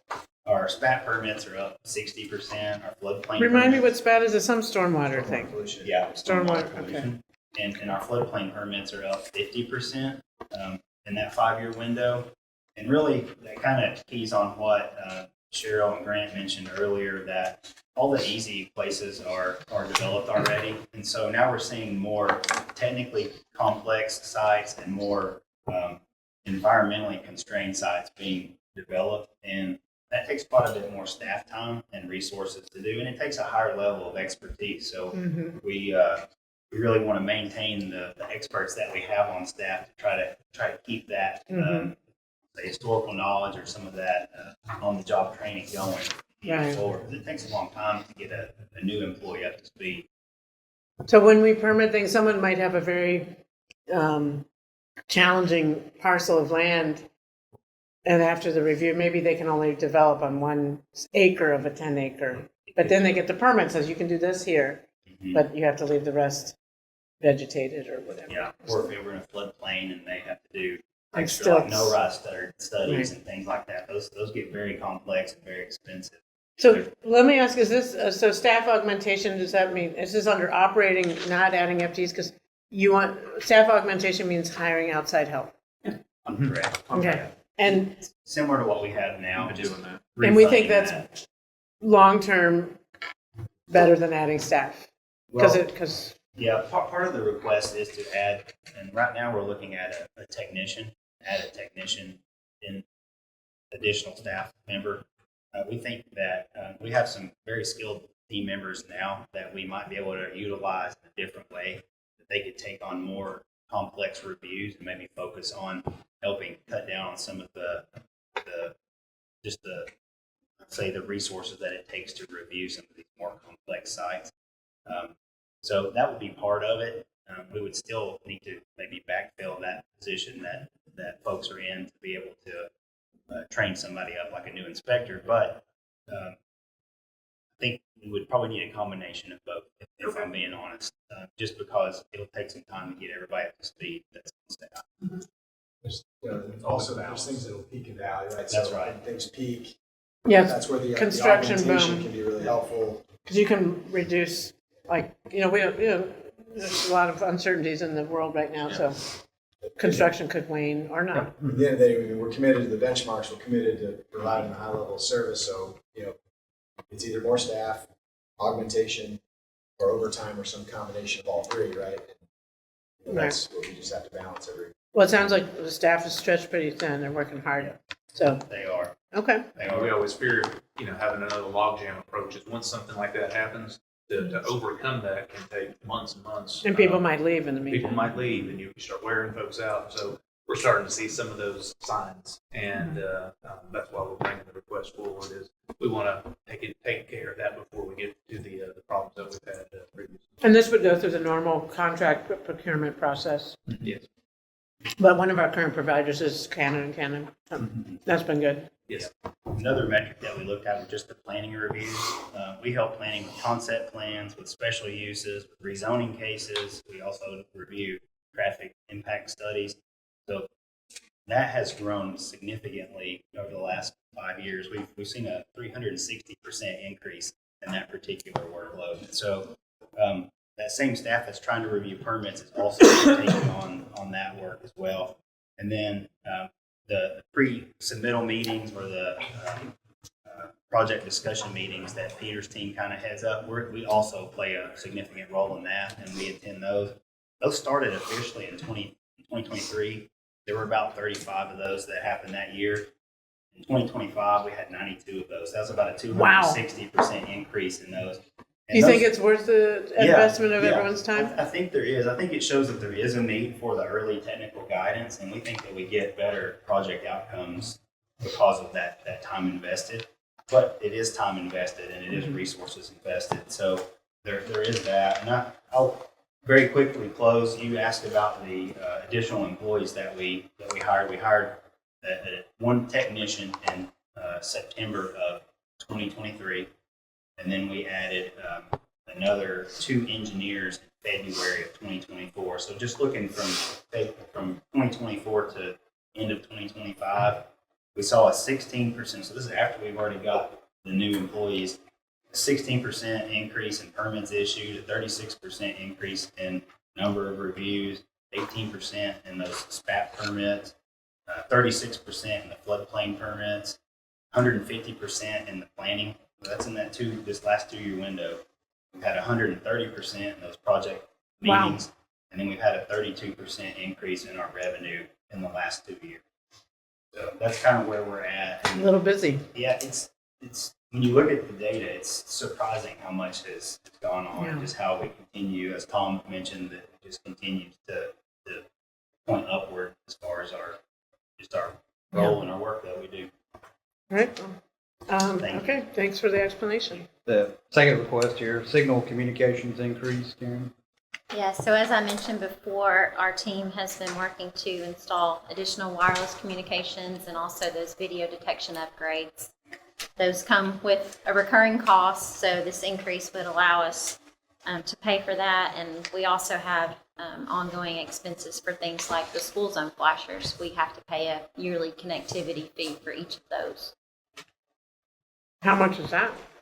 $218 a year per flasher. And we currently have 170 flashers. Okay. Okay, that's sounds like a good idea. Number 3 here, transportation staff augmentation, Karen. So in the transportation division, we have 3 contracts currently with consultants to help us with staff augmentation.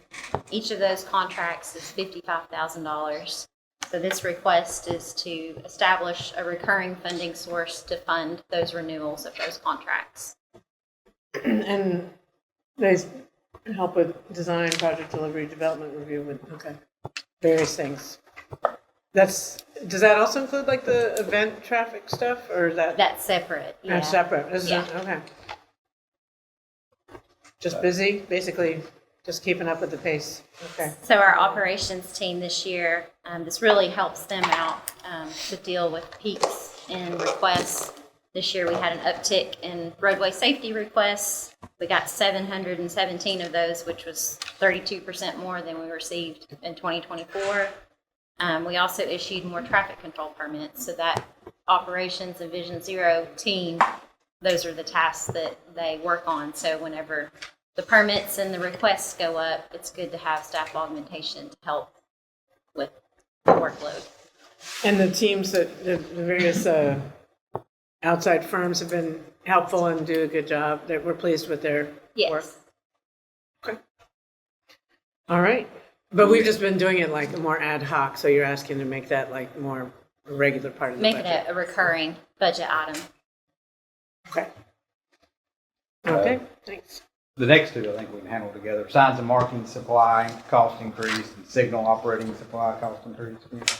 Yeah, so I would attribute those increases to 2 things.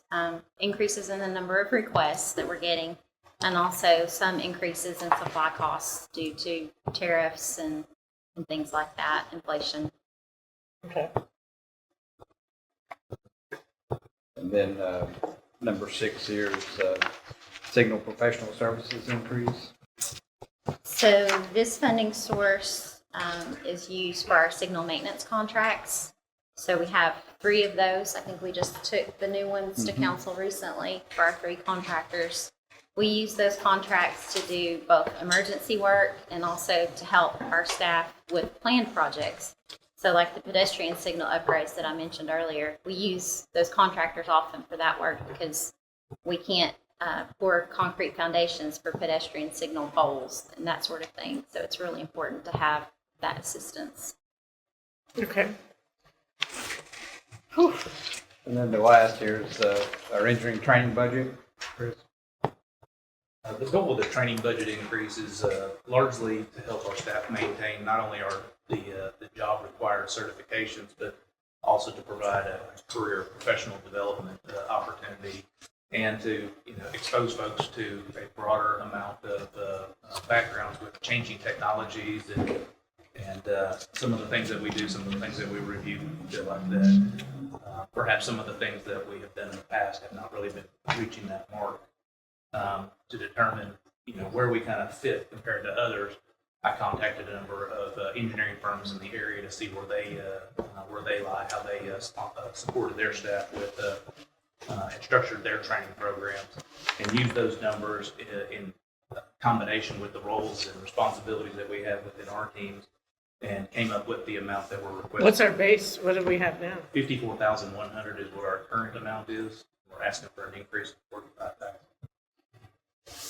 And when you talk to the private engineering firms, they do a lot more, I'm guessing? Or They do a lot more. And what about other municipalities? I think they also do some more. I think it really just depends on the individual municipality. Okay. And the way we're organized and the way others are organized is not necessarily apples to apples. And so one of the comparisons that I thought might be closer to apples is looking at, PRI, Peter's team, in that they have a highly technical group. They do a lot of similar types of things as compared to that we do in engineering. And the amount of their budget, if you consider a per person basis, theirs is a little more than 3 times what ours is. And so, Does Peter know you're revealing that? he allowed me to see his budget to see what he actually had and to know how many people he had. So okay, that's interesting. He's smart enough to know what direction I was headed in asking him some of those questions. But, when do people have time? They're so busy. So they have just take time during the middle of the day, or is it online, or just various things? What we do now is we rely heavily on lunch and learns and webinar-based training, and we squeeze it in where we can. Okay. But I will say that a lot of that's largely kind of limited. And what are we learning? It's year in, year out, the variety doesn't change that dramatically. And we're thinking about, at least the way I'm thinking about, technology. We're in this AI transition, where there's some of us that, I use AI 20 times, 30 times a day because I think it makes me more efficient in all the things that I do. And there's some folks that use it 0 times and they don't know how to use it, they don't want to use it, or, Which one do you use? Which app? Well, I was using ChatGPT exclusively, but I have been transitioning to Copilot. Good answer. Send us out to Copilot. We got Copilot. We use Copilot. I had to remove my link from my webpage so I didn't accidentally click it. So it makes it much easier for me to stick to Copilot now. So, but I am fully on board because it does make a lot of things. Once you use it a few times and you recognize how much easier it makes your work, I bought in completely. And I think that there's a lot of opportunities that, until I tried something or somebody told me what you can do, I didn't know to try that. And I think that's some of what we miss by only going to webinars and lunch and learns is we don't know what the capabilities are that are out there. We never get exposed to them. We rarely get out of Knoxville, less yet in the state or region or to other areas of the country to see how everybody else is doing things. And I think in general, our culture has been to the point where the expectation is we have certain jobs that have to have very specific training. And once all that training goes through, the remaining budget for everybody else is not very big. You get like 10% of the budget for 70 people. And so most people just have reconciled that we're doing webinars and lunch and learns. And that's kind of a cultural change that we'd like to see change. Okay. And it would require some additional funds to be able to do that. Makes sense. All right. So under personnel, we've got a few requests. Transportation Engineering Technician 1, Karen. So Chris, I believe, has the handouts that will assist with telling the story for this one.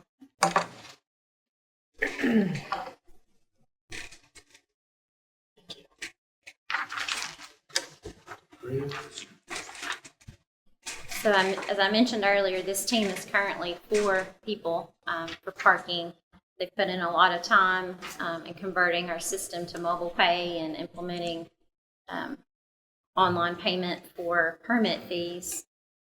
As you can see from your chart, our permits have increased 27% as far as the number of permits, but the revenue increased almost $50,000 from 2024 to 2025. And then if you look at the net revenue from parking, that was up almost $245,000 from 2024. What is the net revenue? What are you subtracting from the gross? So for the new mobile system, Or just the pay cost system, of the it's system? transaction fees, Okay. credit card fees, that sort of thing. I see.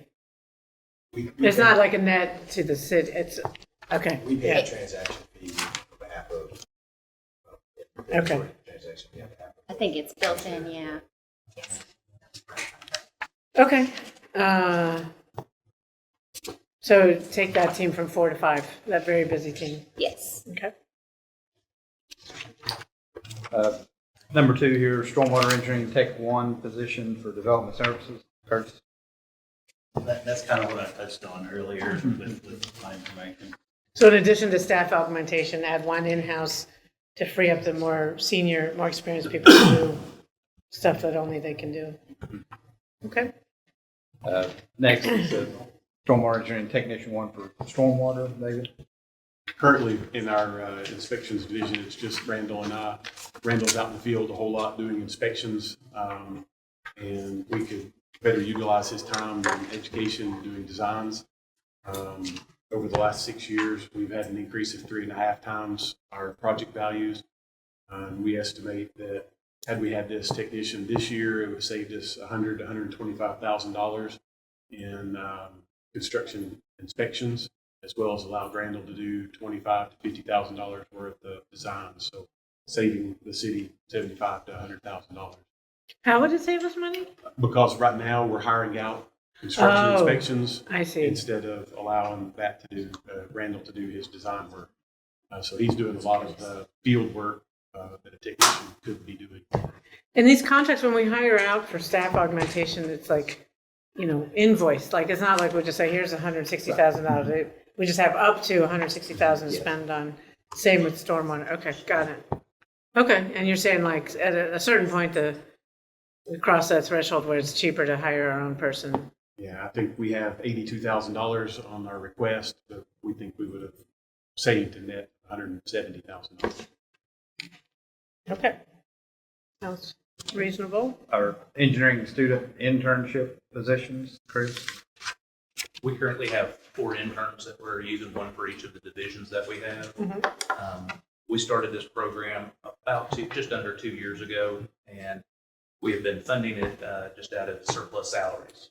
So the main reason that we're coming here today is that, the good news is we are nearly fully staffed, but the bad news, at least for an internship program, is we're worried about the risk of losing that just due to not having enough funds to be able to complete. Is it a year round or just summer? We've been doing it year round. The amount of time that the students are available, it fluctuates throughout the year. And when we initiated conversations with UT and their program manager, we also wanted to look at the possibility of it being a co-op program instead of just an internship, which would be more of full-time employment where they would take a semester off of school And get just, credit. just come over here and work for that period of time. But we haven't had anybody interested in that yet. But the amount that we are requesting would fully fund that option if folks were interested in going down that route. But so far, we've met a lot of excellent young people. Anybody end up joining the city? They have not yet, and sometimes that comes down to timing, is when do you have a vacancy, when they roll out of the program. And, Right. and some of the folks are still the initial interns in the program. They're not to that graduation level yet, so they've been with us for 18 months. And They must like it. That's a long interview to recognize that we've got some good talent that we would really like to find an opportunity for. Right. And hopefully our timing will work out for some of them. What percentage of our engineering staff is like eligible to retire? Looking at you, Tom. Yeah, it's, and I looked at that recently. Tom, how many of them still wear ties? Within You're the only one, yeah. I appreciate Look the at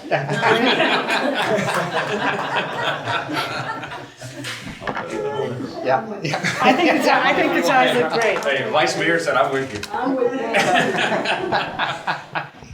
So I'm just wondering, like when you say we have openings, but yeah, I mean, I love, we need to be more proactive in recruiting people. The engineers are in demand everywhere. So, I mean, I definitely hear you, and we'll see what the money is. But I don't need to know today, but like sometimes, the uniform departments are like, 50 people could retire tomorrow, and maybe that's true for engineering. I hope not, but maybe. It's probably around 25% over the next 3 years would be eligible. Yeah, that means we need to have people in the wings, yeah. And we haven't had success at hiring graduates out of UT. And in recent years, working with HR, we've gotten some of the standards for being able to hire engineers. They give some more flexibility in that, like one of the standards originally was you have to have an engineering degree to be able to apply for an engineering position. But if you're graduating in 6 months, you don't have an engineering degree yet. And so a lot of these young people, well, they've already got their job locked up before they finish. Yeah, we weren't in the running anymore. So right. We gave this new buffer to allow for a window of time ahead of their graduation, that as long as they're within a certain number of hours of graduating, then they would still be eligible to apply for our positions. And so that's at least opens the door for that opportunity. And I think that in conjunction with the good intern program, hopefully will yield us fruit in the next coming year. Okay. I don't want to rush engineering, but I also don't want Vice Mayor to be held up from her busy task. We're running a little behind. Okay. So if you sure? Okay. All right. Well, we'll keep going with engineering and then get to city council's needs. Well, these last three, I think we can kind of handle as a package, but it's overtime increases for signal and lighting, signs and markings, and then parking. Can you speak to that? Yeah, and I would say for each of these, we kind of looked at reporting for the first 6 months of this fiscal year, saw where we were, and then just kind of projected where we would be for a full year, and that's kind of the amounts that we're requesting. But presumably, if you add a staff, the overtime would be less. It could go So down. for the Sort of parking like- group, yes. Yeah. Okay. Okay. That's overtime. Okay. Well, that was it. It was just one last thing. It's shorter than your capital budget. Significantly. But well, just want to commend all the engineering department. You guys are getting so much done for Knoxville and doing a great job in an unprecedented time. Maybe in the last, since 100 years or so ago, Knoxville's just seeing a lot of growth, a lot of investment. It's exciting, but it is a lot of work. So we've seen that when we hire more people, it makes for happier, just shares the burdens a little more, humanely, and keeps people happy, healthy, and wanting to stick around and do the work. So I hope that we can fund all of the requests, but at least we'll be able to address some of them. But keep up the great work. I'm really thankful and appreciate all the great work. And you guys, seasoned group of leaders here. And you guys, I don't hear too many, not a lot of problems surface to my desk from engineering, which means you guys are doing a great job. Okay. So keep up the great work. And some of them are, Karen's get some special constituent concerns that also aren't engineering's fault, but people still like to get in touch and talk about it. So appreciate everybody's hard work. All right. Thank you. Thank you. Yeah, thank you.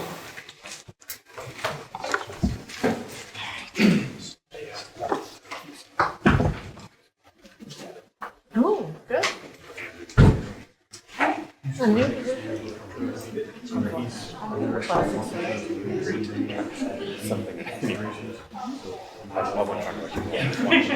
No, well, I saw the vice mayor come in. I was, sorry I'm running a little late. no. We had a great event with the governor and others down at the airport. You were there last night. Yeah, I was there last night. We got to see the first flight come in the I Southwest. figured you would. I figured I was surprised the thing last night wasn't at the airport, and then I learned there was something today at the airport, which makes sense. Yeah. I thought that was interesting, but anyhow. The first plane, it had the Southwest insignia, but the front was the whole Tennessee flag. Oh, perfect. And they said, like, you know, Southwest has been serving Memphis and Nashville for many years. I know. And they're like, finally, we can add the third star. Which is great, East of- because, so, my, Scott's cousin, Cindy. What do you mean? Okay. There's more than 3 cities in this. Well, third Yeah, star, but but it's three. the grand division. The grand division. The grand division. West, middle, east. East Tennessee's finally. Yeah. Yeah, And I mean- we're the hub of East Tennessee, contrary to We what are. Chattanooga thinks. So, All right, so, well, we welcome. are. I couldn't agree more. So, so all I was going to say is nice to be here. For my first time doing this. Of course, the people who actually know what's going on are right here, so don't ask hard questions. And unfortunately, unlike engineering, you do hear the concerns from City Council on your desk and in your meetings, as That's we all good. all are there together. So It's your job. today, we have 2 items that we are asking for additional resources for. The most important is the increase in legal fees. As you know, we have a retainer with the attorney. It covers 60 hours a month and a week. What? A week. 60 hours a week. 60 hours a week? Yes. That's what it says. Well, Wow. well, he spends a lot of time on city council stuff. I mean, that's the meetings, that's talking to 9 different council people, and it's still probably more than he bargained for. But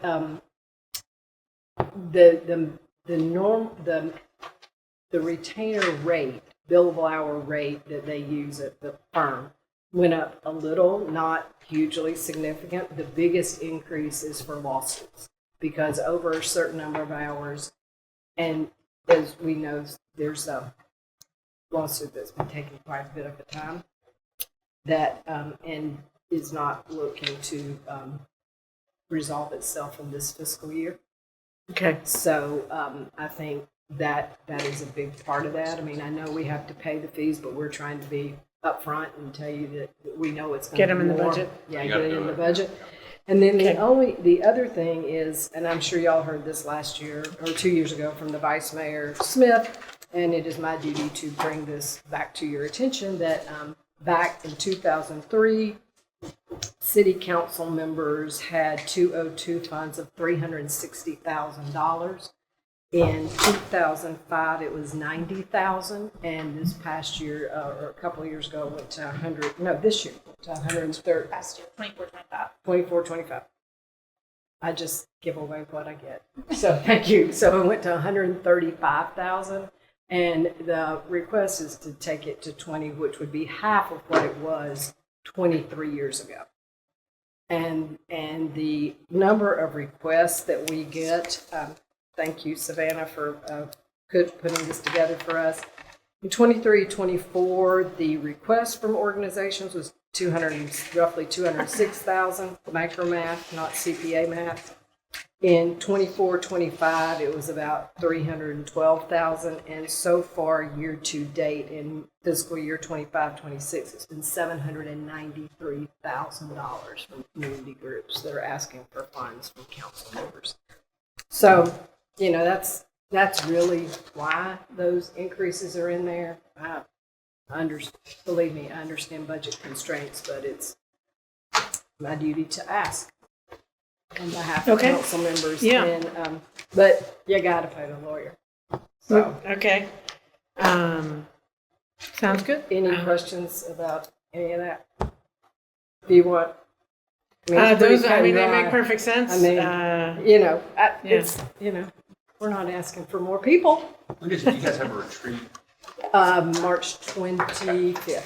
Is that one of the items that'll be discussed? Is just more requests and how those requests? Some of it will be first establishing what our priorities are, and Got it. then, you know, like we do when we have things that we want y'all to help us work on in planning and other things that are of interest to us. I think mental health will still be there, Yep. corridors, all that kind of stuff. But Perfect. at this point, I don't expect us to be ready for dollar requests about staffing or something. If that changes, it would probably not be till next year, but I don't foresee that. You'll know before it comes budget time if that were to happen. All right, well, thanks so much. And, Thank you. And I helped you get back on track. Yeah, you did, short and sweet. Thank you, Savannah, thank you, Will. Thanks.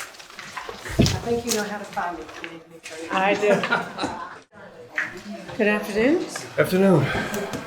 Looks like KPD just I didn't think had some good arrests. Oh, we're doing great. Yeah, good. I mean, every day, more positive news coming out. So I'm excited about the graduation tonight. That's gonna be great. It's gonna be great. I saw them do their run this morning. Yeah. And, they look fit. I tell you, this is a good class, and the class we have upcoming. I spoke, I guess, about half of them on the phone, texted with the others, and I think I'm really excited about this group. Really, yeah. Good. It's great to be fully staffed. Well, shout out to Compass too this morning.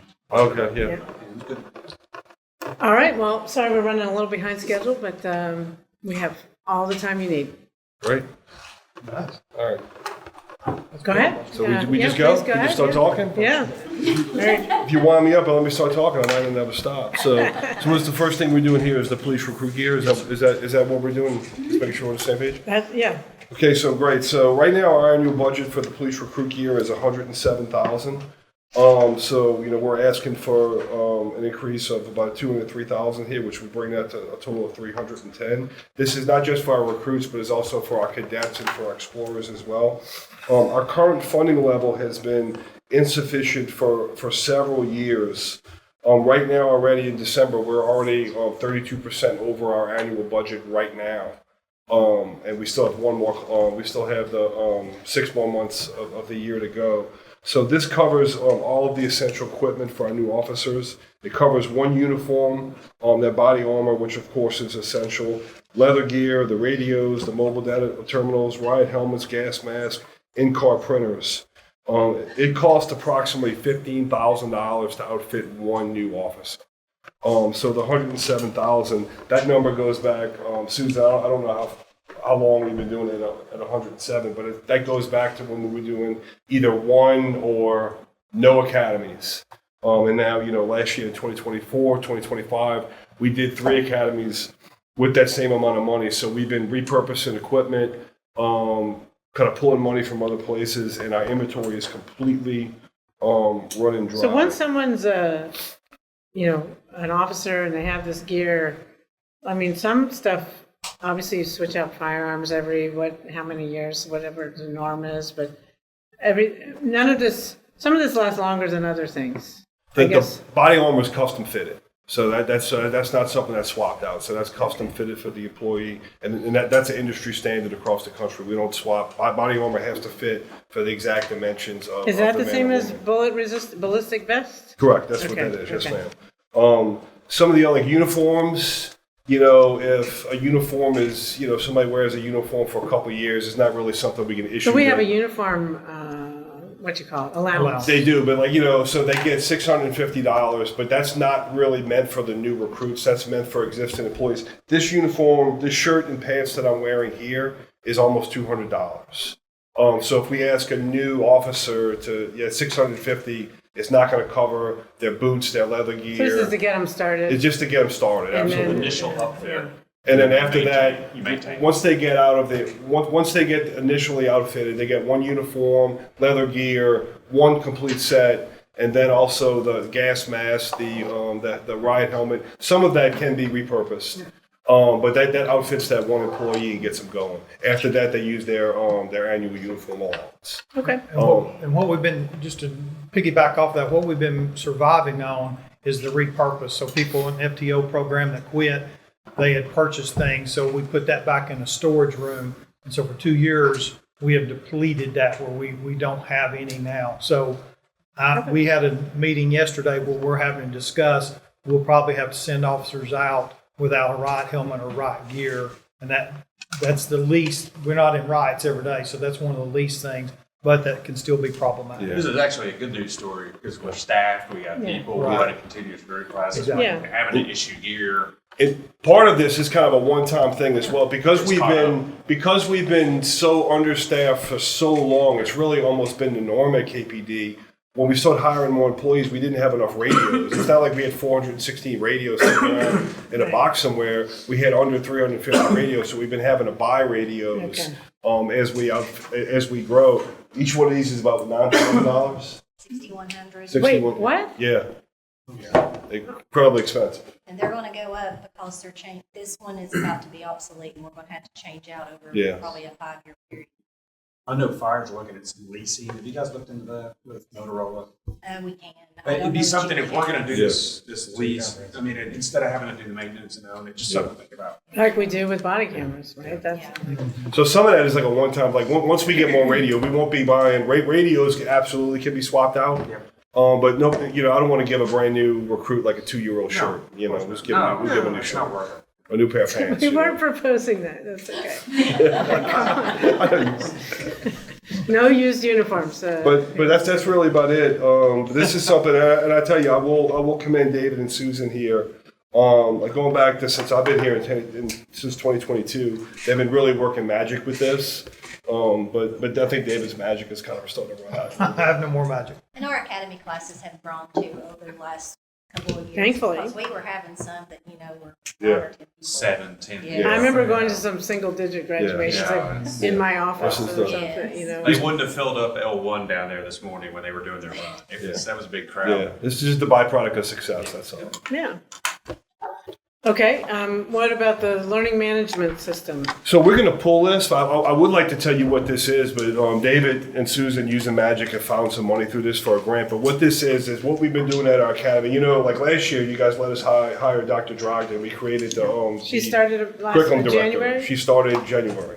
So what we've been doing at the academy since the beginning of the time is for record keeping, we're using PDFs, index cards, napkins and other stuff like that. We have no type of learning management software to run the academy. So if you go to any college nowadays, they use Blackboard or some other professional software to take tests and keep records. So if you go back and we get sued, for example, and they want to know who got trained in use of force in 2016, we had to go back and count sign-in sheets and all this other stuff like that. Learning management system is a one-stop shop to track training.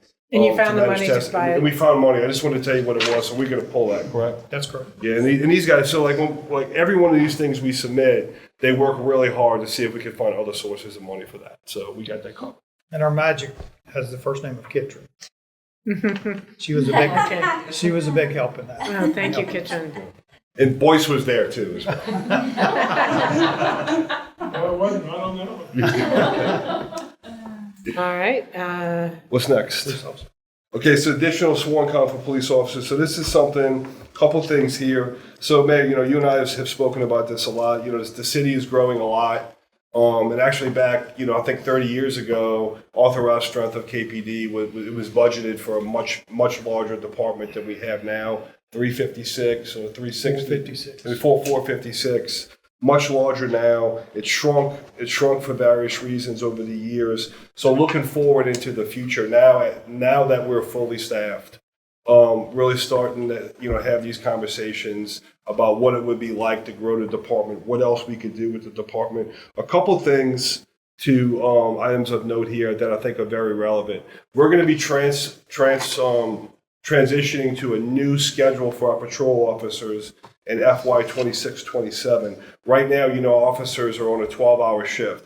The same 12-hour shift that we went on in 2021 that was supposed to be temporary until we got some more officers hired. Now fast forward to 2026, we're still on that 12-hour shift schedule.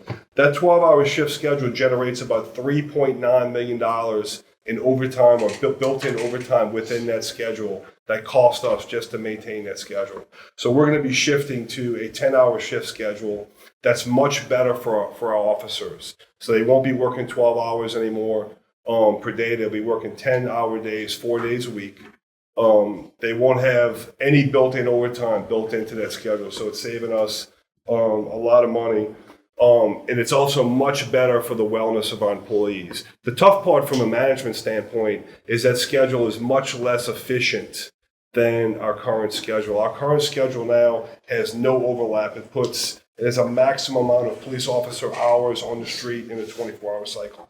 When we go to a 10-hour shift schedule, there's a lot of built-in overlap built in. Really good for the wellness of the employee. Gives them some downtime to train. Gives them some downtime to work out. Gives them some downtime to work on our special teams. Gives them some downtime to complete some police reports and other stuff like that. But the same amount of hours, we'll have less police officers out on the street during that schedule. So that's something to think about. Also, the other part of that is this schedule requires more supervision because we will have more shifts on the schedule than the existing 12 hours. Right now, our supervision ratios, our officers per supervisor, are outside of the bounds of what I would be comfortable with a normal officer to supervisor ratio, which in an ideal setting is 1 sergeant for 6 officers. Right now, we're way outside of that. In some cases, we have 1 supervisor per 12 officers. And this is about quality control, making sure there's proper oversight, reviewing paperwork, documentation, training, coaching, all of that. All of that, and also making sure all of that, and the unique nature of our business is we don't work in a building. So if something happens, there's a use of force, I got to get a supervisor out there, which means that he's not doing that quality control, looking at videos and everything else. So when you count the ratio, is that 1 sergeant to X number of officers, that like lieutenants don't count? No, lieutenants don't count because they have a different duty. Lieutenant is a sergeant is a first line supervisor. A lieutenant is supervising a group of sergeants. So what we're counting here with this is our patrol officers. It's different in other jobs like detectives or people who may be working an admin role. I don't need as quite of a tight supervision as in my admin jobs or in my detective unit, because they're working in an office some period of time. This is for the patrol officers that spend their entire shift out on the street. They're driving a 2-ton vehicle, which we know can cause problems in of itself, and they carry an array of firearms and other stuff like that, have the ability to take people's freedom away. We need to have those supervisors in the street. So right now, we're really already out of whack with our supervisory ratio. If we go to this new schedule with the number of authorized supervisors that we have, we're going to be way outside of our normal bounds that I would be comfortable with, or anyone, all recommended norms, we will be way outside of the bounds with that. So that's one of the things we're asking for, is to be able to promote at least 9 new supervisors for our field operations bureau so we can improve our supervisor ratio, better quality control, have more supervisors out on the street. Another thing that we're looking to do in the future is this just embedded within this request of 34? Yes, ma'am. Okay. The supervisors are built into that as well. So, another thing to consider as we grow, there's other things to consider to look for the future toward.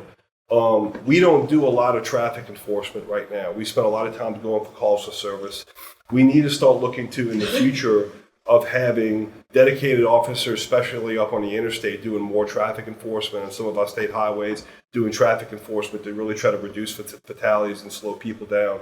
Additionally, we would like to expand our CERT program. We'd like to add more detectives to our detective bureau, because they really are understaffed, historically, dramatically understaffed back there. And long term, we would really like to break off the central district and make the central district its own district, and add another district would be South Knoxville. So split central and split South Knoxville and make that another district for long term. That's the long term plan that we're looking at. One of the things that you've done is try to focus police work on things only police officers can do, which is great. They're highly trained. They've got $15,000 worth of equipment on their person, and we've moved to have animal control done by Young Williams, for example, and the safety city is run by Parks and Rec, which makes a lot of sense instead of police personnel.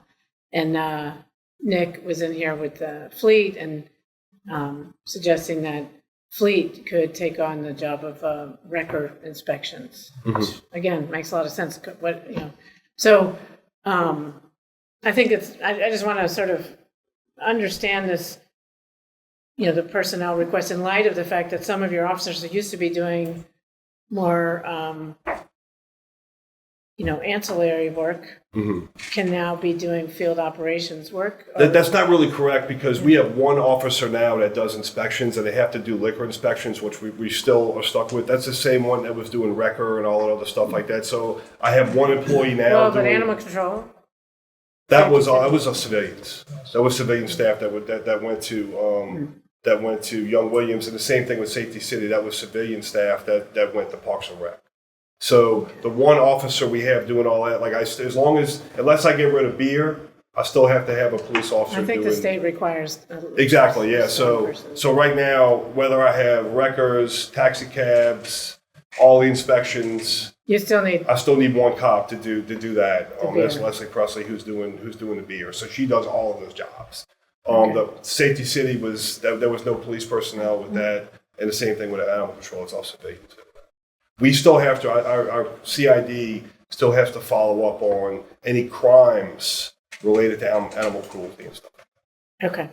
But I get what you're looking at. So we're always trying to civilianize as much as possible. And one of the other things we're asking for is, another crime scene supervisor that would free up a sergeant for us to put a sergeant back on the street. But with this here, with those inspections, I'm still at one. Okay. Okay, so I'm ready to move on to your next item. Sure. Anybody have any questions about that? No? Okay. The crime scene technician. So the next one is crime scene tech, and if you like, Mayor, 2 and 4, I could talk about them together. Okay. That's the additional crime scene, if that's acceptable. The additional of course, crime scene technician and crime scene supervisor. So traditionally at KPD, we have had civilian crime scene technicians and sworn supervisors. Last year, we asked to add a civilian crime scene supervisor. So you all created that. So we now have one civilian crime scene supervisor, and we have one sworn sergeant that's supervising them as well. I have to have a minimum of 2 supervisors back there, so we have 1 and 1. So the request for the crime scene supervisor is to add another civilian crime scene supervisor. Then I can take that sworn sergeant that's supervising them and repurpose that person and put that person back on the street. The crime scene technician, when you all created the civilian crime scene supervisor position last year, that PCN, David, correct me if I'm wrong, that PCN just transferred with the employee. So we promoted an employee. That employee was promoted from crime scene technician to crime scene supervisor, but I lost 1 crime scene technician. So I'm working 1 crime scene technician short now. So the ask is to allow us to create an additional crime scene supervisor position, so that will be totally civilianized. We'll get all the police out of that and repurpose. I'm sorry, go ahead. And repurpose. And repurpose to have a fully staffed crime scene technicians. Right now, we're working on 1 short because of that promotion last year. But you got a supervisor. But they supervise. They don't do the. Okay. They're not doing the work. Is they're crime doing scene supervision. technician totally distinct from crash?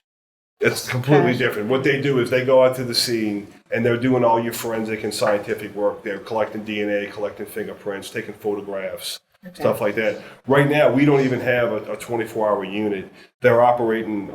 They're operating on call, which when they're working short, they're getting called out a lot, and it's really. And it's everything from property crimes to violent crimes. From murder all the way down to burglary or car burglary and stuff like that. They come out for all of those things. Yeah. So as they work short, it really gets hard on them, and we invest a lot of money into training them, and they could go a lot of places. So we really want to have their work quality of life as much. It's much better, so they don't just take their training that we've invested and they just leave and go somewhere else. Okay. So that covers both of those. And the third one is the audio video technician. So right now we have, correct me if I'm wrong, we have 1 supervisor and 3 technicians, and they handle everything from evidence processing, all of our technical management, from our RMS systems to managing all of our electronics, our body-worn camera, in-car cameras, interview rooms, our computers, the citation printers, and they do all of our public records requests. Is this like what for Julie our video. Smalls This works? is Julie Smalls' team. Okay. They are incredibly overworked. Right now, they have a backlog of over 800 public records requests that they're behind.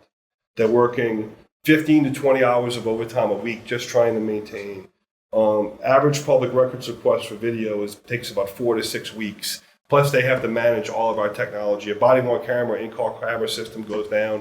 They got to go stop doing that to get that stuff back up.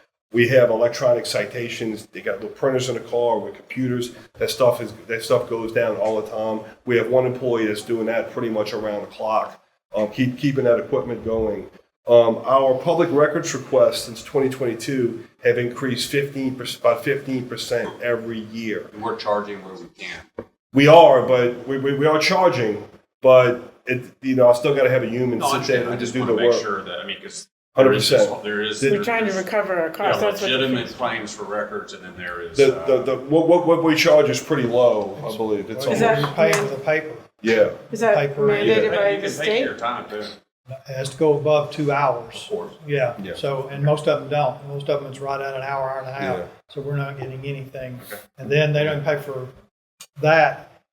They can also request to come to the building and see it, and we don't have no charge. We get about 15 to 20 of those public records requests in just a day. They come, a lot of them from courts or from defense attorneys or for lawyers for traffic accidents and everything else. And again, they've increased about 15% every year since 2022. We expect them, Susan's project them to continue to go up as we hire. We got more officers on the street, more body-worn camera, video. So this is something that is just going to continue to be a struggle for us. And we're spending about the salary of one employee on overtime just to keep up. And even with spending that money, we're still about 800 requests behind. Okay. And I think Redaction that's it. just takes so long. Yeah. Redaction. Yeah, it's just they have to go through some of those. They have to go through them frame by frame, literally frame by frame. And we've even invested in AI to go and do the redactions. The problem is you still got to check it. You got to check. So you think like some of these calls, like a lot of times what we get is the traffic accidents for like civil suits and stuff like that. We might have five. I might have 5 officers show up on the scene. They got to go through, and so like our cameras are running. It's not like they just click it on when they're doing all the work and they turn it off. Our cameras are running pretty much the whole time. So one traffic accident might have 2.5 hours worth of total body-worn camera video. I want to make sure whatever laws allow us to recoup those costs, they're essentially for lawyers to go civilly litigate. We're recovering. And it can't be the cost of paper because this isn't even paper. Video. Well, the reports, when we print out the reports for it, we get to charge the cost of paper.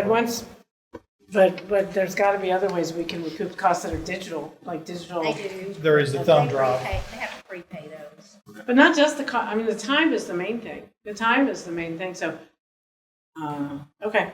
Well, thank you for the explanation. It's a busy time. And, It is. I'm super thrilled that we're fully staffed. I recognize as a growing city, we could always use more help in these various categories.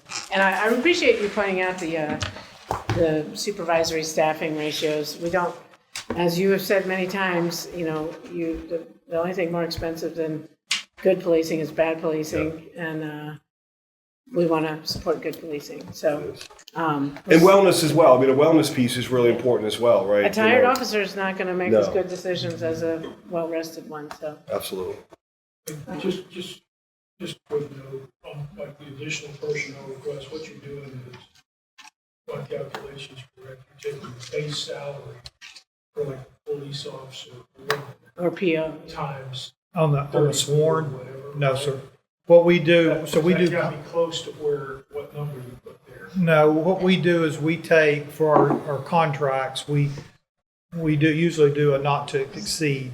So when you hire somebody, we don't know if it's going to be a PO or if it's going to be a lieutenant that works it. So we take the salary of a sergeant. I think what he's asking is what we put on the paper was the base salary. Yeah, he's asking about for that. Yeah, but But then you got to add, what I'm saying, my point is, you got to add about 35% to that. For benefits? You take it to around 2.66. So just. that's assuming FYI. we're, So we're all on the same page. Yeah. Okay. We'll keep up the good work, and I'll see you at 6 o'clock. Awesome. Yes, we got an exciting evening tonight for sure. Thank you. You guys keep covered? Feeling better?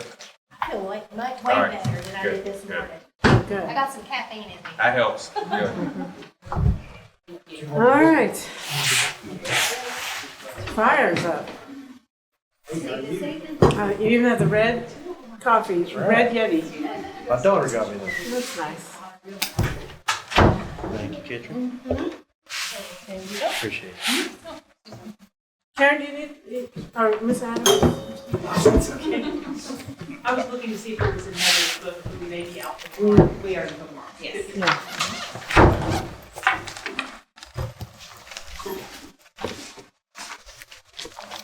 All right, good afternoon. Good afternoon, Mayor. How are things in the Knoxville Fire Department today? Calm? Things are pretty good.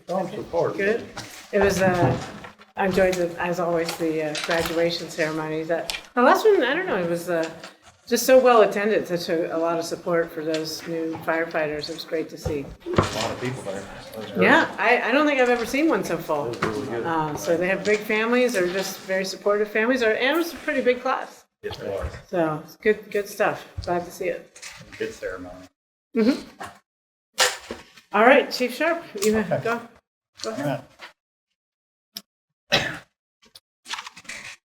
Our first request is for to replace our portable and mobile radios. If you'll recall, we actually had a capital request for our radios. Our current radios are almost 10 years old. They're due for replacement. It's time for them to be replaced. Maintenance keeps going up. The cost of maintenance keeps going up. But this request is for a lease program versus purchase. Okay. So we've got some data on that. The lease would cost $589,000 a year for a 7-year term. And there are several advantages to the lease. One is it does provide for more stable budget planning. The lease covers additional maintenance expenses for the entire lease. If we just buy the radios, we essentially get a 4-year warranty on them. Whereas if we purchase them, it's just like a warranty for the entire. I mean, if we lease them, it's just like maintenance is covered for the entire 7 years. So you've done the analysis and think leasing's better? We do, and we've also provided it to financing so that they can take a look at it. You all agree? Okay. And that amount for leasing is over $500,000 every Correct. year? Yes. Boy, what's the cost of buying them? I guess if we purchase them, it's actually $3.3 million. Okay. So, yeah, you okay. gotta, I mean, I would ask you to get with KPD. We're gonna go out and do a big procurement. Because they want new radios too. Yeah, they want some new radios. Let's try to. Are they the same? I mean, is what, you know, They use Motorola, we use different Motorola. channels, A little bit- but same. A little bit different model, but ours are rugged. But you're on the same band. You're Yeah, on absolutely. 900 megahertz. Right. Okay, well, or at least when if KPD's not ready, you know, we could include a provision like to expand the number, like I don't know, economies of scale, if we can negotiate for that. In many ways on this, Mayor, it's really finance kind of digging in and trying to determine what is best. I mean, they've got recommendations now, they've got information. Is it better to buy? Is it better to lease? Trying to gather all that information. We'd asked them to look at that, and they jump back in. Great. Great, thank you for working so well with finance. Another lease. Okay. Yeah, this is kind of a similar request. Chief Compton's going to talk about it. Yeah, Mayor, this is a cardiac and AED lease program for $284,500. We're requesting funding to replace our cardiac monitors and our AEDs. Just like our radio request, the lease program is an alternate to the capital request that we submitted. Mm-hmm. The lease would cost $284,540 annually for a 6-year term totaling $1.7 million. As of July the 1st, there were $639,900 available in 706 money. We do have cardiac monitors in need of replacement now, and we believe the lease is a better option. Because the technology just changes so fast. It has. Pricing has just skyrocketed over the last several years. There's also a Parks and Rec request for AEDs. This may be one, again, coordinating with Parks and Rec. I talked to Cheryl Ely, reached out to me Good, about I asked that, her. so we're talking about it. Yeah, if we're going to go down the lease path or even an acquisition path, let's do it together I mean, I know they have That makes different sense. needs, but at least do it. And Probably, maybe the same company produces the same. Yeah, the lease alternative provides for stabilized budget planning. And the lease program provides 6 years of total coverage on equipment, parts, labor, travel for repairs, and yearly preventative maintenance and battery replacement. As an example, right now, we're paying $845 for a battery. We've got 75 of them, and usually the lifespan is 3-4 years on those batteries. The details of the lease has been presented to finance for review, but we're happy to answer any questions. Thank you for working with finance. It's really helpful to have, the financial wizards help us in these requests, because we know we need the equipment, but just how to do it in a cost-effective way. That sounds good. By the way, Chief Compton, I'm glad you're feeling better. I'm feeling much better than last week. We'll have to reschedule our outing, or ride along. Yeah. Yeah, I'd like to do that in the next couple of weeks if you're available. It's a busy time the next couple of weeks. We'll see. After April Yeah. 23rd. Well, yeah. What's wrong with a Saturday? Maybe I would go to Saturday. Tuesday, Thursday. I'm teasing. Yeah. I'm teasing. All right, medical director compensation. Medical director. Dr. O'Brien? Yes, we're requesting an additional $12,000 for KFD's medical director. We believe that Dr. O'Brien's contributions warrant this increase, which has been unchanged since 2012. His role has increased since he began working with us in 1992 and substantially increased, not just since 2012, but especially over the last few years.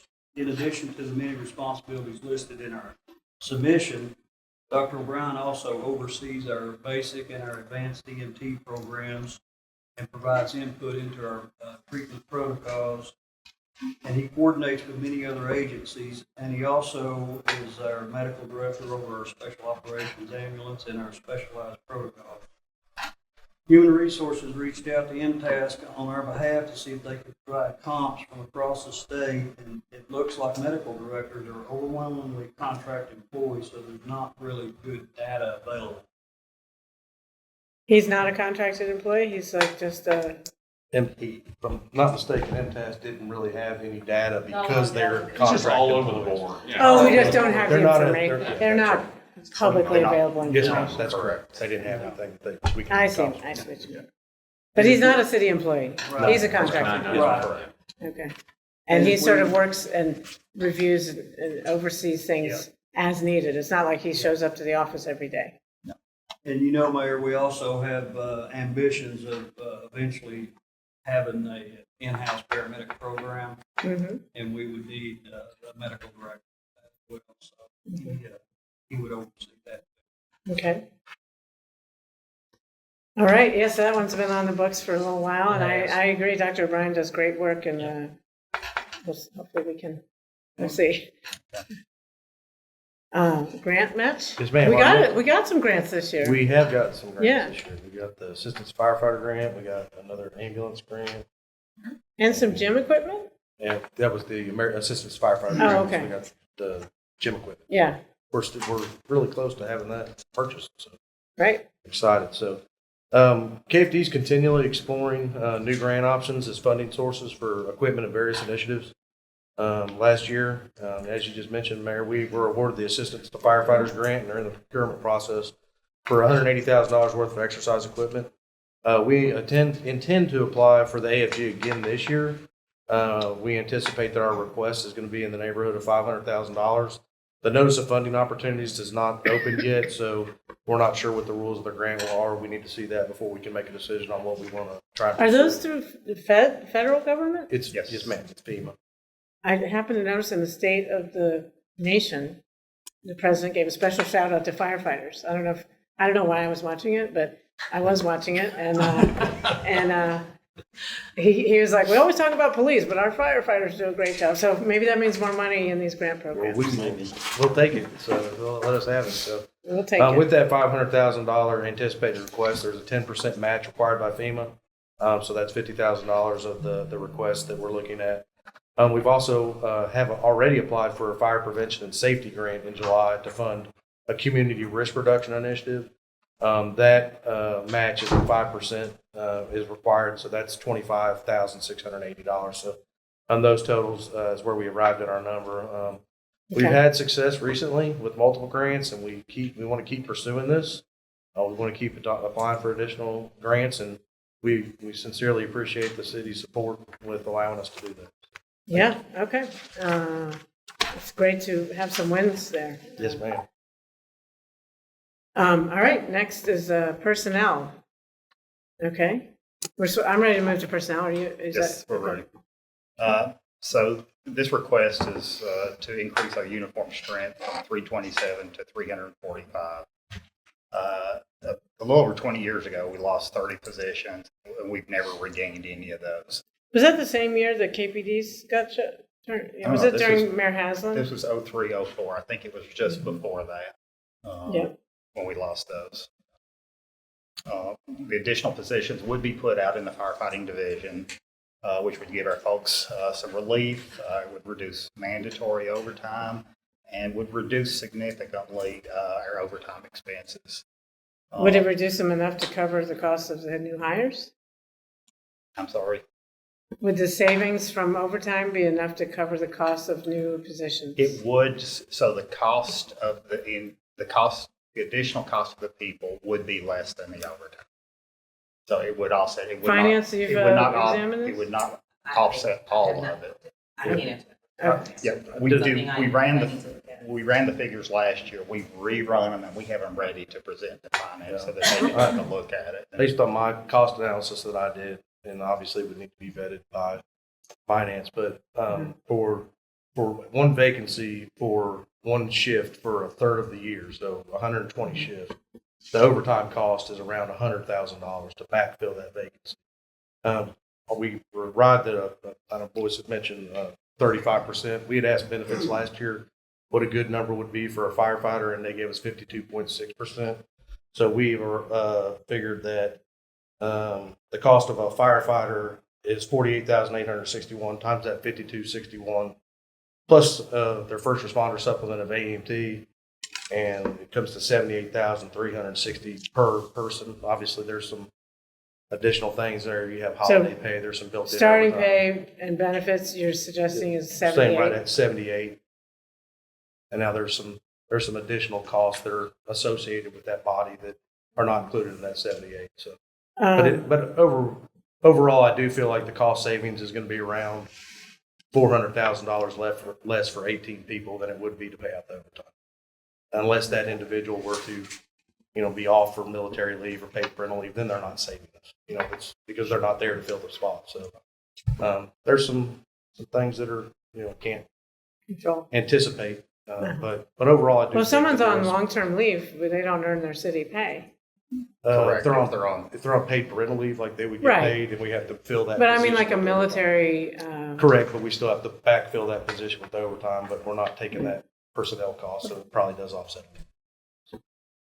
Let me just ask you this, because I'm very familiar with the law of unintended consequences. Like, let's say we move forward and decide to increase the staff, and people who've been used to this overtime pay all of a sudden aren't earning overtime. I know they're going to be mad about it. So what do you, we are certain, we're aware. This would not totally eliminate overtime. It would just reduce the overtime that is already out there and would reduce the mandatory overtime that we're having to do. How much mandatory overtime? So actually that has been reduced lately, but we still do it. Because people like voluntary overtime, they don't like mandatory overtime. They like the money. A lot of them. But mandatory overtime. Well, I guess if you could, sort of work with finance to help me have a clear understanding of the trade-offs, and particularly like mandatory overtime creates tired firefighters, and also the marginal increase in satisfaction with extra money diminishes quite a bit if it's beyond what they really want to do. But voluntary overtime, I'm guessing that some people have become accustomed to that. So I'm just and this would not eliminate that. Well, but I'm okay with eliminating it if we want, I mean, we only have so much money. Right. So what is it, do we want, people or overtime? So those are some things I think we can, could bear some further analysis yeah, so And we've got those figures and we'll get them to. Just send them to Kitchen as we were saying. distinguish between mandatory and voluntary overtime? Okay. We can run those numbers. And again, back to what I said to Chief Noel, if I'm 947K there, that, again, though, that's base pay times. Yes, sir. That is correct. 18. That That's is not correct. that 35%, which would take you to around, like 1 point. So that's salaries only. Million. Correct. So, Okay. We've got the, that's important, because when you Yeah, look at. Sure, we that's gotta not pay the always benefits. cost. Looking at total dollars, going up. We have a total compensation is really good. I mean, it's pretty good when you count all the benefits that we budget for. So, and I keep seeing, happy social media posts from the fire department, with people taking advantage of our paid parental leave. Is that well received? That's my impression. Since this has happened, I'm keeping track of it. The best I can recall, we've had 20 over a little over, it's been a little over a year and we've had 20. Now, some of them haven't taken it. They've actually, requested it, and maybe the birth is coming here in a few months. Right. Yeah, we've had 20, maybe 21 now. They've actually requested parental leave. That's We great. have a fertile bunch. Yeah. Well, I'm glad to hear that it's appreciated. It's been very well received by all of our folks. Yeah. We really appreciate it. But maybe that's leading to some backfill and overtime stuff in a little bit. I don't know. Okay. It's good. I'm really glad to do that. Grant manager. Yes, ma'am. So this is our last request. As we talked about, some of the grant funding we're asking for, the matching funds, over the last couple of years, we've put a much greater focus on seeking grant opportunities available to the fire service. With the addition of our ambulance, we've also become eligible for grants that previously we were not eligible for. We discussed the AFG grant that we got approved in the amount of $166,680, and the two Tennessee ambulance grants that we've received over the last couple of years of $94,000 and $30,000. I'd mentioned that we've applied for a grant in the amount of $525,000 for a community risk reduction initiative, and that we're going to ask again for AFG grant for $500,000. In the past, KFD's had minimal requirements for grant management. A lot of it was managed through Homeland Security District 2. They did all that. We just had to provide some, very basic data. Now that we're starting to get some, federal grants in that we're responsible for managing, the responsibilities have really grown exponentially, and it's becoming more and more difficult for that to be absorbed in the additional. Who manages it now? Right now, Julie, and with some assistance from Andy Link, who you very well know has 7 or 8 other jobs that he's doing for us. So would this person also help write grants? Who writes your yes, ma'am. grants? That would be the what we would be looking for. Is it seek out, apply, and manage? They would be doing research, applications, grant compliance, and other administrative functions involving the grant management. And we honestly believe that having a dedicated grant management would open a lot more doors for us and bring in even more opportunities than we have now. Do you know if some of our peer cities have that kind of position within the fire department? I honestly have not looked, man. We can. That'd be a good question for MTAS. I mean that. Thank you, man. I suppose. Isn't that great to have an HR team? They're wonderful. And finance. Yeah. You guys can focus on managing the fire department, and we're one big team. So. Okay, well, these all sound like good requests.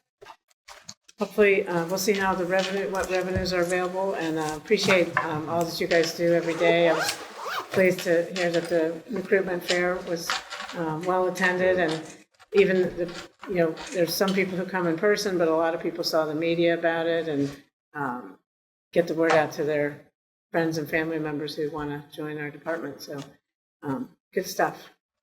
Any other questions for Chief Sharp and the team? I'll have some. I'll take What's that? I said I'll give you a call. Okay, yeah, if you have any questions on how I compile that data. Okay. We'll talk. All right, thank you. Thank you. Thank you all. Have a great day. All right.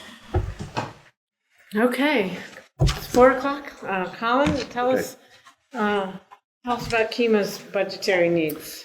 Thanks. Well, I promise to be brief. I'm sure it's been a long day, but we're requesting funding for 2 additional staff positions. We currently have a total emergency management staff of 5, and we have a great team. It's been a really good year so far with when we activated the EOC for the winter storms. Some of the improvements that we made following the last 2 years of winter weather really showed, and we continue to get better each time. We've been making some really important progress in updating and improving this year our active attack planning in coordination with all of our local emergency response agencies. But we're requesting a new staff position focused on planning. That's central to our mission, and it's the very heart of what we do.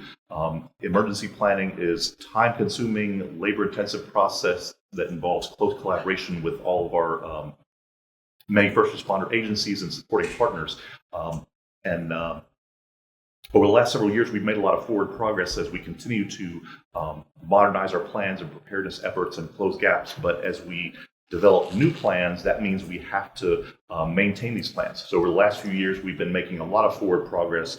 But now, as we get into sustaining and maintaining, updating, reviewing, training, exercising our plans, we have less capacity to make continued forward progress. So that's the goal of adding additional planning position. We're also requesting funding for a new public information officer position. They would be focused on sharing information from the EOC, coordinating public messaging with city and county communication staff, as well as sharing information with social media and proactively pushing out information during emergencies. And of course, on Blue Sky Days, supporting our preparedness efforts and efforts for outreach with the community. And so we've heard feedback from leadership on how important this is. And I feel like we've done well with this recently, but again, the capacity issue, we're kind of robbing Peter to pay Paul when we are proactive with our public information efforts during something like the snowstorms, that we're taking that from our incident planning efforts. Are you usually planning during open EOC? Yes. So we kind of think of planning 2 ways. There's the Blue Sky, the pre-incident planning, the plan that stays on the bookshelf. But then whenever there's a big incident, we work with our response agencies to develop an incident action plan, what is known as an incident action plan or an EOC action plan. That's the plan specific to the what's going on right then and there. Does that make sense? Yes. Yeah. Okay. Specific. It doesn't seem like planning. It seems just like dealing with the things happening right now. But maybe I'm misunderstanding. Like it's just acting, or maybe I misunderstand. The Blue Sky planning, there's nothing happening. I mean, there's no emergency happening. No emergency happening. And Okay. those are when we work on kind of our standing plans, and those are kind of by nature maybe more strategic. Mhm. And then when we have an incident going on, whether it's winter weather, tornado, flood, whatever it might be, during those times we develop an incident action plan. And that's kind of about what's happening right now and what our objectives are, Got right it. now during this incident. That's kind of more Yeah. focused on what's happening at the moment. Does that make sense? Responding. Yeah. Yes. Okay. Yeah. Responding. It's just a linguist. I got it. It's current ops / planning, and then future ops planning. Future ops being what you call this. Yes, I think that's a good way to put it. So That's what we used to call the Army, because I think that's what you described. and I think there's a planning process that's an industry standard that I won't bore you with, but I think it borrows from Military. some military practices for incident planning, that kind of thing. So basically, if someone whose job is to be dealing with the emergency is having to communicate about it, they can't be. Yeah, well, I mean, just to put it in less vague terms, Sarah DeLozier, she's one of our superstars. usually when we open at EOC, she's heading up our planning section. And unless we're stealing her and being like, Sarah, can you work on these media releases? And, we've got to, the public information efforts. She does stellar work with both of those. But it just depends how we want her to divide her time. Mm-hmm. Have you talked to the county? Are they open to a position? Have you had any discussions yet? We haven't. I'm making the same request to them, and requesting splitting both of these 50-50. We haven't gotten an indication yet on thumbs up or thumbs down. Perfect. Okay. All right. Well, I understand the request, and I understand that I've looked at the peer city comparisons you've done in the past. You can share that with me if you want, but I know that you've done your homework and that community our size of Knox County with the city too, would be better served with more staff. So I appreciate that, and in the recent EOC activations, you guys have done a great job. I'm really always so impressed, and I do love going that you're in the public safety complex. I think that's such a better location, and it seems to be working well for folks. Yes, the public safety complex is fantastic, and we are very grateful to you and leadership for providing and equipping that improved. It was EOC expensive. For us. It was. We were fortunate to get some grants that helped with that, but I mean the city together with the county paid the bulk of the cost for that, and we really the county appreciate have that. to pay for the public safety complex, or just for equipping the chemo part? We had a budget request a couple of years ago, basically furnishing and equipping the EOC and all the AV stuff. That was split between the city. But we're very grateful to have it. Is what right. And then 911. Right. Yes, I remember. I was just thinking the building itself was, obviously a city project. Well, good job. You and your team do a great job. We will, certainly confer with our partners in Knox County. I know they value your work very well, a lot too. Thank you. We do have a fantastic team. I definitely want to brag on them. They do a great job. Any other questions for Colin? All right. Keep up the good work. Thank you. And let's hope you can focus more on future planning and not active events. We love the future planning. Let's do more of it. Thanks. And thanks for wearing a tie. Yeah. I was catching the brotherhood. No, so was Claybo, so. Yeah, I think the ties are nice. Yeah. I woke up this morning, I was thinking about how to be more like extra consideration. I don't think you were thinking that. Take on. Thank you. CAC's next here in a few minutes. Okay, CAC. Is Misty out there? 4:15, and then.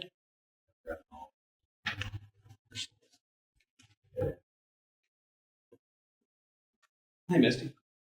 Hi, Misty. Good. Thanks for sitting in during our city council meeting Tuesday night. Sure. Thank you also for partnering with us on so many things.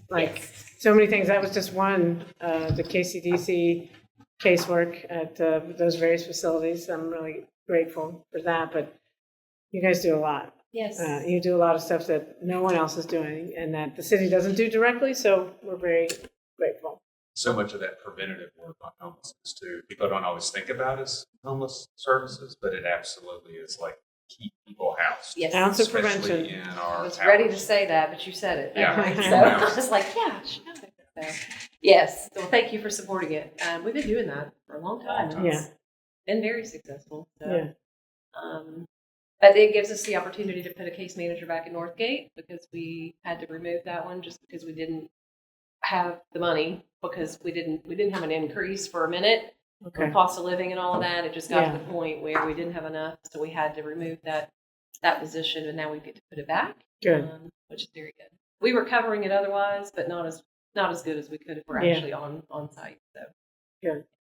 So this is Anna Roeder. Hi, She's Anna. our new Chief Finance Officer at CDC. Okay. When did you start in this role? About mid-January. Oh, so you're brand new. new. Over a month ago, yeah, brand new. Great. Yes. Well, let us introduce ourselves too. I'm India Kincannon. I'm the mayor. I'm gonna. Dave Brace works in the mayor's office. Mayor Roseburg, operations. Cheryl Ball. Voice and Kincannon. Were you at Knoxville County? I came from Knox County Okay. prior to this role, and I'm originally from Southern Oregon, and I was at a water utility before out there. What brought you to Knoxville? I actually had pancreatic cancer, and I'm 100% good now, but it is a very low survival rate, and we were able to get in at UT, and we weren't able to get in out there. Wow. And we loved it here and just decided to stay and make it our home. Oh, wow. Well, I didn't mean to pry into No, your personal you're totally fine. business, but I'm glad you're here and I'm Yeah, glad it's great. you're in remission. That's really good news. Thank you. She's been a blessing. So Yeah. she knows all the folks at Knox County and worked with Parks and Rec, and she's hit the ground running. So things are good at the AC right now. That's great. That's great. I know. And thank you, Misty, for your longevity there and willingness to help with the transition and take on the leadership role. The board made a great decision. Yep. Thank you. It's been an eventful few months, but we're good. Everything's going really well, as good as it can there. So good. So it looks like you hire a new CFO. The first thing I want is more help. Senior accountant. That's right. So do you want to tell us a little bit about your request, and if you have other things you wanted to share too? That's great. Well, I mean, essentially, this year it's pretty basic. We are asking you all for one position, senior accountant position, and I'll let Anna talk a little bit about what she has in mind there. But really, just to support our financial structure at CAC and making us stronger, giving us the opportunity to have timely audits and all the things that we need to have. I assume you all know we've got behind on our audits as a result of COVID and all the funding that came in. We were just so focused on standing up all the programs to help people that... Which you did really well. Yes, but we did not take the time to make sure we had what we needed on the end of the finance side, and we took in all those funds, and we're still recovering from it. And so the 23 audit will be done next week, we hope, and then the 24 will be done by the end of this month, and we're back on track. So FY, those are FYs or C1 calendar? FY, okay. Those are fiscal years. Mm-hmm. Okay, so you'll be done with 23 and 24. Who is your auditor? Like CLA. We used to have PYA, and we just got a new auditor this past year, which is Clifton Larson and Allen. They're out of Nashville. You present those. They present the audits to your board. Yes. And Kevin DeBose is on the board for us. Okay. Yes. Oh yeah, and he's on our administrative committee, so he's very in tune to what we've got going on out there. So good. He's wonderful, by the way. So asking for the support for that, and like I said, I'll let Anna kind of specifically talk about what that person would do. Yeah. So I think it's important to say first off that there isn't any senior accountants with us right now. And so I think it's really important for us to have that just from an internal control aspect, and then having someone to be there for all of our operational reconciliations, reporting, etc. It's a heavy lift with everything that CAC does, and I think it's kind of vital. Do you have an accountant background? I do. Yeah. Yes, I do. Yeah, I do have an accounting background. In Oregon, I was the finance director for the water and utility, which is a completely different organization. It's completely different than what I was doing at Knox County too. Mm-hmm. But I think with the amount of workloads and grants, et cetera, that we have running through our organization, it's just would be nearly impossible to do with one person. And I think that their staff shortage is maybe a piece of why they are where they are right now. We are anticipating, like Misty said, having the 23 audit done next week, the 24 audit by the end of the month, and then we'll be rolling right into the 25 to be finished before June, and then we'll be at the end of our year and starting the 26. So this next year is going to be pretty hectic. And one thing some of our departments have done when they get a big backlog, I'm thinking like permits and inspections, is they've hired outside, we call it staff augmentation. Like, have you considered that versus permanent staff? Well, we did actually. We got a recommendation. I think you all use Abacus Beehive. Yes, Abacus Hive. We had passed along Abacus that Hive. Bobby and his team had done a lot of good work for us. Yeah, and I actually contacted them. We met with them before we found Anna, that's exactly what we were going to do because David Mincy, our former CFO, was leaving and retiring, and that was the plan. I actually had an extensive meeting, so yes, we are familiar, and if we ever need extra hands on deck. But the problem with that is just we're so complex with our, I mean, I know you all are too. Yeah, that's true. Yeah. Yeah, I know. And so I just, well. You think a staff member makes more sense just because of the complexity. Yeah. It's not like just you're making widgets or something. Well, yeah. and somebody has to walk them through every step of every, and so, I mean, Anna could certainly do that, but that takes her away from what she needs to do. But it was an option when we needed it, when we had no one else. As soon as I got all that set up and we were ready to sign contracts with them, Anna applied. So, so I did not have to go down that road. And we've been, David Mincy, our former CFO, he's still working on a contract with us to just help us out to get through the audits and train Anna. And the ARPA, I know you all handled the, rental assistance fund. No, right? Yeah, that's what. Yeah. Are those dollars all expended, or when are? Yeah.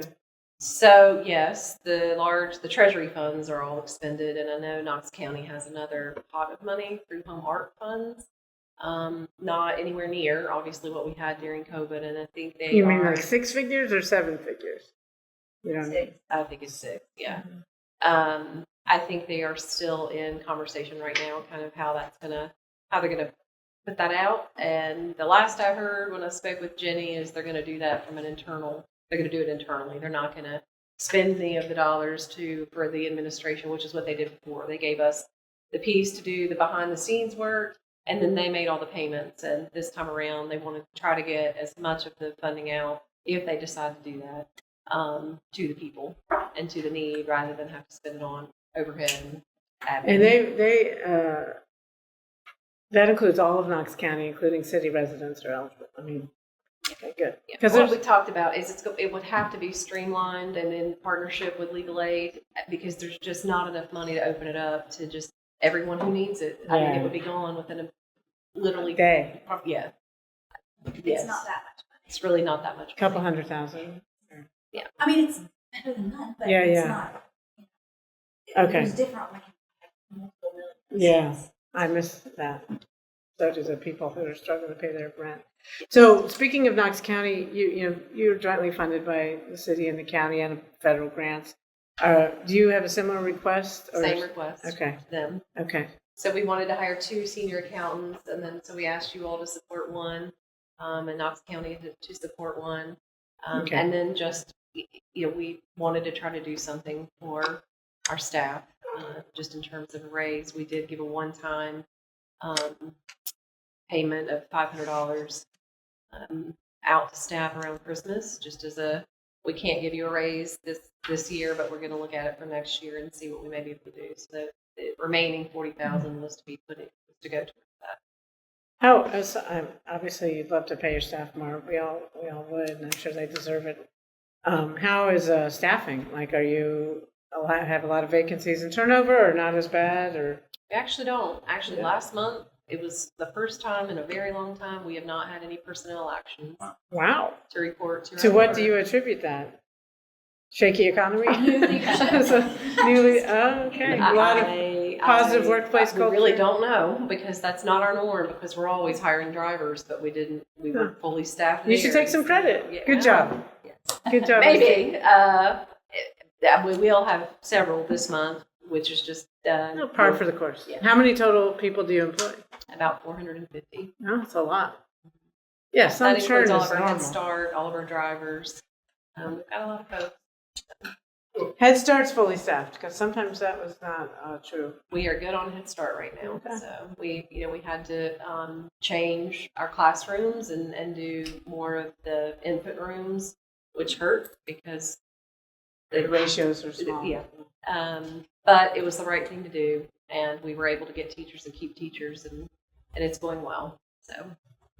Boys, yeah. So, just so I'm clear, you submitted essentially the same request to Knox County. So if you got funded, it would be total of $400,000 if the city and the county both Or contributed would be 400, or it would be 100 and 100 each? It would be 400. It So would be 400. So each accountant, senior accountant that you call would make 200K. no, the 160 towards their salary would support their salary, their fringe benefits, and then just the cost associated with the position at CAC. so 160,000 for salary and benefits for one senior accountant, and then the 40 goes for raises for the every other 400. Yeah. But they're asking for 400,000 total, half Yeah. from the city, half from the county. Is my that's my understanding. No, you got it. Mhm. Any other questions for CAC? Okay. Well, thank you, and nice to meet you. Glad to nice to meet you too. have you on board. And what part of the community did you find a place to live? I know it's not easy. We actually were intending to move out here one day down the road when we purchased a house a couple years before I had my health issues. Okay. And so we're actually out in Strawberry Plains, just on the very edge of the county. Okay, that's okay. You don't Yeah, have it's to. a nice area. It's very Yeah. beautiful. Yeah. Nice. Miss, I know Jeff's going to work with Sean about, we're doing some paving, just part of a regular paving program, but he's going to work with Roger's group, I think, directly on this expansion at the kitchen. Yeah, right after I sent my email to you, Jeffrey and I connected, and Good. we're gonna see what I may have some money to put towards that, and that's why I asked the question. We were talking about the expansion of our parking lot at the Mobile Mills Kitchen. We had the snow event when you came that day, and I was there just to be there and thanking the volunteers. And there were some seniors who had to park. They were new. They had never volunteered for us before, so we had to put them through a quick training of the app and show people what they needed to do. They had to park at the bottom of the hill and walk up, and it was rough on them to do that. And I witnessed that a few times, and I thought, wow, if we could do this, it would be a really good thing to do. Because that happens. It happens every year that we've got to have seniors, people showing up to volunteer. We've got to do a quick training. A lot of the volunteers are seniors and they need a little more parking. It's tight. And so Yeah, we're doing some paving in the county. I mean, it kind of shows too, a lot of times there's this support that comes through our operations, through the grants team, and we can get that paid. The county's going to pay part of it and maybe be able to expand the market. Yeah. Okay. All right. Well, thank you. All right. Thank you all so much. Thank you. Good to see you all. Good to see you too. It's, Okay. we just I closed would- the door for, noise, not like. Well, we don't get out of the office much, and I went over to KEB today, and I hadn't been over there in 10 years. I was like, we've got to get out more. COVID kind of pushed everybody. It's nice to get away from the screens and see It the is, we community get you're serving. stuck on these phones and our screens and stuff. It's crazy, but yeah, it was nice to talk to ladies in technical service. I haven't seen them in a long time, so. Good. Well, Chris, you remember me because I'm on the Absolutely. KGI India Kincannon. Why don't we introduce ourselves because I don't know if he knows you. Adrian Smith, Board 7, CFO. Okay. Dave Brace work at the mayor's office. Roseburg operations. Okay, I think I've worked with you some. Yeah. And I like your Godfather quote you sent to Keith a few years ago. It's funny. I was going back and reading his emails, trying to figure out all he was doing. What was that? Hey, we are on CTV. Yeah. Don't ask him about his business. Is he inviting you to invest in olive oil? Always sleeps with the fishes. Yeah. That's funny. Anyhow, so congratulations on your appointment is it director? What is it? Executive I don't director? know. President? Yeah, president. Executive director. Geographic information officer. I think they did that because we're regional, right? So Okay. a director is more of just that department. Okay. You're the boss of GIS. We cover the whole KEB service area. We map all the aerial photography and LiDAR for them when they want us to. And then, we communicate our partnerships with all the local utility companies. So, and I think that's why they kind of move that into a more geo role. Okay. So, I don't care what you guys call me. Just Okay. Great. Well, it looks like you have a very modest request. Yep. If you want to, first of all, if you have any general updates on KGIS, I mean, it always seems like you run a tight ship and things are going well and you're fully staffed and things like that? Or? Well, we've got 2 positions that are open right now that I just posted last week. Okay. From retirements? Well, when Keith retired, I was I need someone to replace me Okay. as a DBA. And then our system support analyst left last August, and the executive team told Keith, like, hey, let's not hire anyone. Let's let the new GIO director come in and hire that Build your person. team up. Makes And sense. so when I worked with them, when I met with them in February, I asked them if I could go ahead and post those positions, if that would be okay. Just trying to work with them to make sure that they're on board with everything. And they're like, yeah, because I wanted to post the positions early March and then get them in May, because I think the county and probably you guys both kind of freeze around June at hiring. I'm not sure if you guys do that or not, but I think the county wants us not to. No, we try it at the end of the budget year. That's a good, the timing sounds good. Yeah, so I thought we could do that for 4 weeks and then get 2 people in May, and then we'll be fully staffed. So that'll be really good for us. Good. One good news is we're working with First Utility District. Right now, they're a level 2 partner. They pay $8,100, and it helps go to our capital fund to help pay for aerial photography, LiDAR, and mapping. They want to come on as a full partner, and they'll increase funding from $81,000 to $25,184, and I've got I'm in communication right now with UT and also West Knox about bringing them on as full partners, and that'll be another $25,184. So I'll get your approval hopefully in May when we meet the policy board to get That's that. all you take to get a full partnership is only 25,000? 184. Yeah, that's what we set up a long time ago, and it's our Keith set it up. That seems well. Well, it's modest for sure. But what that entitles them to is not a tremendous amount. Like we initially set that up as kind of for Farragut. We wanted to bring them on. We got a front-facing website for them, and it takes a little bit of a small amount of effort on our part to do that, right? But what they do get is they get full access to our database. So if they need land use, planning, any kind of layers that they need, they can get now. So what they get right now is addressing property, aerial photography, and contours. So when they come on as a full partner, then they have access to some more stuff. So it's not. And we don't have any additional costs. No, the $25,184 covers that. Okay. Yeah, and so we haven't changed that pricing structure in a long time. So that may be something we want to look at in the next year or two. I was talking to the staff about that. Is like Oracle goes up 8 to 9% every year. It's just like every single software company is kind of taking the same approach of, hey, we're just going to do a blanket 8% no matter what the cost of living index is or consumer price index. So, it may be time for us to increase our prices too. It'd be good to come to the board with some recommendations. Right. Because I don't know, on it. Not to make money, but Yeah, to cover our costs as a cost for, looks like you want to increase pay for your staff. So Right. could we make that, recoup some of those costs? Absolutely. And Through if I'm not mistaken, I think Keith had projected out like within 10 or 11 years, we may be getting really low on our capital projects. So like everyone, like our map sales and our digital sales and our level 2 partners and our, what are they called back here? Our value added partners, which would be CRS and courthouse retrieval, all of that money goes into a capital pot, and that helps pay for server upgrades, our workstations, aerial photography, LiDAR. And so if he's projected this out correctly, we may be getting really low, and that's one of the reasons why we want to bring these folks on as a full partner. So like LCUB right now just pays $12,165, but if we can bring them on as a full partner, that'll almost be $13,000 more a year, and over 10 years, that will help with that balance, right? So the goal is to get UT, West Knox, FUD, all of our folks come on as a full partnership. So that'll help us do that. Yeah, and I think if we can get 1 or 2 to come on board, like Farragut was great because we got them. We were able to create a front-facing website for them, and they love it. But yeah, asking for a modest increase. The one thing that I really wanted to increase more than anything was training and professional development. That's something that we've just not had a whole lot of in the last 5 or 10 years. I know Keith kind of took a lot of that out last year.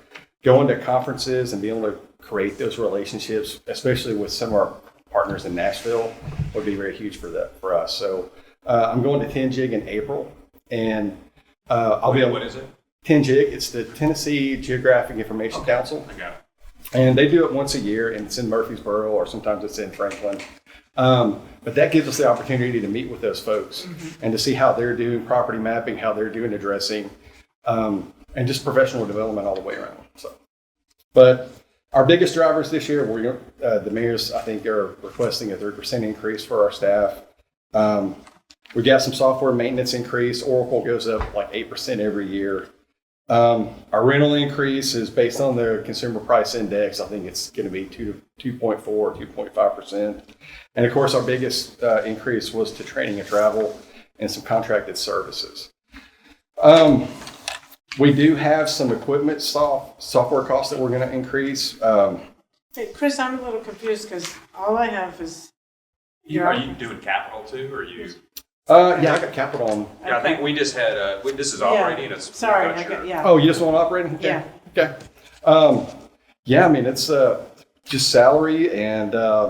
It says in my booklet, $4,800. Yeah, the only thing we had got from KGIS in terms of requests for additional funding is that 1%, something like that. There's nothing else that I'm unaware of. And there's your normal budget, and then there's what do you need above the normal budget. I think that's what we had. Did you have something else? Operating? No, I don't believe so. Okay. No, I mean, just our. I just want to make sure we hadn't missed. There's no problem. I'm just started to talk about some capital stuff that is just. Yeah, I just went over the whole budget with Mayor Jacobs. I thought that's what you guys might want me to do. But you guys want It is your first one, I guess. Yeah, so I didn't know. So the way that the city does budgets took me a minute to get used to is the mayor's budget hearings are specifically about what your increase. Gotcha. Okay. More so than All the other stuff. Okay. What are the increases? Yeah, so all we're increasing is we're going from 4,813 per member. We took last year's budget and, we were able to decrease our salaries a little bit because Keith left and I moved into that role, and then we're going to hire a DBA, and they'll obviously are not going to make as much as when those two Because people of left. seniority, right. But we took that money and moved it back into travel and training and professional development. So we're only asking for a 1% increase across all three. Great. So Well, we didn't want to go crazy. I really just wanted to do apples and apples so you guys could. Yeah, see, no, I yeah. appreciate the full, understanding the full range of things, but 4,800, that's nice, modest amount, and I'm sure we can accommodate that. Yeah, that's awesome. And, I just wanted to have full. Use that, do you have a copy for me? I do. Okay. Yeah, would you like Great. it? Yeah, sure. Okay. I meant to print some out, but I had a lady come in at 4:00 and want a nap. One's enough? Yeah. All right. Any other questions for Chris? You're our last one of the day. So I bet you're exhausted. you're a little tired. Thank you so It much. was nice to meet you. Yeah. It's nice to meet you. Thank you. All right. Take care tomorrow, boys.